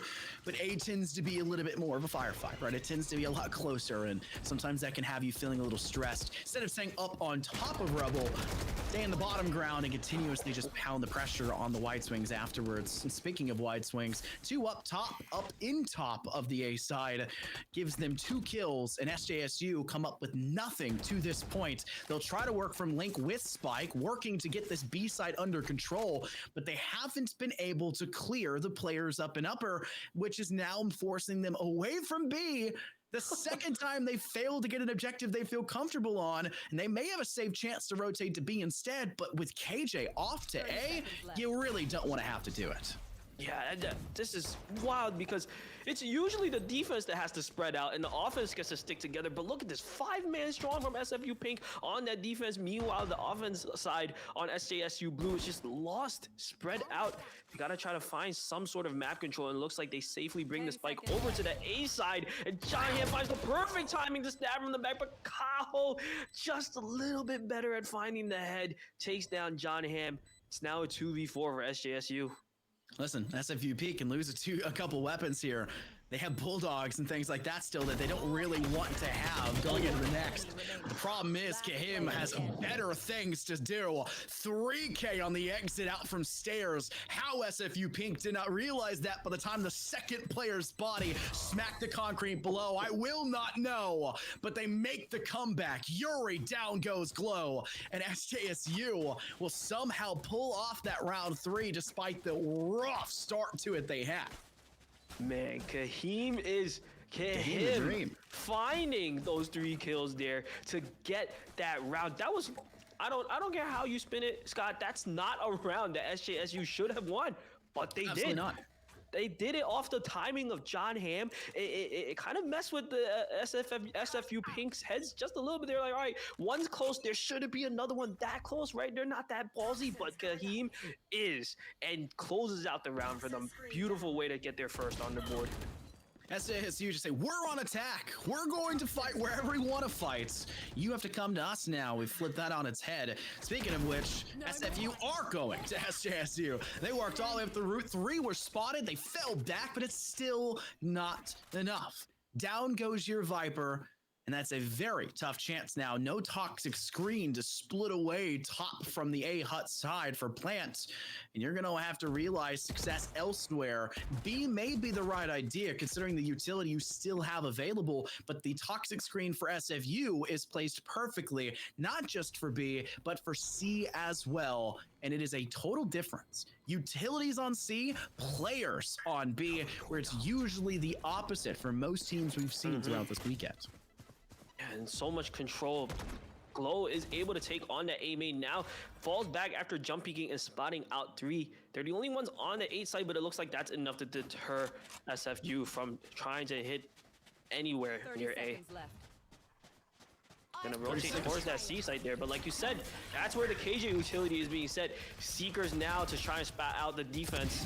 And then they're just gonna John Him's just gonna saddle step right into Stu's crosshair. The face gets taken off.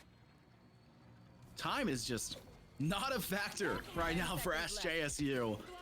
You had 30 seconds left. You felt the pressure. You had to extend into that C side. But like Dryad said, sometimes that means you have to make some sacrifices.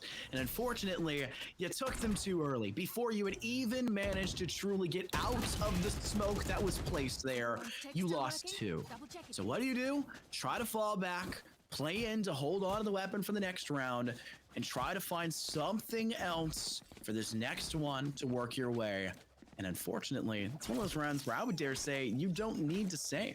You don't need to hold on to those 2 rifles. Look what the rest of the team now has to do to not feel peer pressured, but they're feeling peer pressured to meet and match in some capacity. This is not good for the overall credit scenario for SJSU and will set them back another round where they're already struggling.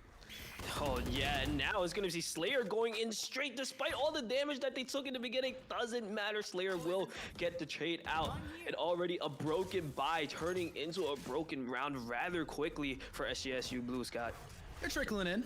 It's not over till it's over, but losing that raise, you would hold on to a weapon, may start to make you feel a little bit more desperate. Down goes 2. Khan and Yuri. Khan had found one before falling, but doesn't mean much. John Ham. Oh. It's the same story for him. Just the 1 for 1. Nothing else behind it. And SFU Pink will take the 4th round as expected for themselves, or 5th round, but 4th for them as expected for it. And SJSU have a lot of questions that still need to be answered. And like I said, they set themselves back around when they could have just saved and played it anyways. What are you going to do in this one? Do you have to fall to the same kind of peer pressure to have something on the board? Yuri still seems to think so. They have plenty of time to talk about it though, because there is a timeout, because I believe we have a tech issue. Yeah, this is looking a lot like my 5-stack game, Scott. My philosophy is always force till you win, and usually it's a pretty long time of forcing before we actually win. But honestly, I think that this tech timeout could have come at a better time. SJSU really needs to just slow it down, think about it a little bit, because it doesn't really seem like they're playing or finding enough information about where SFU is going. I mean, each time they swing onto a site, I mean, there's 3 sites, Scott. Reasonably speaking, you should never be swinging into more than 2 at most, right? But SJSU get onto the site, and somehow there's 3 or 4 members of SFU Pink just defending that site. It's almost insane how they're able to get the read on this offense. There's an old saying, Jackson. Casters don't do math. That's also why I don't try to calculate my credit economy at the end of each round. If I can buy, I can buy. If I can't, I can't. I'll buy when I can. Right? I am a huge deficit to my squad, but I'll tell you what is also a deficit to the squad. The difference in playstyle for SFU Pink. And a deficit to SJSU, I'll say. They're working it wonderfully. A lot of the times you see this map, I've talked about the utility versus player performance on C and B. It's utility for one, players on the other, and then A side typically has 2 players defending it, or one with a poker here and there between that and B. It has been almost an absent A site because the players escaping at the beginning of the round to contend towards route, towards that side of rubble on A towards lobby, where we've seen a lot of the firefights go for SFU Pink early. They're coming out from B. They're going out from Link. They're escaping back through Link because they like to sit there instead. A has been the one objective, or I'd argue it has had the least amount of players there to defend it, and yet SJSU still haven't found the success they wanted when they've gone for it.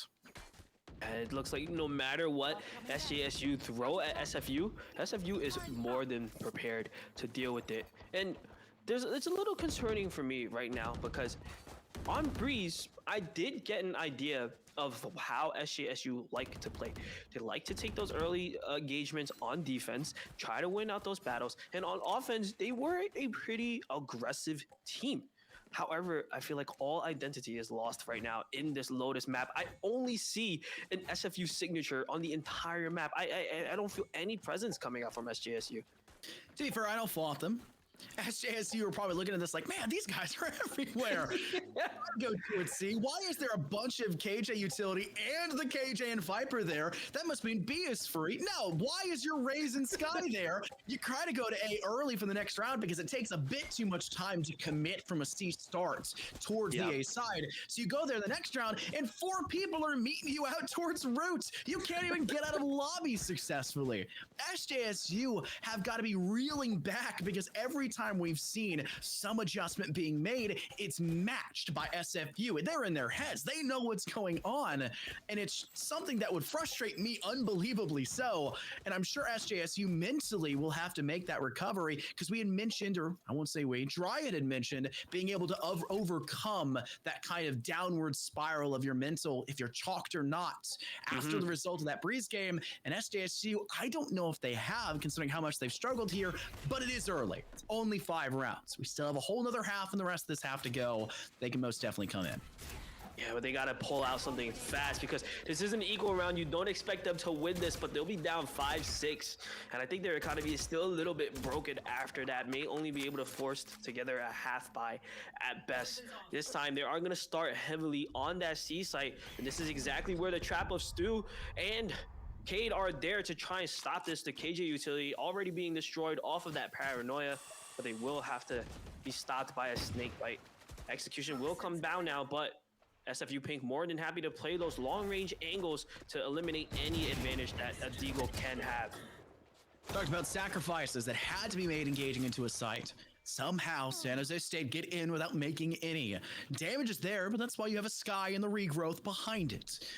Prom comes in afterwards. SFU, they trade out your first blood, and you still haven't found the safe space where you feel it's 100% warranted to go for the spike, and it gets even harder when a showstopper, which could have and should have killed, doesn't, and the players come out to distract past that point. Comes over, a showstopper of their own, Kahim with a sheriff. It's just Glow, and a 1v2, both players not looking the hottest of straights, especially the lonesome now Sky, who has to play in with just 9 HP, but it's 0 for Glow. Great round for San Jose State. They get into a site and they win it after the pat. Wow.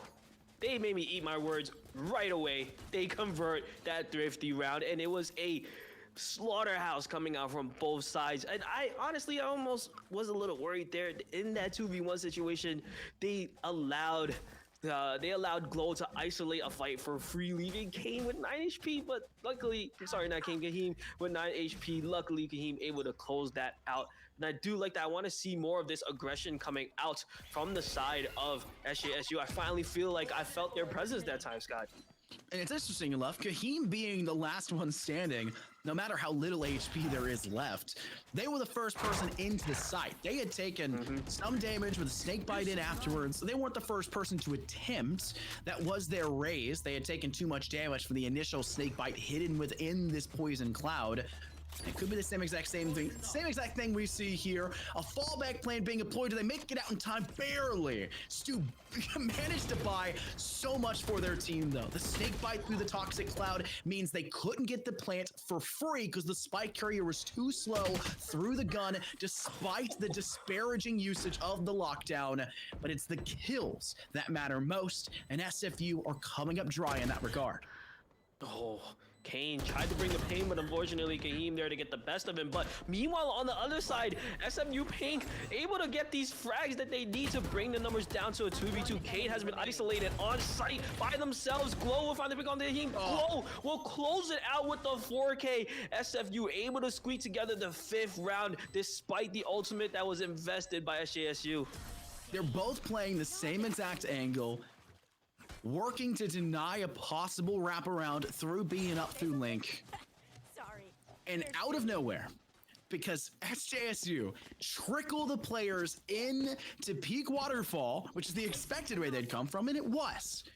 But they don't double swing, which is where Fisher ran into problems against Tea Party and fixed. It's where Fisher ran into problems with Winthrop and didn't fix. And the same thing now here. SFU get the kills, Glow the hero of that round, but still, I don't know how SJSU could bottle that ending so much. And now looking at this next one, they're back to an Eco Jackson. One of their players is a Sheriff. There's some rifles I see, but you're missing a big player. They're purely utility.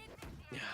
And this time now, Kaho with that counter lockdown just to draw them back. Meanwhile, Slayer swinging in from Broken Door finds 2, and he will take down 1. And the trades are going in favor of SFU Pink, though. All of a sudden, it's just Kane by themselves, but already it's too late. He can't even escape from the lockdown as Kane is already in position to find that pick. SFU string together 2 in a row. The lockdown there doesn't cover the entirety of the objective, but it does force them away from the corner below drop, which is probably the most important thing. If you're trying to come back in through Link, it's way too difficult to clear that out, especially because upper also has no visual, it being below them in the ground and the edge there, the ledge, blocking that line of sight. So much of your impact there has to come from funneling them backwards. Not to deny them the plant. If it does, it is what it is, but I dare say it's better to let them plant.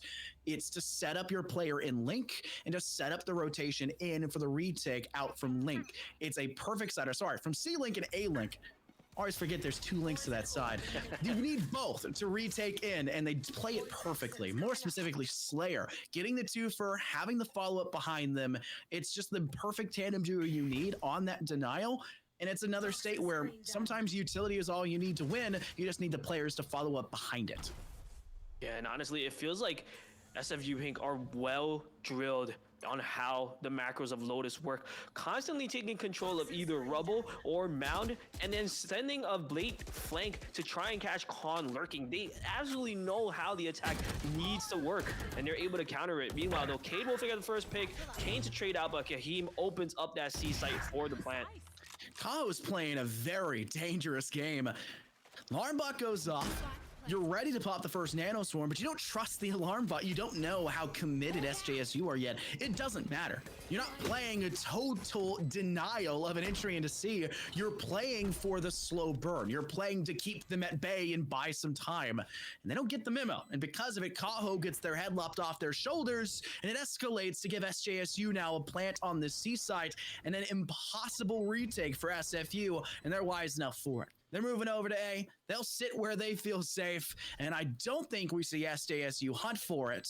But considering they have 4, I would not be shocked they at least move to either spawn and then wait things out. Yeah, I definitely don't. I wouldn't risk these rifles. I mean, their economy is pretty bad enough. And with that, with this win, while good, they won't have a loss bonus to prop them up. So I think it's fairly well to leave Kane and Glow by themselves so that they can carry their rifles over to the next round. And now the economy has flipped a little bit. Yes, SJSU is down on the board, but because the rounds were so close, the economy of the winners are still hurting, as well as we are going to see sort of a half pie come out. Luckily, SFU, they are on the defense, so they can rock things like judges if they want to, Scott. I really wanted to see the judge from Slayer. The fact that Slayer held off and goes for maybe a smarter decision to keep the credits and the eco somewhat even heading into the next round so they don't kind of get out of dire straits between their team. Slayer arrays in general on a judge is the scariest thing you can think of, especially when you're going so heavy as to commit something like a Viper's Pit to lock down that C-side. You need something around these corners on B and out into A, and you have to be there quickly. And only having 2 rifles isn't the best way to do it, but you gotta hope the Sheriff or Slayer here is, as they extend outwards, get a ton of damage out, but can't get a deciding kill, and all that damage is just not gonna matter when they've got a regrowth. Yeah, and if you took a look at that round, honestly, all of the time that SJSU tries to invest exploring the map, but they give up so much control onto that rubble area that by the time they decide to explore it, there's already 3 people waiting for them. And honestly, as the Seekers come out, they're gonna try to hit this C site despite there being a Viper's Pit there. The Viper's Pit's good. The snake bites and the nano swarms afterwards make it so that while you're decaying and your health is dissipating lower and lower through the Viper's Pit, you're also going to be taking a lot of damage through it, but that's why you've got to stack this B side. Slayer into the opening, breach through B main, Glow alongside it, maintaining the rifle they had previously. SFU will keep the 2-1 split we've seen from them and maybe give this round to them, unless John Hamm pulls off a miracle, because they've used their ult to TP onto C and get the plant down, and even made this a little more manageable from a 1v4 to the 1v3 as they fall back as best as they can, Jackson. Yeah, not too much utility to work with either. Still 10 more seconds before another Dark Cloud. They're going to try and triple swing him, and Kaho finds the pick there. That's going to be 7 on the board for SFU Pink. It's perfect. You not only break even at halftime, as you guaranteed that with your 6, you're going positive. And for a map like this, where if you're a team that is really successful on the attack, like we saw from SFU previously, you're going to want to make sure heading into the attacking side, you have some edge in case things go wrong. Something changes as the sides flip, and this map is just a little too different in that regard. John Hamm, such a good leader when it comes to calling out the smoke, setting them up, paranoias for entries. Cade's ability for speed. Dryad said, we've talked about Cade a lot, but we haven't seen a lot from Cade. And I'm hoping that when they switch over to the defense, there's some judges or something that will give them an edge, as SJSU will have to be very careful to even make it there, leading players early, losing first blood. But there goes Cade. Who else to take down Glow? Yeah, but this time with that Odin, they were able to actually fight for control on Rubble. Look at this. This is the first time I've actually seen SJSU challenge for that control, and it may pay off pretty well for them as they get the numbers advantage. They do give up control on the other side of the map, though, as we do see the Killjoy on the defense has already taken into their spawn, but there is still a turret watching that flank angle, Scott. Turret can keep away. Give you information. Can't deny this, though. Down goes Yuri. That turret will catch nothing. Stu, yes, a 1-for-1, but it gives you the flank, and that could be enough. Viper's Pit, halfway in limbo between tree and plantable side of hut. But is that spike position truly there? It's next to Crate. They'll have to play smart. It's not going to pan out for SFU yet. 3 players left, though. Kaho is definitely doable. But unfortunately, the only thing that will be done is their health dropping to 0 as Cade cooks. It's a 4K in this round. Well done by SJSU, finally putting their stamp on the map, fighting for that rubber control. I feel like they had just been giving it up for free the entire time. It took Yuri buying that Odin to spray through the walls to try and deter the push from SFU Pink for them to be able to finally push out, take control of that rubble area, and once that was done, they had free access to the A site and could finally play their post plan, Scott. Post plants are dangerous when the only way you found success with them is with an ultimate. Because I'm sorry to break it to you, it's not always there, Jackson. And you're heading into this next round with nothing. And SFU Pink, a little bit of the same, to be fair. They don't have an X key ready to be pressed either. But SJSU, when the only time they found really good success in the post plants off the back of ultimates, or that be a showstopper or a Viper's Pits, they should be hard-pressed to get into the site in the first place. Tasmanian Tiger out, sweeping through the seaside, trying to find information or a player in general. It's not the Tiger to get the bites. Instead, you'll have your Sky pick up the dirty work. Slayer around the bend is completely blinded by this paranoia. Will be taken down, and Yuri another for their own. The Stinger bites first, though, and it evens things to the 2v2, and the B site instead will be the proving ground of SJSU as C just proved too darn difficult. Yeah, it looks like SJSU finally waking up in this half here, going aggressive, fighting for that control to get the plant down onto that B side, and they wisely take a split angle here, one from Heaven and one from Broken Door, Scott. when you know that they have the toxic screen, you don't know exactly where they're coming from, you have to play smart for these kills. Kahim gets their one, but Khan can't do the same. And thankfully, Kahim's got that clutch in their veins. Down goes Kane. Kahim with the opener, stepping up for the twofer in the end. And that gives SJSU what seems like an impossible score from the way this game started. They get to 5, just 2 between SFU's current stat line. And if they get the pistol, you get your second round after. That's an even 7-7. We still got a game here. This is a lot closer than it looks. I mean, SJSU finally waking up. They're making the proper adjustments. I almost wish that they had called a timeout at some point, Scott. I mean, I feel like they could have figured that out way earlier, saved themselves a couple of rounds. But you know what? Despite how that half started, it ended up pretty well with 5 on the board. I hope to see them try to recreate that same aggression that they saw at the end of that half, just to try and take that map control, because I really do think that's what they need to turn this map around. Map control is important. So is winning your ones, which is something SFU Pink were doing good early. Obviously had some glaring weaknesses. That's where we see SJSU step up and get a lot of these rounds. It did seem like there was some hesitancy from SJSU to commit into sites. That sacrificial style to get into the objectives through these tight corners, these extremely fatal funnels. You also have to walk out the utility. Yori, 2 kills with the classic. It's Room Bud and cleaned up afterwards. But after all she wrote for the damage there, it's an even 2-on-2 on site with SFU clear to go for this plant. That's credits no matter what at the end of the day. And they just need to keep these players back. One from Link on C through Waterfall, the other back towards Defender Spawn. They'll meet up in the middle as it seems a fallback plan down towards the corner, towards Elbow and Bin. You see them for only a moment. How does John Hamm survive that initially, as Kahim has to extend for this? The time may not even be there in the first place, and Stu may very well be aware of that. They'll stick it up to half, hopping off for just only a moment as you play a game of do-si-do around the corner. Pre-fire won't matter. SJSU's Kahim is their time, and there will be just enough, 2.41 seconds, and they'll take their pistol, though it was exceptionally close, Jackson. Yeah, it really was. I mean, that round could have gone either way there. We saw trademark aggression coming out from the side of SFU. Once they spotted the 3 different types of utility being thrown at A Rubble, they immediately hightailed over to C, where they're able to take more favorable fights. They got the plant down, but it was in the end the flash that came from Kahim that was able to keep John Hamm alive for that long, able to isolate those angles, turn it into a 1v1, and at that point, it's just whoever can click faster. It turned out to be Kahim. Sometimes you panic. You just start firing. You just start pre-firing. It's not a showstopper. You can't just click it with no one there and still somehow get a kill.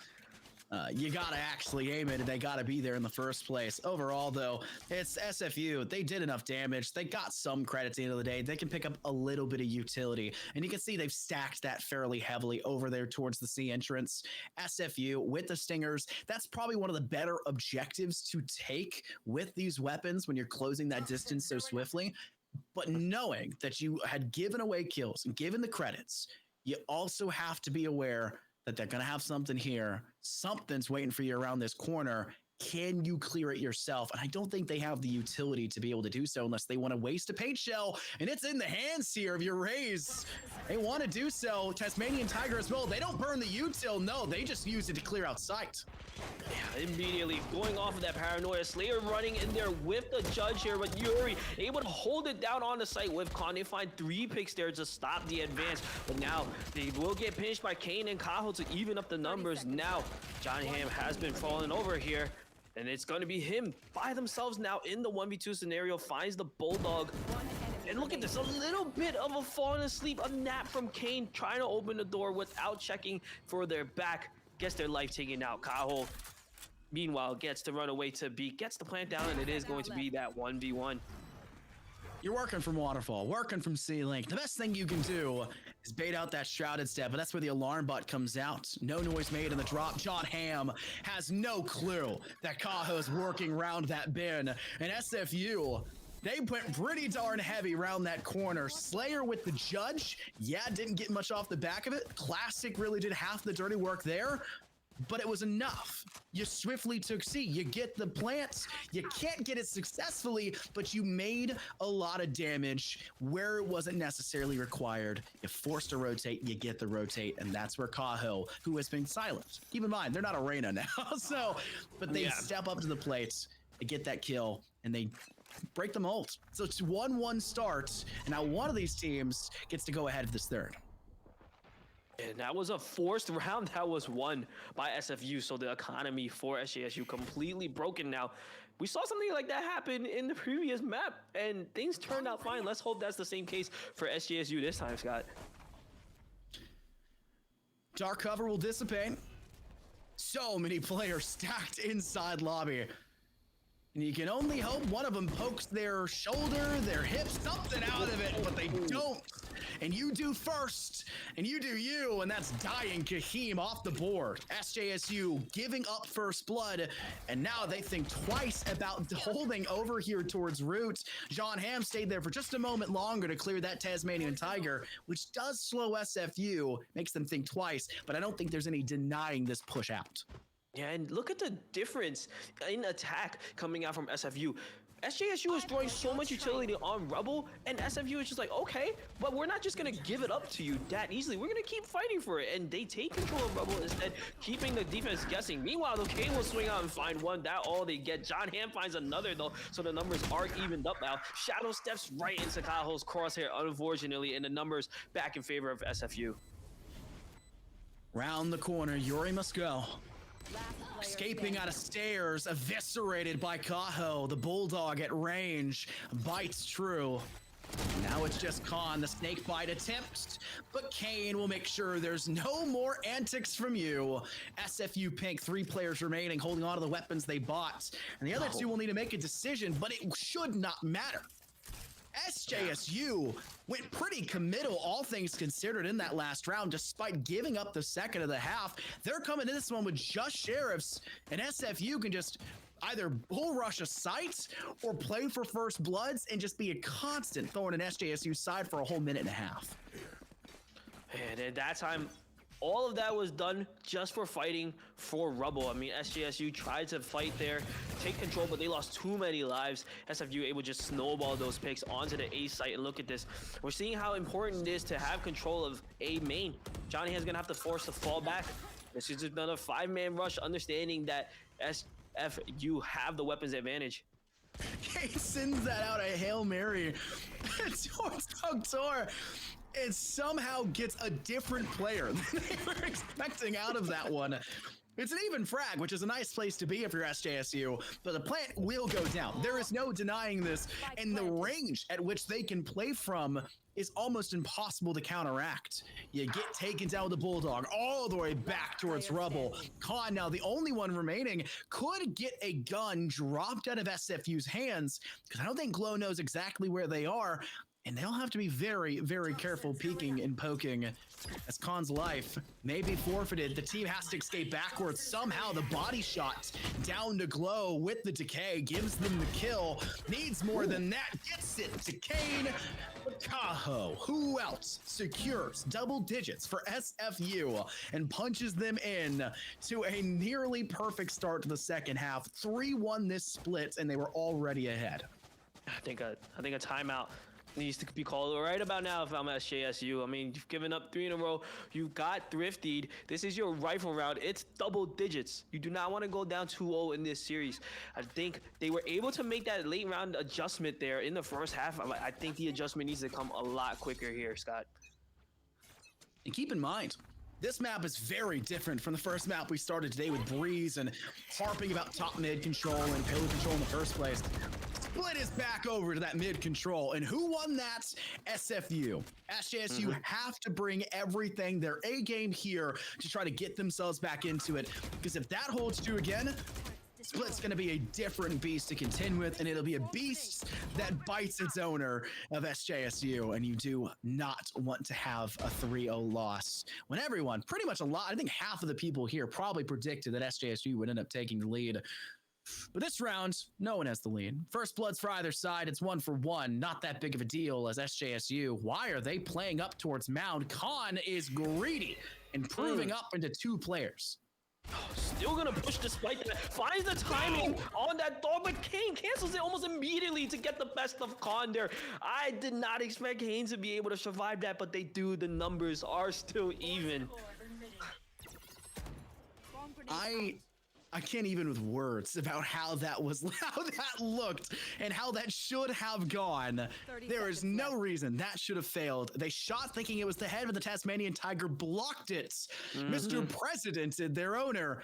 And now you've got an even fair back again for SFU Pink. They're on a site. B side is theirs.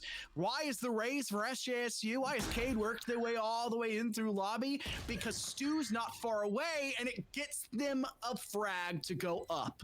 But they have no way to get into B and they need to be careful of their own flank as Kane's trigger discipline may just give them two. Kane, what are you doing? Gets it finally, but what in the world was going on? It's just Cade. 1v2 extends towards sights, one towards door, the other in upper. And Cade has no time, needs to get out. Guiding lights, blinding lights, who cares? Your eyes have no purpose.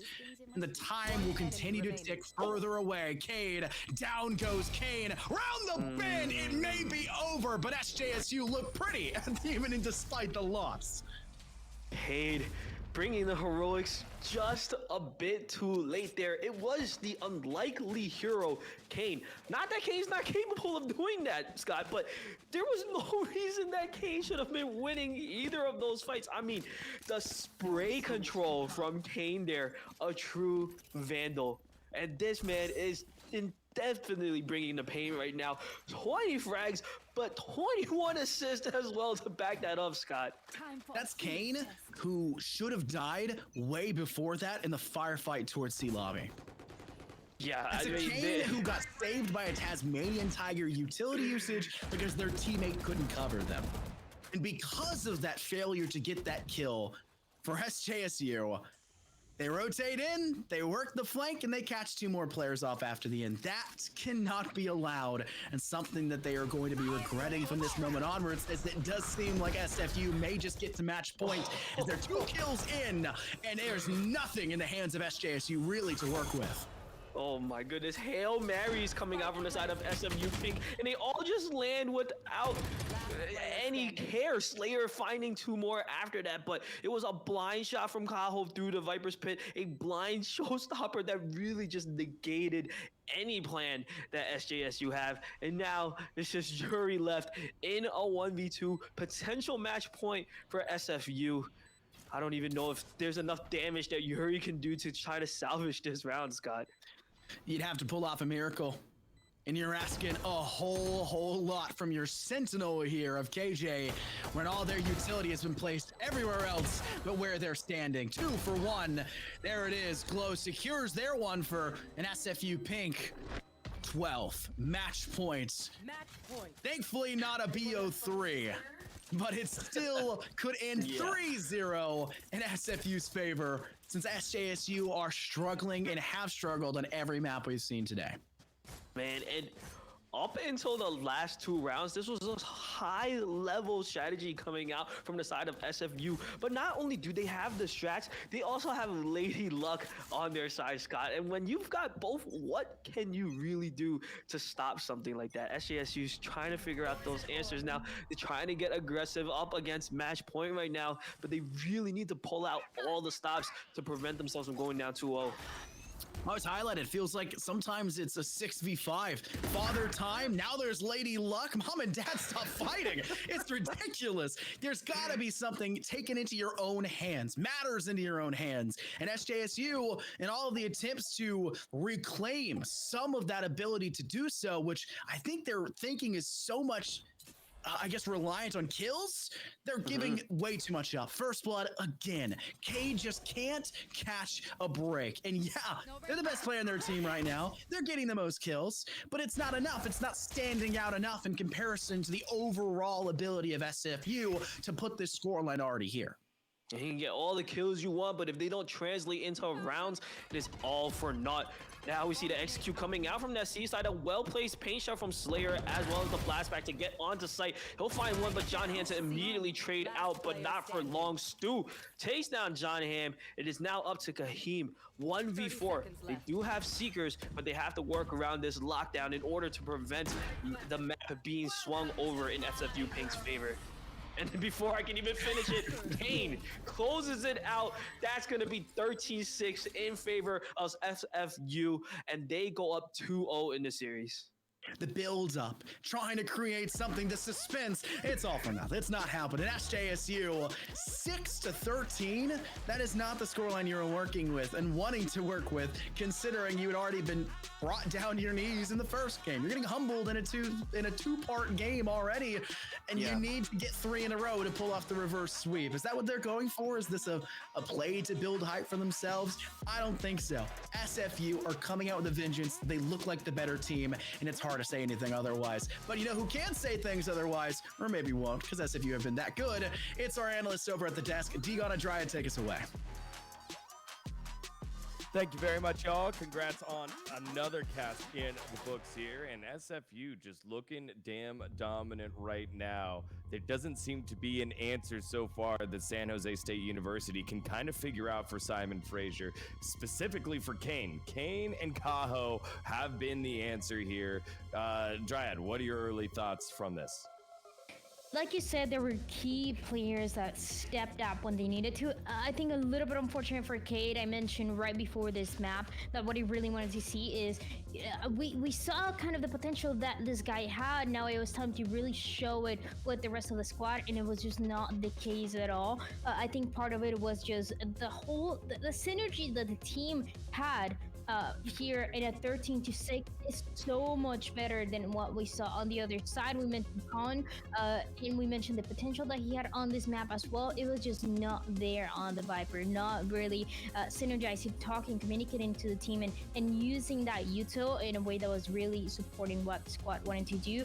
But SFU on the other side, so well connected. We saw it from the map number 1. They continue to do in that second map. This can be done in 3, I'd say. Yeah, Stu, Khan had 6 kills there, and we got to see a handful of them right off the jump. It's kind of difficult to see, like, again, when you have a player that's slumping like that, how to get him out of it. But on the opposite side, Slayer doing his job, getting on in. Again, we're so used to seeing best players always having perfect KDAs. You see it in like pug lobbies. But here, he's doing his job, leading the way, hopping on in, making space for Kane and for Gaho to get on in. Now, to be fair, San Jose State University, I think, did a much better job here in this first half. But Simon Fraser, just constant pressure on in. The casters talked about getting control of Rubble, getting control of Mound over at sea, and putting things so difficult in the hands of San Jose State University. It required multiple hero plays and hero moments, including from John Ham on the opposite side, including from Kahim on the opposite side. But when it came down straight up to tactics, it was really Simon Fraser just putting the pressure on with no answer. The real win condition that we saw here is that SFU started on the defensive side, and they secure more rounds than they needed to on that defensive side. We know how attack-sided this map can be, and it usually is for most teams. I would say, 95% of the teams, attack side, that's going to be their strength. But SFU, they secured 7th rounds on the defense. That's more than you can dream of. And with that, even if you lose the pistol, even if things go back and forth on the second half, you already know the attacking side is going to be your strength. So like you said, it allows for moments like Slayer, even if he gets taken down after going in, after getting the first pick, or gets traded, it doesn't matter. That space is already created, and the attacking side can be discovered in a lot of better ways than what we saw for the enemy. Yeah, all right, let's take a look at the PvP of this match. Again, it's just been pretty head-to-head here with Kane and Cade, but it's Kane, the one getting the better yet again. The first blood's going his way, and Cade, we've seen the skill. We saw there at the very end of the highlight clip when he had the impossible situation of holding the spike. He was able to get both kills on nice flicks, but it's these constant situations that Simon Fraser putting them in. On the opposite side, Kane is just making his own beautiful plays here and leading the lobby. Especially because not in a lot of teams and not in a lot of matches you actually get to see a duelist being the one who's in charge of clutching, but Cade was doing anything possible to stay alive until this late round situations, try to clutch it out. Sometimes it managed to work out, sometimes it didn't. It really was a little bit of a showcase for him, but it's still, it shows to be the teamwork on the other side of SFU, which is getting them potentially to that finish line of the third map. Yeah, I think the last thing that the casters called out was how much the Killjoy was getting information from one side and not the other. That's obviously for Simon Fraser. It felt like Kaho on the Killjoy getting more information than Yuri on the opposite side. Yuri had some standout moments, but there wasn't a lot of times where it felt like the Killjoy was getting the job done. We can say that across the board with everyone over here at San Jose State. You're wanting them to do good. They're kind of putting themselves in position, but then either the guns don't go well or the setup and execution on the opposite side for Simon Fraser have just been so damn good here, Dryad. Yeah, sometimes you think you have the control of the situation on that defensive side and things get out of hand, especially as a Killjoy. I think in that position you have a lot of pressure to put that utility across that B side and sometimes that A side or that C side. And when a facet comes through, as we saw for SFU, there's not much you can do. They already know that the nanostorms are going to be on the floor. They already know how to jump and avoid those kind of abilities and those kind of scenarios to stay alive until the very end. So there were definitely some opportunities to get more value out of it, but they did end up going to waste, and that's why we see that 13-6 score. Well, while the teams catch their breath and prep for map number 3, we're going to take a short break as well. When we come back, we'll set up map number 3, potentially the final map of the series. But if you're San Jose State, you know, they're going to try to battle on back. We'll see what happens after the short break. Don't go anywhere. You're watching CVAL Fall Championships.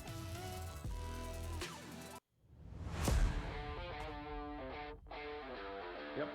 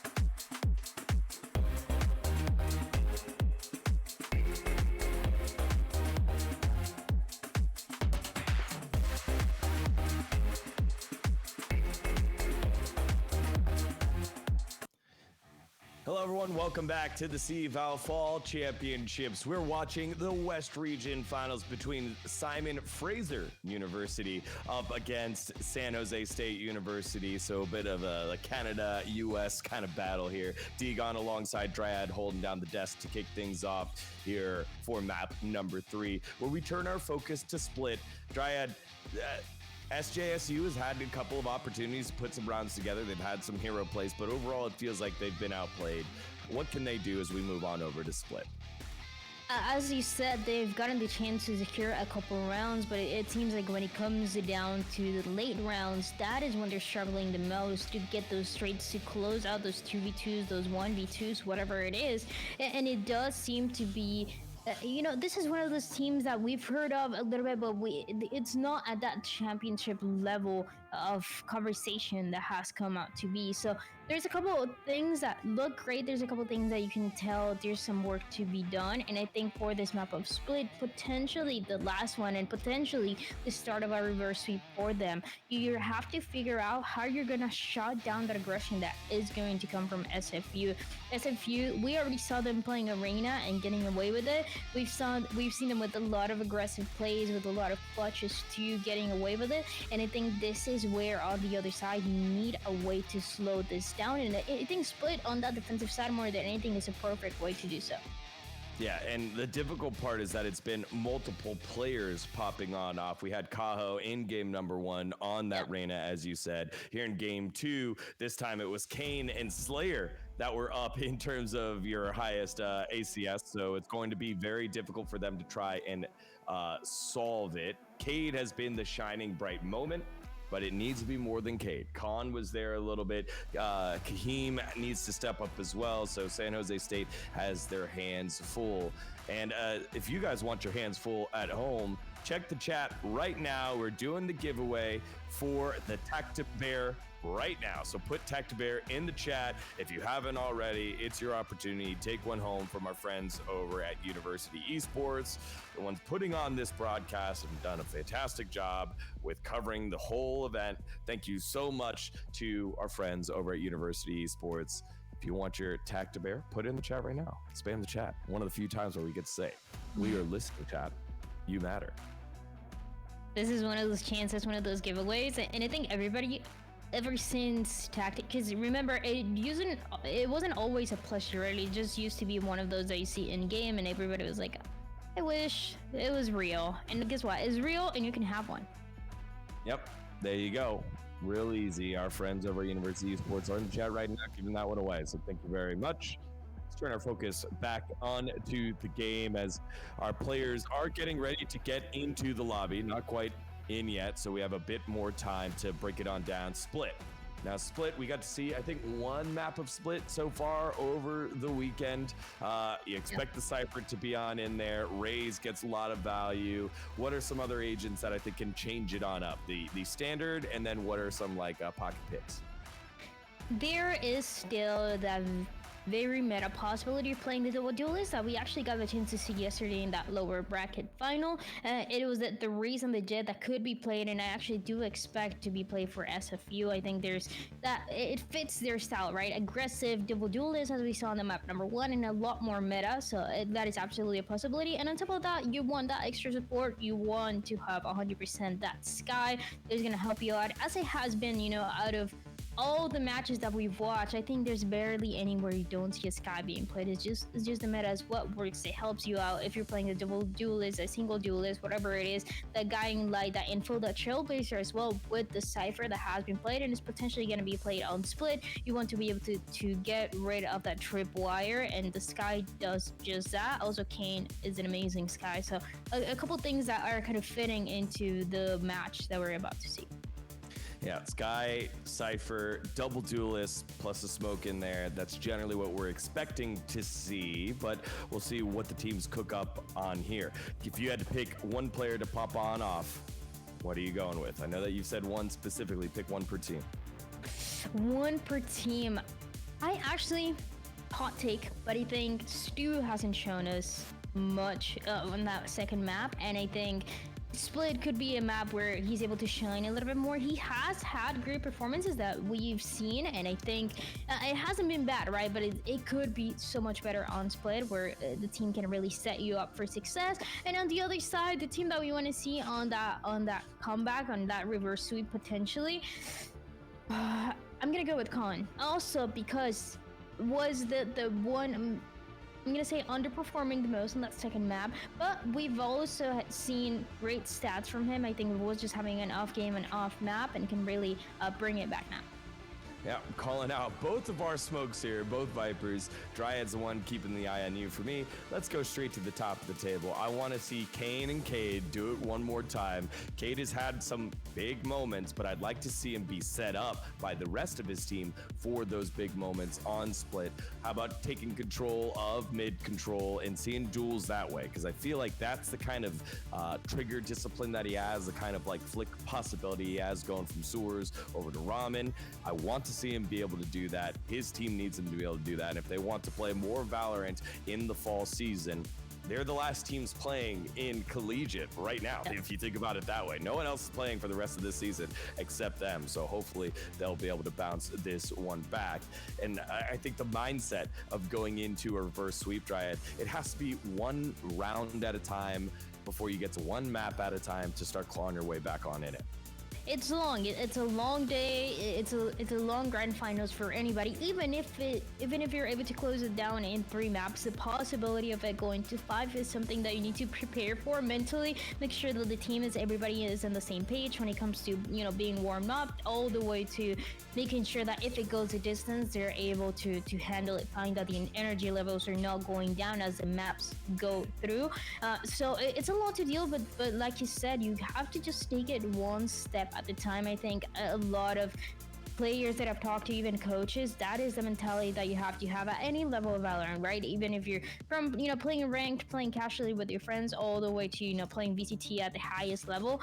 Taking it one step at a time. If you start to worry too much about the score, about one player on the other team popping off, that's when it really gets to your head and it gets harder to come back. So that is going to be the mentality, honestly, for both teams, right? You also cannot think that because you already have 2-0 and you need one more map, then it's over and it is going to be 3-0 just as easy. We saw it on the East, right? It seemed like it was going to be easy, and then it went to quintuple overtime. It was too many. So you just really need to slow it down.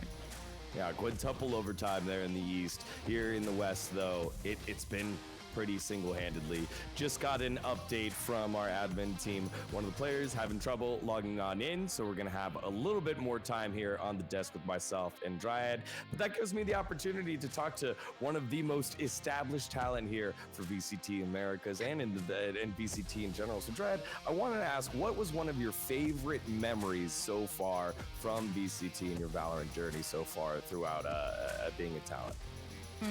I think one of my favorite things, every event has their own kind of special moments, but one of my favorite things to do was for sure this year being able to do interviews for the Neo broadcast. I was doing interviews for the intro interviews, I was doing the post-match interviews, I was doing the coach interviews for the Neo broadcast for champions. So that was kind of like a big moment. And also for Game Changers, my favorite event ever. I just love all the players that get to compete in Game Changers. They're talented, but they're also like super passionate, have so much personality. I think every single day of Game Changers that while we were in Brazil was like amazing.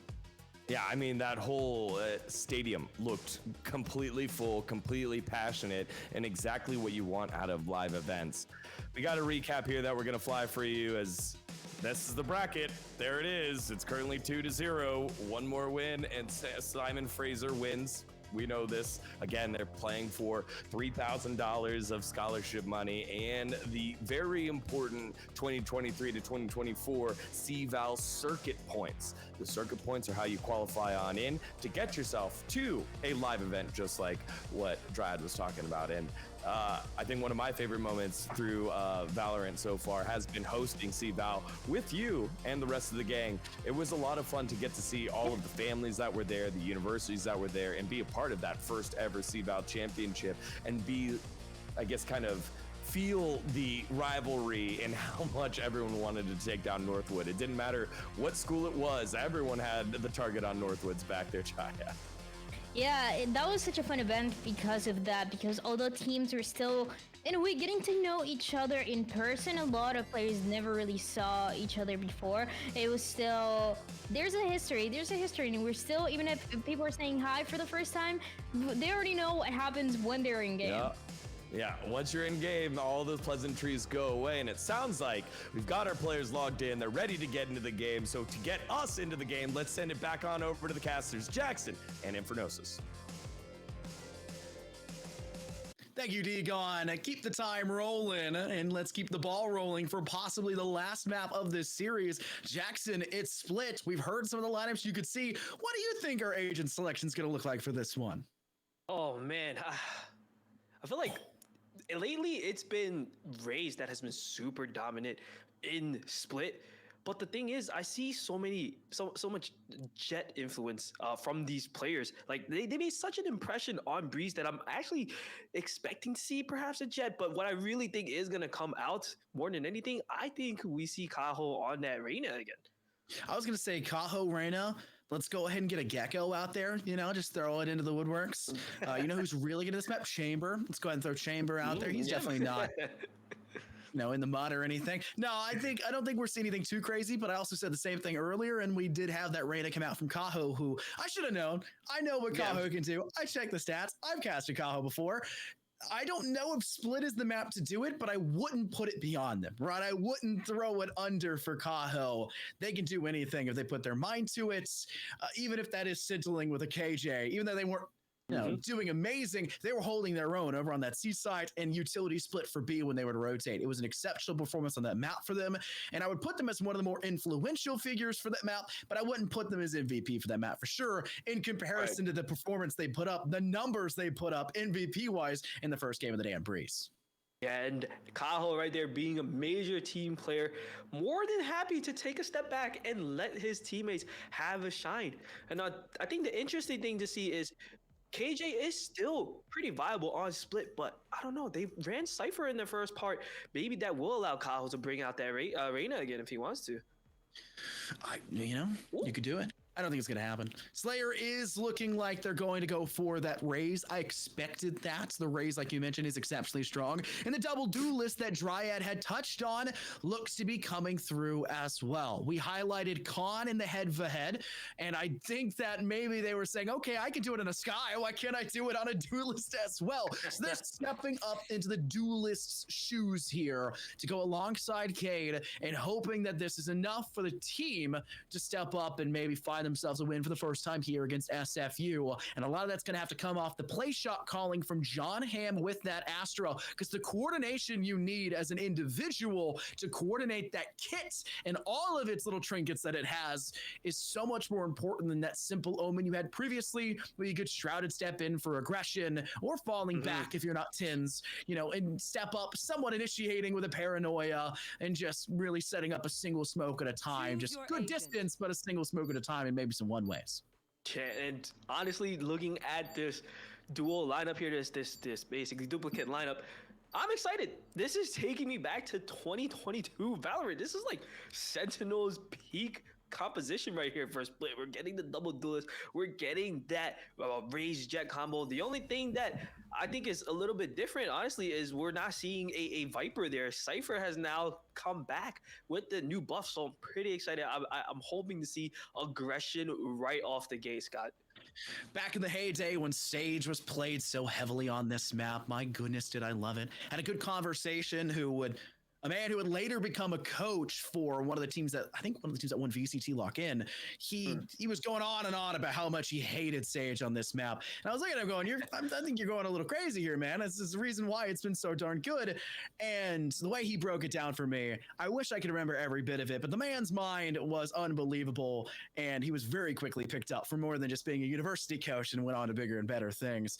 But the Sage has fallen off, not just because it's no longer as viable, but the new agents that have released, the changes, the slight adjustments, just doesn't fit the same way. You're not playing for a total removal of playing in through alley and mid. You're playing to slow, to delay, to make it a little bit harder to use it as a pivot point between those two sites. And a great way to do that is to have that cipher, whether you put trap wires there or you're putting that on B site where you have the easy trap wire that's placed just over there towards stack on box. You also have the one that goes vertically up and down, and you also can put your spy cam up into heaven so that you can get a little bit of information if they do extend out towards male. It's really up to you, but there's so many possibilities for that cipher here.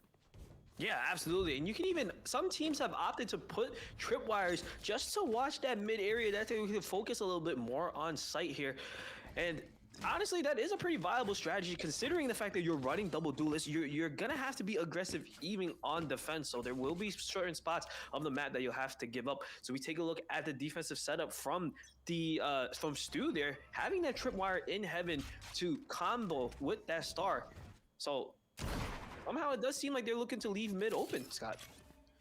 For the time being, it makes sense for a pistol round. Stack some players over there in ropes, whether you have them go up or down, it's up to you. But keep them there. Play right down below. If you've got a Frenzy or a Classic, it's a lot of damage downfield, especially if it's a free gun like the Classic, just a couple right clicks, and sometimes it only takes one, and it's really disadvantageous to face off against. There's a trap wire you talked about. Very difficult to get out of mailroom, and more so it'll be a huge point of information. And another one that will be very important will just be the utility denial that's set up to keep John Hamm out of B garage and force the team elsewhere onto A, where the fallback plan is being made. Kane and Slayer, they want to go for the kill. Yori will not go down for free, though, forcing them to get a kill back for the refrag. Glow, Classic in hand, Kane forced to assist. The reload for the Frenzy is clear, and John Hamm, who was back towards garage, needs to assist their teammate, but can't make it in time. It's an SFU pistol round win. My goodness. First of all, Yuri being the bait there for so long, I mean, what an amazing play by him, the awareness to know that he was going to get double pinched. But I want to highlight Glow there. Amongst all of that chaos of trying to hunt down Yuri and then getting reflanked by the rest of SJSU, the APM on this guy to drop a Nova Pulse, a Gravity Well actually, to on that A ramp to win that fight, that was absolutely top tier Astra play there, Scott. You have to do it. You have to be very willing to utilize something that may not seem like it's important, but can inevitably be the big play at the end of a round. I was also very impressed with the commitment that came through for the rotation out from Slayer and Glow. They knew that they were, sorry, from Slayer and Kane. They knew where they were. They knew what advantage they had in that 2v1, and they wanted to make sure the player working in from A man and over towards ramp would not get away with their transgressions for free.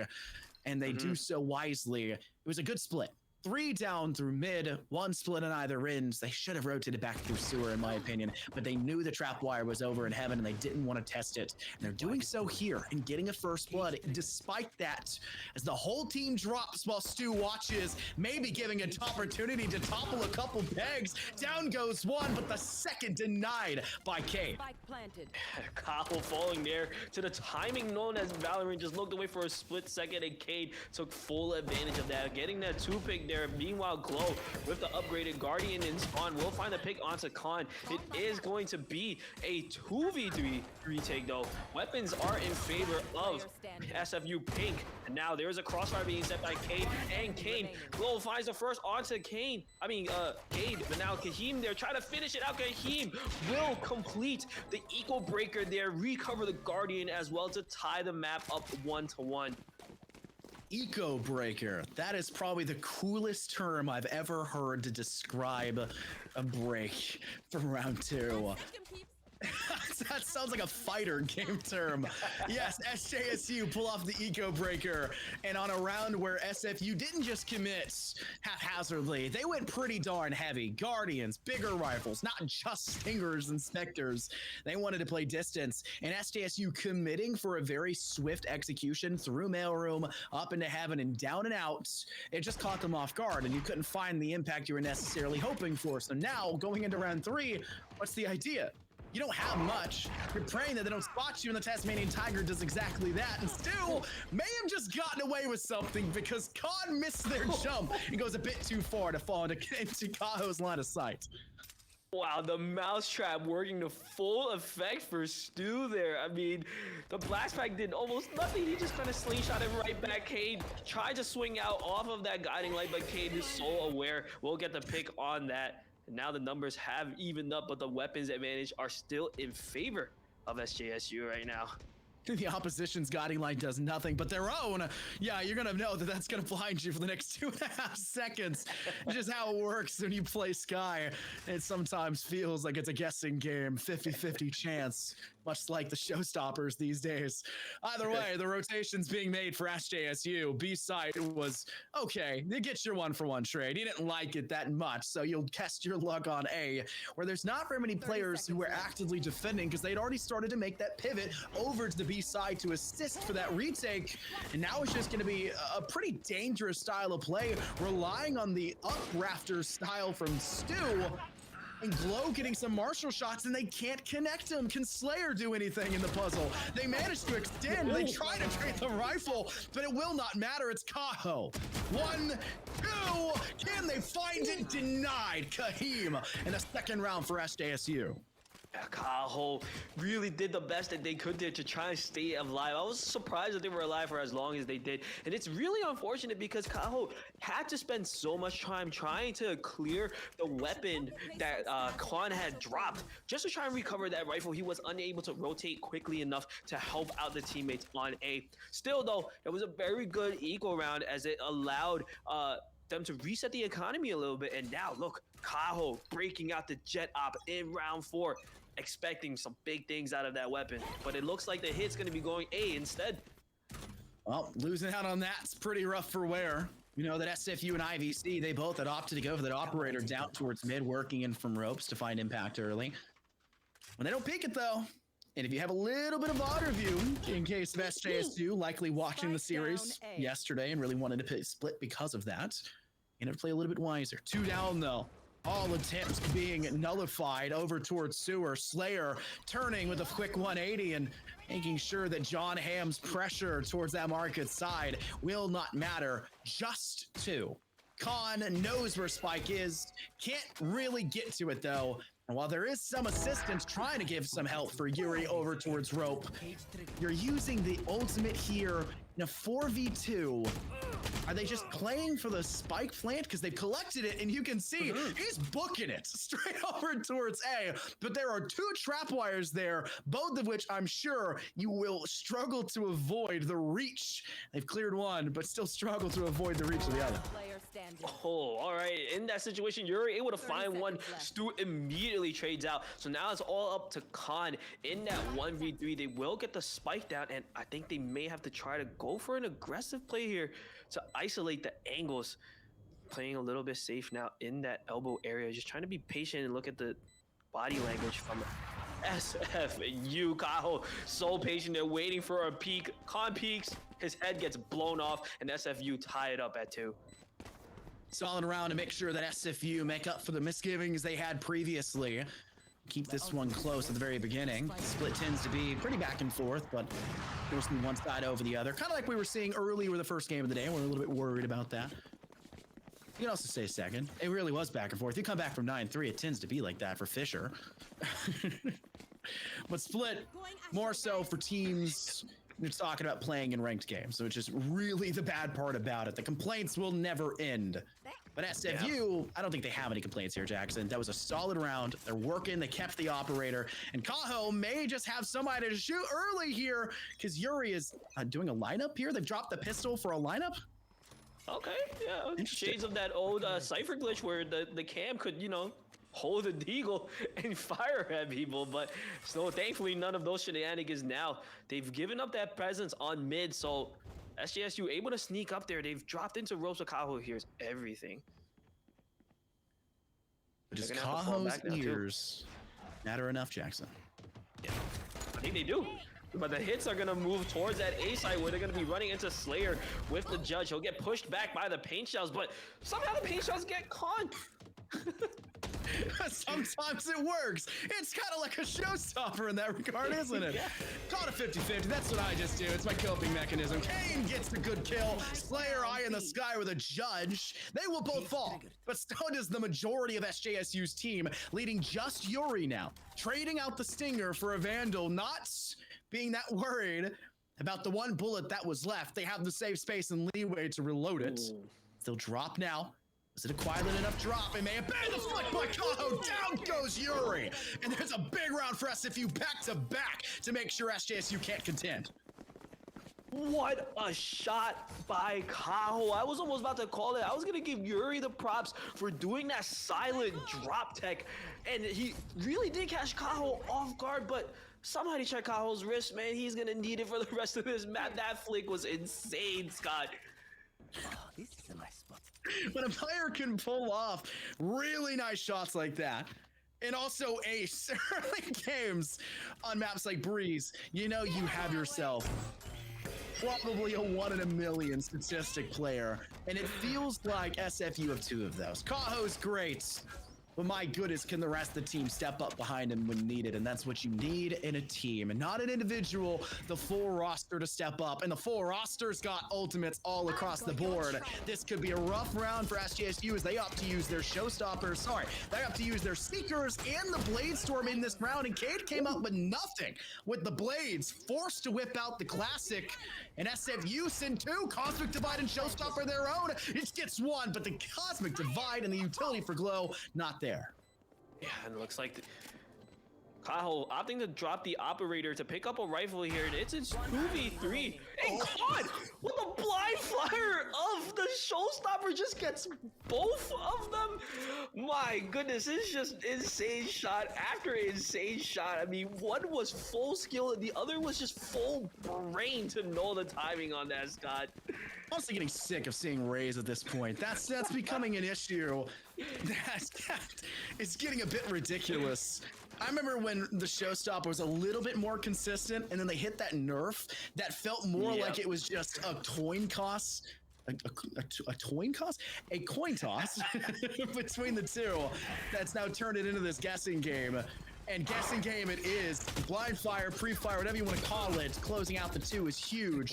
Speaking of huge, it would have been really nice if Stu managed to grab that kill, getting the information with that trapwire, but they couldn't control the recoil, they couldn't control the spray, and that's going to give a plant for SJSU on A. Yeah, first 5v5 retake that we're seeing right now. Seekers are online for SFU Pink if they want to invest it, but Khan finds the first pick onto Stu, will back up wisely to keep that number advantage. Now, Seekers are going to come out to support Kaho on the swing. He's going to come out running and gunning Slayer, meanwhile flying across the map to get the judge kill. Kaho finds yet another one to bring the numbers back into their favor, but Cade still alive here, brings it to a 2v2.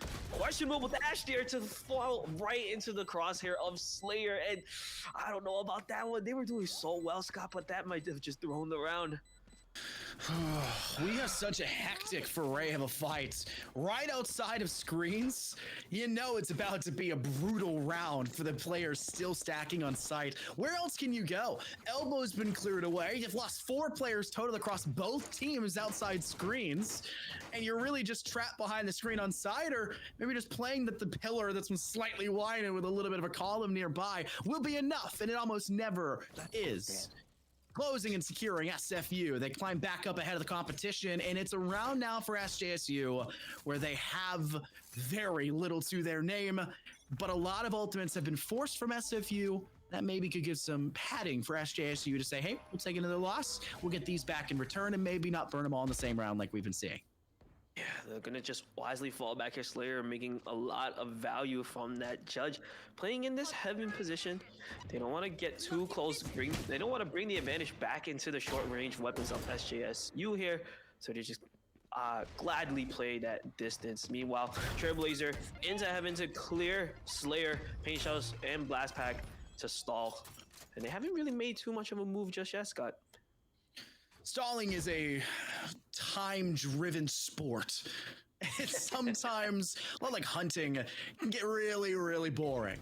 But the good news is, the worst and the longest it'll take is about 1.5 minutes, or just never, because you'll be forced to rotate as they hit the other side. But SJSU don't want to go to the other side. They still want B. They were very careful of the fact that there could be a judge around that corner. Could be something there. So they circumvent the dangerous funnel and they'll go through a different one where it's 3 on site and the drop from heaven has to be made. And it's actually SFU dropping in numbers instead. The execution towards site has come up clutch. Wow. Beautiful execution coming out from SJSU on the eagle round, throwing the Cosmic Divide and then flashing through it to bring the fight to close quarters where their Stingers reign supreme. Now on this post plan, now Kane's gonna find the first onto Kane to bring the numbers, keep the numbers in their favor. Meanwhile, Slayer finds the pick now. The double duelist combo on this post plant now.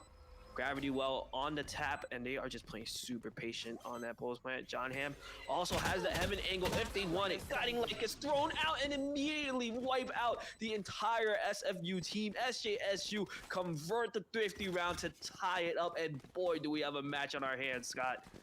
Waiting for the utility, seeing if there was any noise made as you pressed up towards mailroom, considering there was no one contesting your control up through mid, through either ropes, or through up to heaven to that stairwell. You gotta make the choice. You have to make the commitment, and they choose to go through garage instead. It's perfect. You have to make that early. They do so. They were limited in weapons, so they closed the distance using a Cosmic Divide to give them the safe space, and it pans out. Now tying things up 4-4, and what should have been SFU Pink looking at that saying, now we're up 5-3, has now turned into an even scenario where you gotta pray everything in the puzzle comes well together here, and they didn't miss anything in the box, because you've got Sting, you've got limited utility, and Slayer has already burned the paint shells and is already missing HP and doesn't keep the crosshair tight. They'll fall to Kahim. Yeah, caught the timing on him, caught them lacking there as they get that first pick. Cade will find another one onto Stu, and it's all up to Glow now, single-handedly trying to hold onto this A site. Gets the pick onto Cade, but Kahim immediately trades it out. Now, SFU finds themselves in a man disadvantage once again, but they also have the gun disadvantage, Scott. Despite this disadvantage, it's not entirely impossible. Kaho has shown their beautiful prowess before. With the collection of that Stinger, could be a good kill for one. There, Khan tries to swing the other way. Kane made a lot of noise, and it flushed the defensive, the post-plant position players of SJSU out of their hovel holes. But that almost worked against Kaho there. And SJSU will take 2 in a row now, something that they pulled off in round 2 and 3 and didn't really find nearly at all, it felt like, in our previous map. Yeah, and I think this time finally in map 3, SJSU has gotten a read on the defensive setup that SFU have. They know that they're pretty light on mid, so a couple of utility thrown will just drive Slayer back and give them the opportunity to swarm on him. Now, instead of playing that slow mid game, they're gonna look to execute quickly onto that A site, understanding that they may have drawn rotates to mid and caught immediately opens and picks up onto Stu and Slayer. Down goes another. Kaho, Clutch King. John Hamm not able to reel out any utility for the remainder of this round. With Spike having yet to go down, that's given the time for the rotation to be made in through screens. With that man disadvantage still prowling over the top of the heads of SJSU and SFU, they need to be very careful. Yuri hiding towards Cubby. Down goes one, and a second falls to their hands as SJSU reach halfway. 6 guaranteed. They will break even no matter what. And SFU Pink will have to fight so much harder to get the same story for them, because they're coming into this one 3,000 credits apiece. They're not bringing much to the board. Okay, now I'm up in my seat, Scott. I'm sniffing all the SJSU copium right now. This is a team, they're putting on a statement that I have not seen from them in the first 2 maps. The aggression, the change of pace, the reads on the defense. I'm getting excited for them taking the lead in this map. They now execute once again quickly onto that A site. It seems that they've identified that this is the weak site, Scott. Well, identify it or not, there needs to be a lot more than just visual for Curity to do so. To get in for the kills as well. Damage has been done, but only for the side of SJSU. SFU, just like playing in for those marshals and hoping they can get some taps here and there, have come up dry. And SJSU funneled into the objective will have a lot of difficulties. They leave John Hamm back towards Main, who's caught off guard from Kane. Wrapping around through up the rafters, Cade takes down Kaho. Doppelganger no more. Blade Storm popped to give them a freebie as Khan knocks down yet another. It's just Kane remaining. A rifle, sure, but a 1v4 is so darn hard. And none of it will go your way. 7 to SJSU, and SFU Pink's defensive side of this map has left more to be desired. Is this the same team we're watching, Scott? I'm It's not a sure. chapter-sided map. Yeah, With that maybe, sense of but like, copium, you know? the way that they're playing as a unit. We did not see that in the first 2 maps. It was a lot of 1v1s, and Kaho was the one usually winning out on those. But no matter how good you are, Kaho, you may have been the best player on map 1, but you still have to swing against 5 people, which is what SJSU is forcing them to do. Hey, they're still the best player statistically, top of the leaderboard for SFU. Oh, that may change now with Kane taking down Khan, but they were at the time in which I said it. Yeah. They're not the best in the lobby, something that is foreign to them. SJSU now down a man will fall back swiftly. They're very worried about the pressure up towards tower, but keep in mind, they don't really have to be that concerned with it. They need to build up areas elsewhere. That's why they've got John Hamm towards garage. That's why they tried to put somebody towards mid, where they just got taken down, leaving just the 2 stragglers up in tower with Spike for A, and the 1 player off towards garage who needs the team to come to them, or they need to rotate because a decision has to be made. You are pinned in garage. They're not getting out of garage. John Hamm is not getting out of garage. They're being flexed on both sides. The trap pincer coming out from SFU Pink. SFU getting aggressive that round and just taking so much map control. There was not really many angles for them to be safe from Stu getting that mousetrap onto Cade as well. Now, there is a slight 1v1 situation if Kahim wants to take it, but no, he's going to wisely push into their spawn. Maybe try to catch Slayer on run, but Slayer too aware, to understands the macros too well. They will close out the round, getting their 5th. Map control, so much better for SFU in that round. Notice how much control they took towards mid. They took a 1v1 fight, exiting out over towards market, towards fish market. They get themselves the kill. They use that control, that free space that's been garnered to pivot back up behind through garage, hoping that it was in fact leaving that default play over inside of garage. They do, and it's just slowly trickling down that man count for San Jose State. It was a good read by SFU. It puts them up to 5. A manageable margin now heading into the second half, not out of control for sure. And if they take the pistol, I mentioned it before, you're getting closer and closer, and you can also have that, what'd you call it, the eco breaker go back the other way like we had in the first half. Yeah, they got to make sure that they don't get broken this time as well. SJSU trying to hold on to this lead right now in this pistol round. They have stacked heavily on that A side, and it seems that they've guessed correctly as SFU actually has started to work on that A side, but the spike is still in sewers. It's all just been a front to place their duelists deep into that ramp position. Meanwhile, they're going to be exploring that mid site now with the spike. But Kyle always can count on Kyle to swing and find one, Scott. Yeah, they took down a Raze. Maybe now it's time for Raze for SFU to go down as well. They're in a very dangerous spot. They've worked in. They have that ramp control, like you mentioned. They pivoted them up close to door.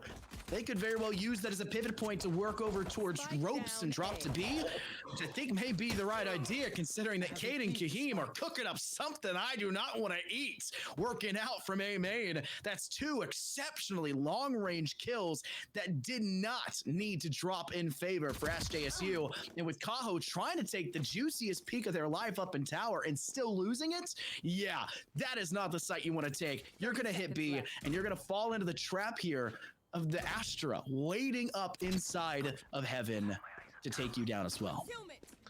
That's got to be rough for Simon Fraser. I mean, you get the first pick, but unfortunately, the spike was so far away that you couldn't take advantage. You couldn't really get more positioning for your duelist, and that allowed SJSU to just not pinch, but just cut off the rotate there. And what a nasty right click. Hold on. It looks like they're bringing it back to even numbers right now. Glow will able to find 1. It's now going to be a 1v1. Who can right click faster? It's Glow getting 3. And just when I thought it was going to swing one way, Scott, SFU bring it back and they win the first pistol round.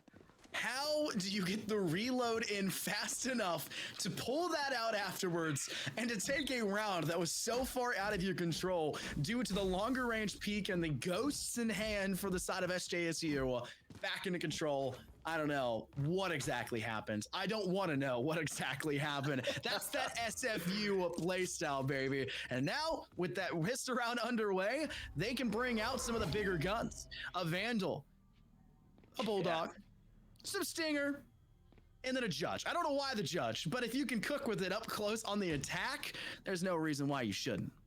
I mean, Slayer has been hitting those flights clips because he's been hitting those double satchel Judges time and time again so far on this map. On this eco round, though, we are going to see an aggressive push by SJSU fighting for that mid control, but they won't get anything out of it. SFU more than happy to play patient and keep that distance advantage, Scott. It's that guiding light that flashes your whole team on the extension. It's such a problem all day when you play so greedy for that attempt. Their Slayer doesn't need the double boost back to get the job done. Down goes Yuri and Cade. Kahim tries to play in safely with a classic afterwards, but class act against him, it's Kaho to make sure that it's not going to matter. Khan with a weird flick around the bend, able to take down Cade. Slayer! There's the boost packs, finally! That is a threat. That's like every clip you've ever seen of a jump scare in Valorant, round up through the staircase. John Hamm alone is able to take down the Bulldog wielder, which gives them a rifle. But do you even try for this? Because I don't think the utility is here for your Astra or the health. You may just save a Bulldog or play for exit frags and then try to escape through mail. Or you flank. I think so. You're gonna rope, man. They want to recover that Bulldog, though, and they do. Slayer gets the 4 kill, and Slayer letting us know, don't fudge with the Judge. I mean, there's nothing scarier in Valorant than seeing Raise the Flying Squirrel coming towards your screen with that Judge, Scott. Flying squirrel. Boost packs are by far the scariest thing to face off against because the momentum you carry just is ridiculous. It's a force to be wielded. It's a force to be reckoned with. And that gives SFU the 2 they needed to tie things up now 7-7. But you're looking at SJSU, despite the lack of success they had in that second round, not being able to buy full armor, not being able to have the extra credits you would typically get from a plant if you were on the attacking side. So you have to look at this and kind of quirk your head a little bit. What can you do defensively now when very few shots are needed, or less shots are needed, I should say, to close out the job, or very few in general when it's shrapnel piercing you in the chest from a Judge? Yeah, and Slayer is a Judge main. It's obvious. The value that he's bringing in across both halves of the map on that Judge cannot be understated. And look, the hit was so fast that SJSU honestly didn't even know what hit them. Their players are late to rotating. It's already been about 8 seconds off the spike before they can even start initiating the retake. They've got their work cut out for them, and honestly, it wouldn't even be a bad idea to save at this point, Scott. I don't think it is. You have already came in this with limited armor. You're now stressed because you've lost 3. Make it 4 in a very quick succession. Yes, you cut down to their own, but they needed to lose those weapons anyways, Jackson. Yeah. They were already in a spot. I was like, I don't want to keep this Stinger for the next round. And if SJSU really, truly wanted to, they could just go through tower, in through mid, and pick up the guns we drop inside spawn. I don't want to let that be on the floor as a possibility, because collegiate players, they're rats. They'll do everything possible to win out a round. They'll work their way for that if that is on the table. But no, they drop the weapons they don't need. They keep the ones they do. Rifles for everyone that survived, and rifles bought for those heading into the next. We're all but SJSU, and I don't know why Kane is going for this. They have a rifle when everyone else has nothing. Are they just going to trade out this Vandal kill for kill? I think they are. Is this good enough? It is. They take down Kahim, the only person defending A. And on the other side, Glow's gonna find a pick onto John Hamm as well, trying to get sneaky there. Yuri hits an insane 180 onto Stu, so they should be able to recover 1 rifle, but that might not be enough. Numbers advantage are in favor as SFU right now as they get the plant down, and you do have to still worry about Glow on that late. Look at the body language from the players at mid, so wary of a potential backstab, Scott. It's always an ever-present threat. You don't know who's been trying to tease into a new franchise, which doesn't matter, though, necessarily, if your name's Slayer. Down you go. All questions you had about what this round would look for you already been answered. Speedy around the corner. You try to get for it, denied. but SJSU still have that player disadvantage. Kane is held strong on site, and Glow can just hide back. They don't need to be there. They'll wait in if the firefight is lost between Yuri and Kane, and it will be. The pull pulls them away. Yuri contested again, hops off, gives the jump peek. Glow knows it, no time, and they'll go for the kill, and it goes for SFU.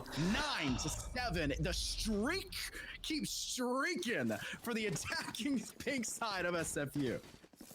Man, and this is exactly how I expected this map to go once I saw the mirror double duelist. I mean, we saw SJSU find success finally on their attack half by being aggressive, and then SFU was like, you can go fast, but I can go faster. And they're hitting these rounds, executing within 5 seconds of the barrier going down, and they were finding so much success for it, Scott.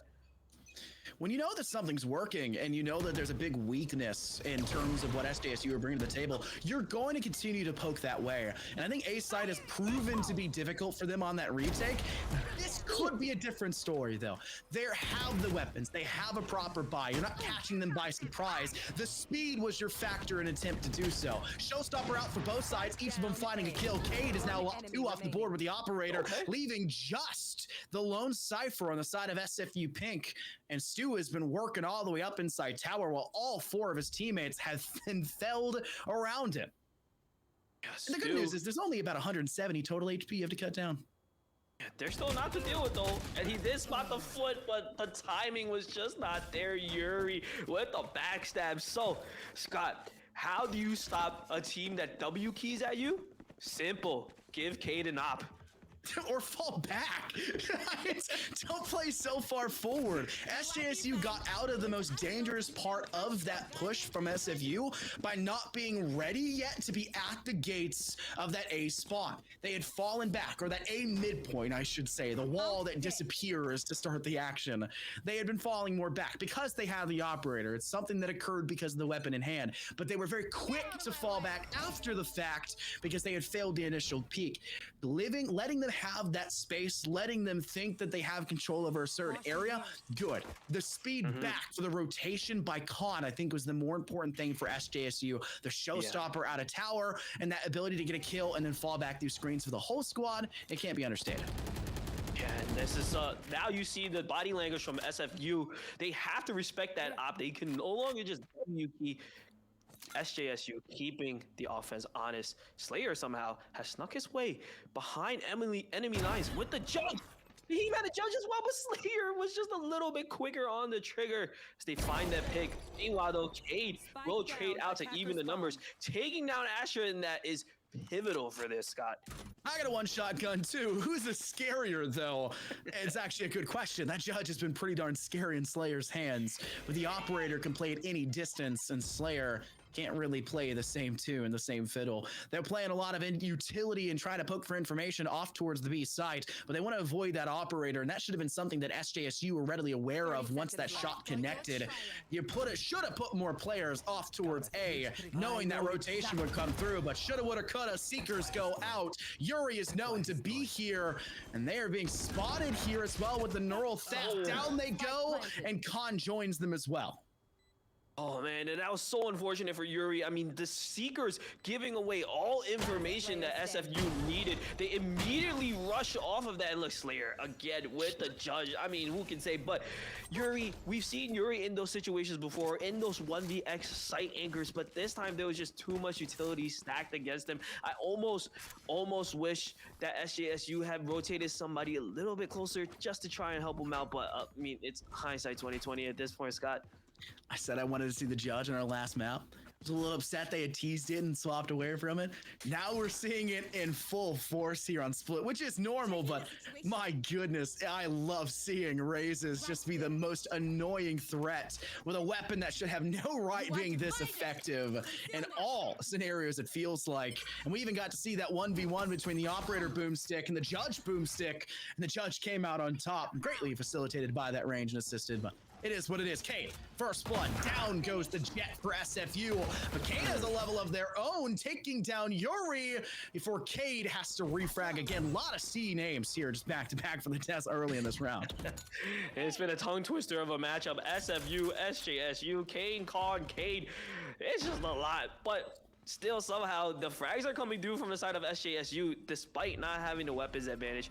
Was Cade able to recover a rifle to pass along? He does have the Blaze Storm to work if they do see Glow, and Glow's gonna have to fall back on that wave of utility that's coming out now.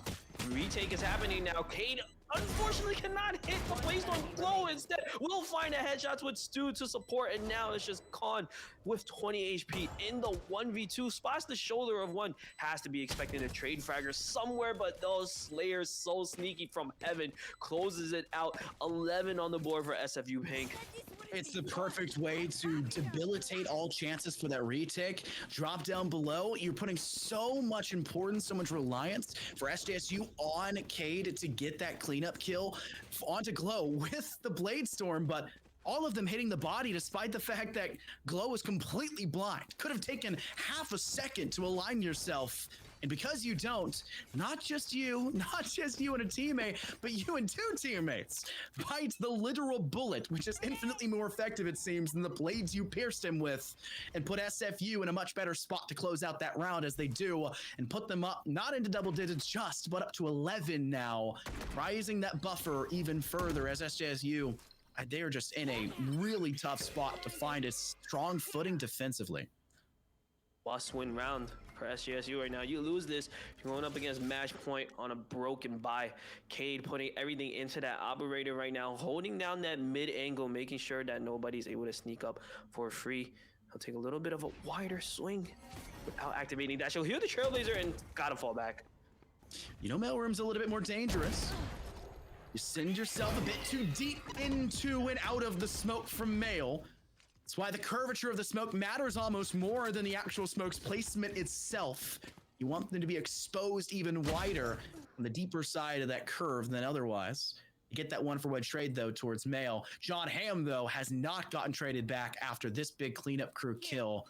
That puts A site a very unlikely scenario for SFU. And B site with Spike inside Garage, following up behind the kill that John Hamm just gained.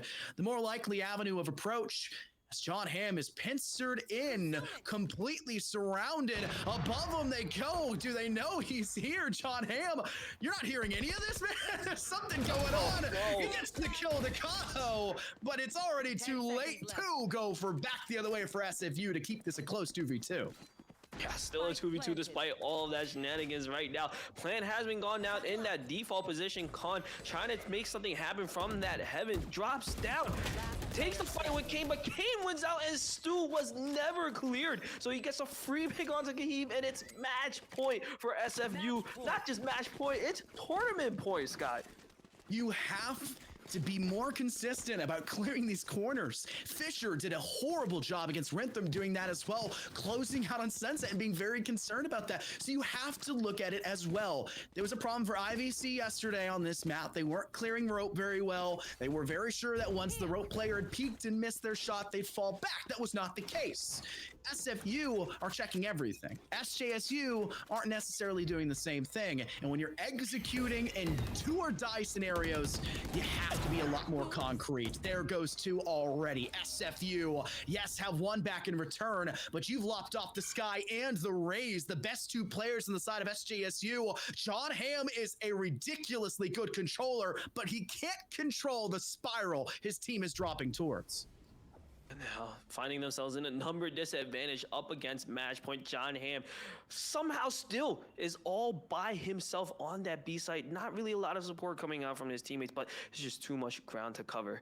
And SFU Pink will happily cut all information to keep SJSU guessing. A jumpy from Kaho may have given it up, and immediately the util will come down as John Hamm trying to buy as much time as he possibly can. You can see SFU, they pincered in quickly. When Kaho gave away that information, the whole team got ready to break out through B.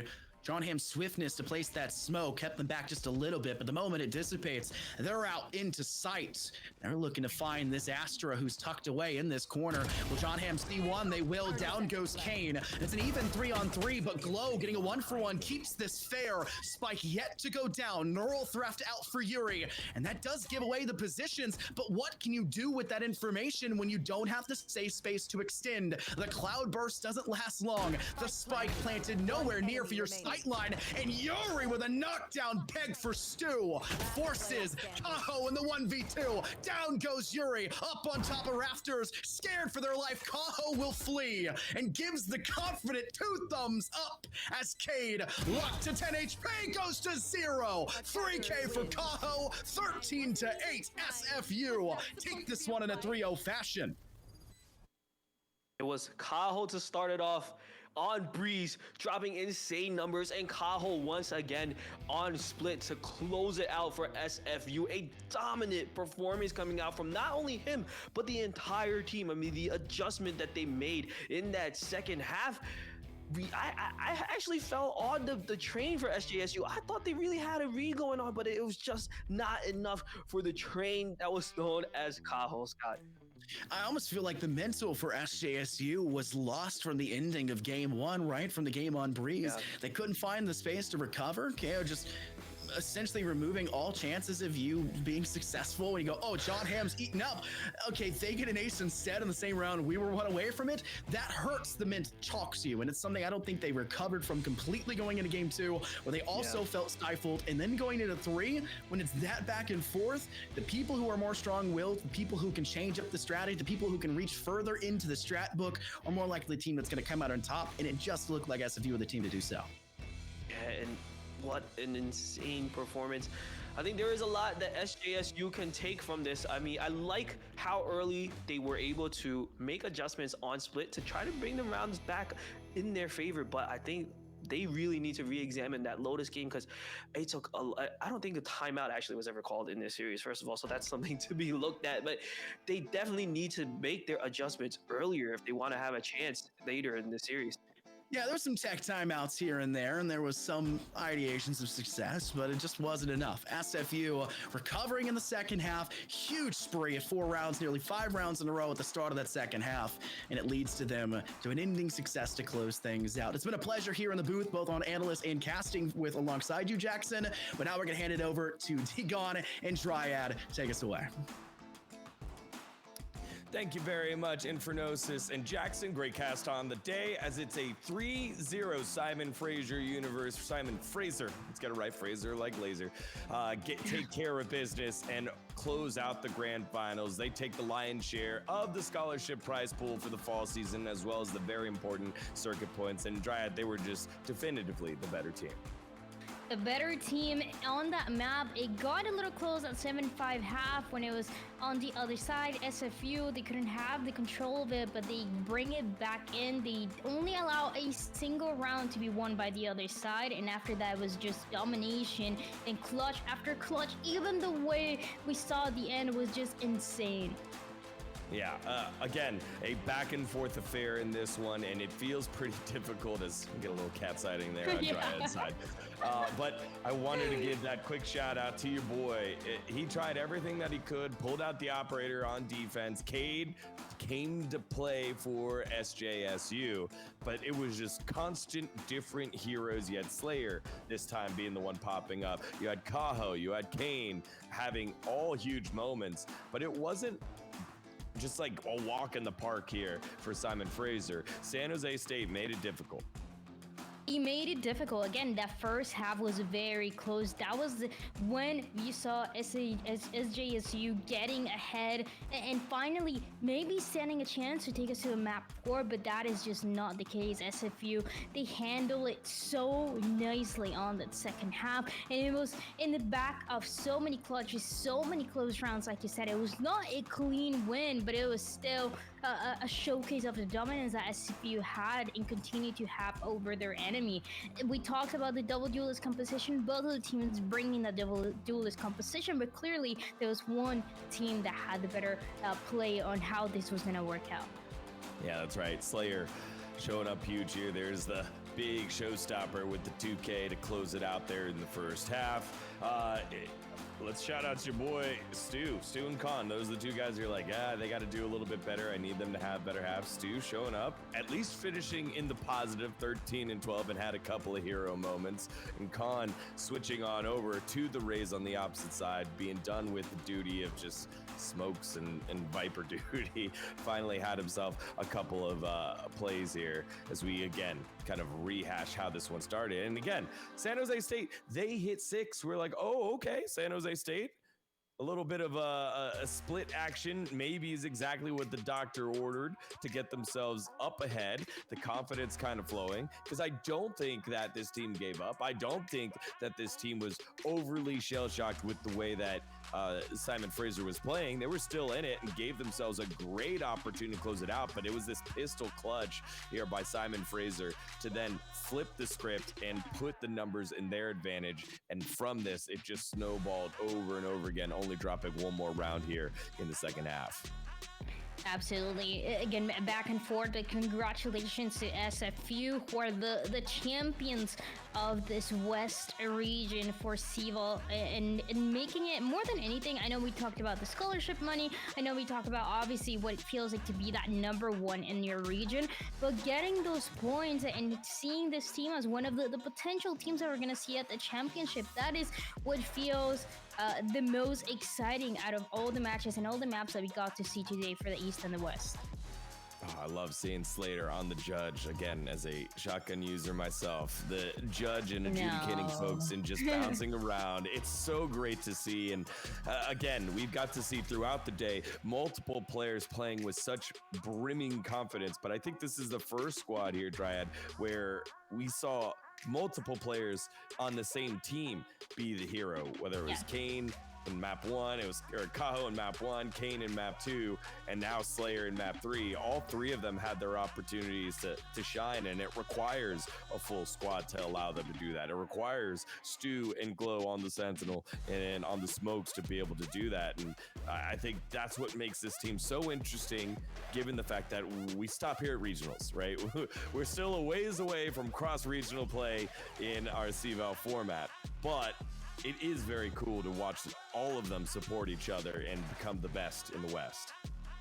And now we get to see who the MVP is, and of course, Kaho absolutely deserved, and I love that we get the Reyna picture as we got to see him on that Reyna from map 1. But overall today, you mentioned everybody got their time on this team to shine. Everybody got their moments, their multi-kills, their clutches, but he was so consistent the whole time. Yeah, he absolutely was, and it was the pace that he kept leading for the rest of the squad that really was surprising, and I'm very happy for Simon Fraser to be able to make it to this point. And again, all the squads who have made it on the broadcast, again, highlighting the fact that they were in the upper lower bracket finals, at least third place, at least the scholarship money and the circuit money, or the circuit points. So congratulations to all of our teams. Congratulations to earlier. We got to see the winner in Winthrop University, Throps out, showing up, and again, being as dominant as they always are, finding themselves the victory over Fisher College, and all of our winners throughout the whole circuit. Dryad, any closing remarks as we close the chapter on the fall season? I think, it's the end of the fall season. We had our champions. We have our champions for each region, but there's a lot of collegiate going on. There's a lot of CVAL that continues to go on throughout what is going to be next year, so make sure that you guys keep an eye on it. Again, the teams, the coaches, the players at the top level, at the VCT level, talk about collegiate and about how it is actually a path that players can pursue, make it to the top, and the competition is very high. The competition is very good, so just make sure that you guys are keeping an eye on all the matches that go on, all the rivalries that continue, and all the future of CVAL. Yep, here is the recap of the bracket of the West region. Simon Fraser University taking care of business, the pride of the Northwest over in Canada. 3-0 over San Jose State University. San Jose State, a pretty dominant run there on the upper side of the bracket. And one of the frustrating parts of being the top team, it's like, hey, we don't get the twice to lose advantage. You get to pick the maps, but Simon Fraser said, any place, anywhere, we got your number. And their number now is number 1. They're the best of the West. So once again, congratulations to Simon Fraser University here in the West.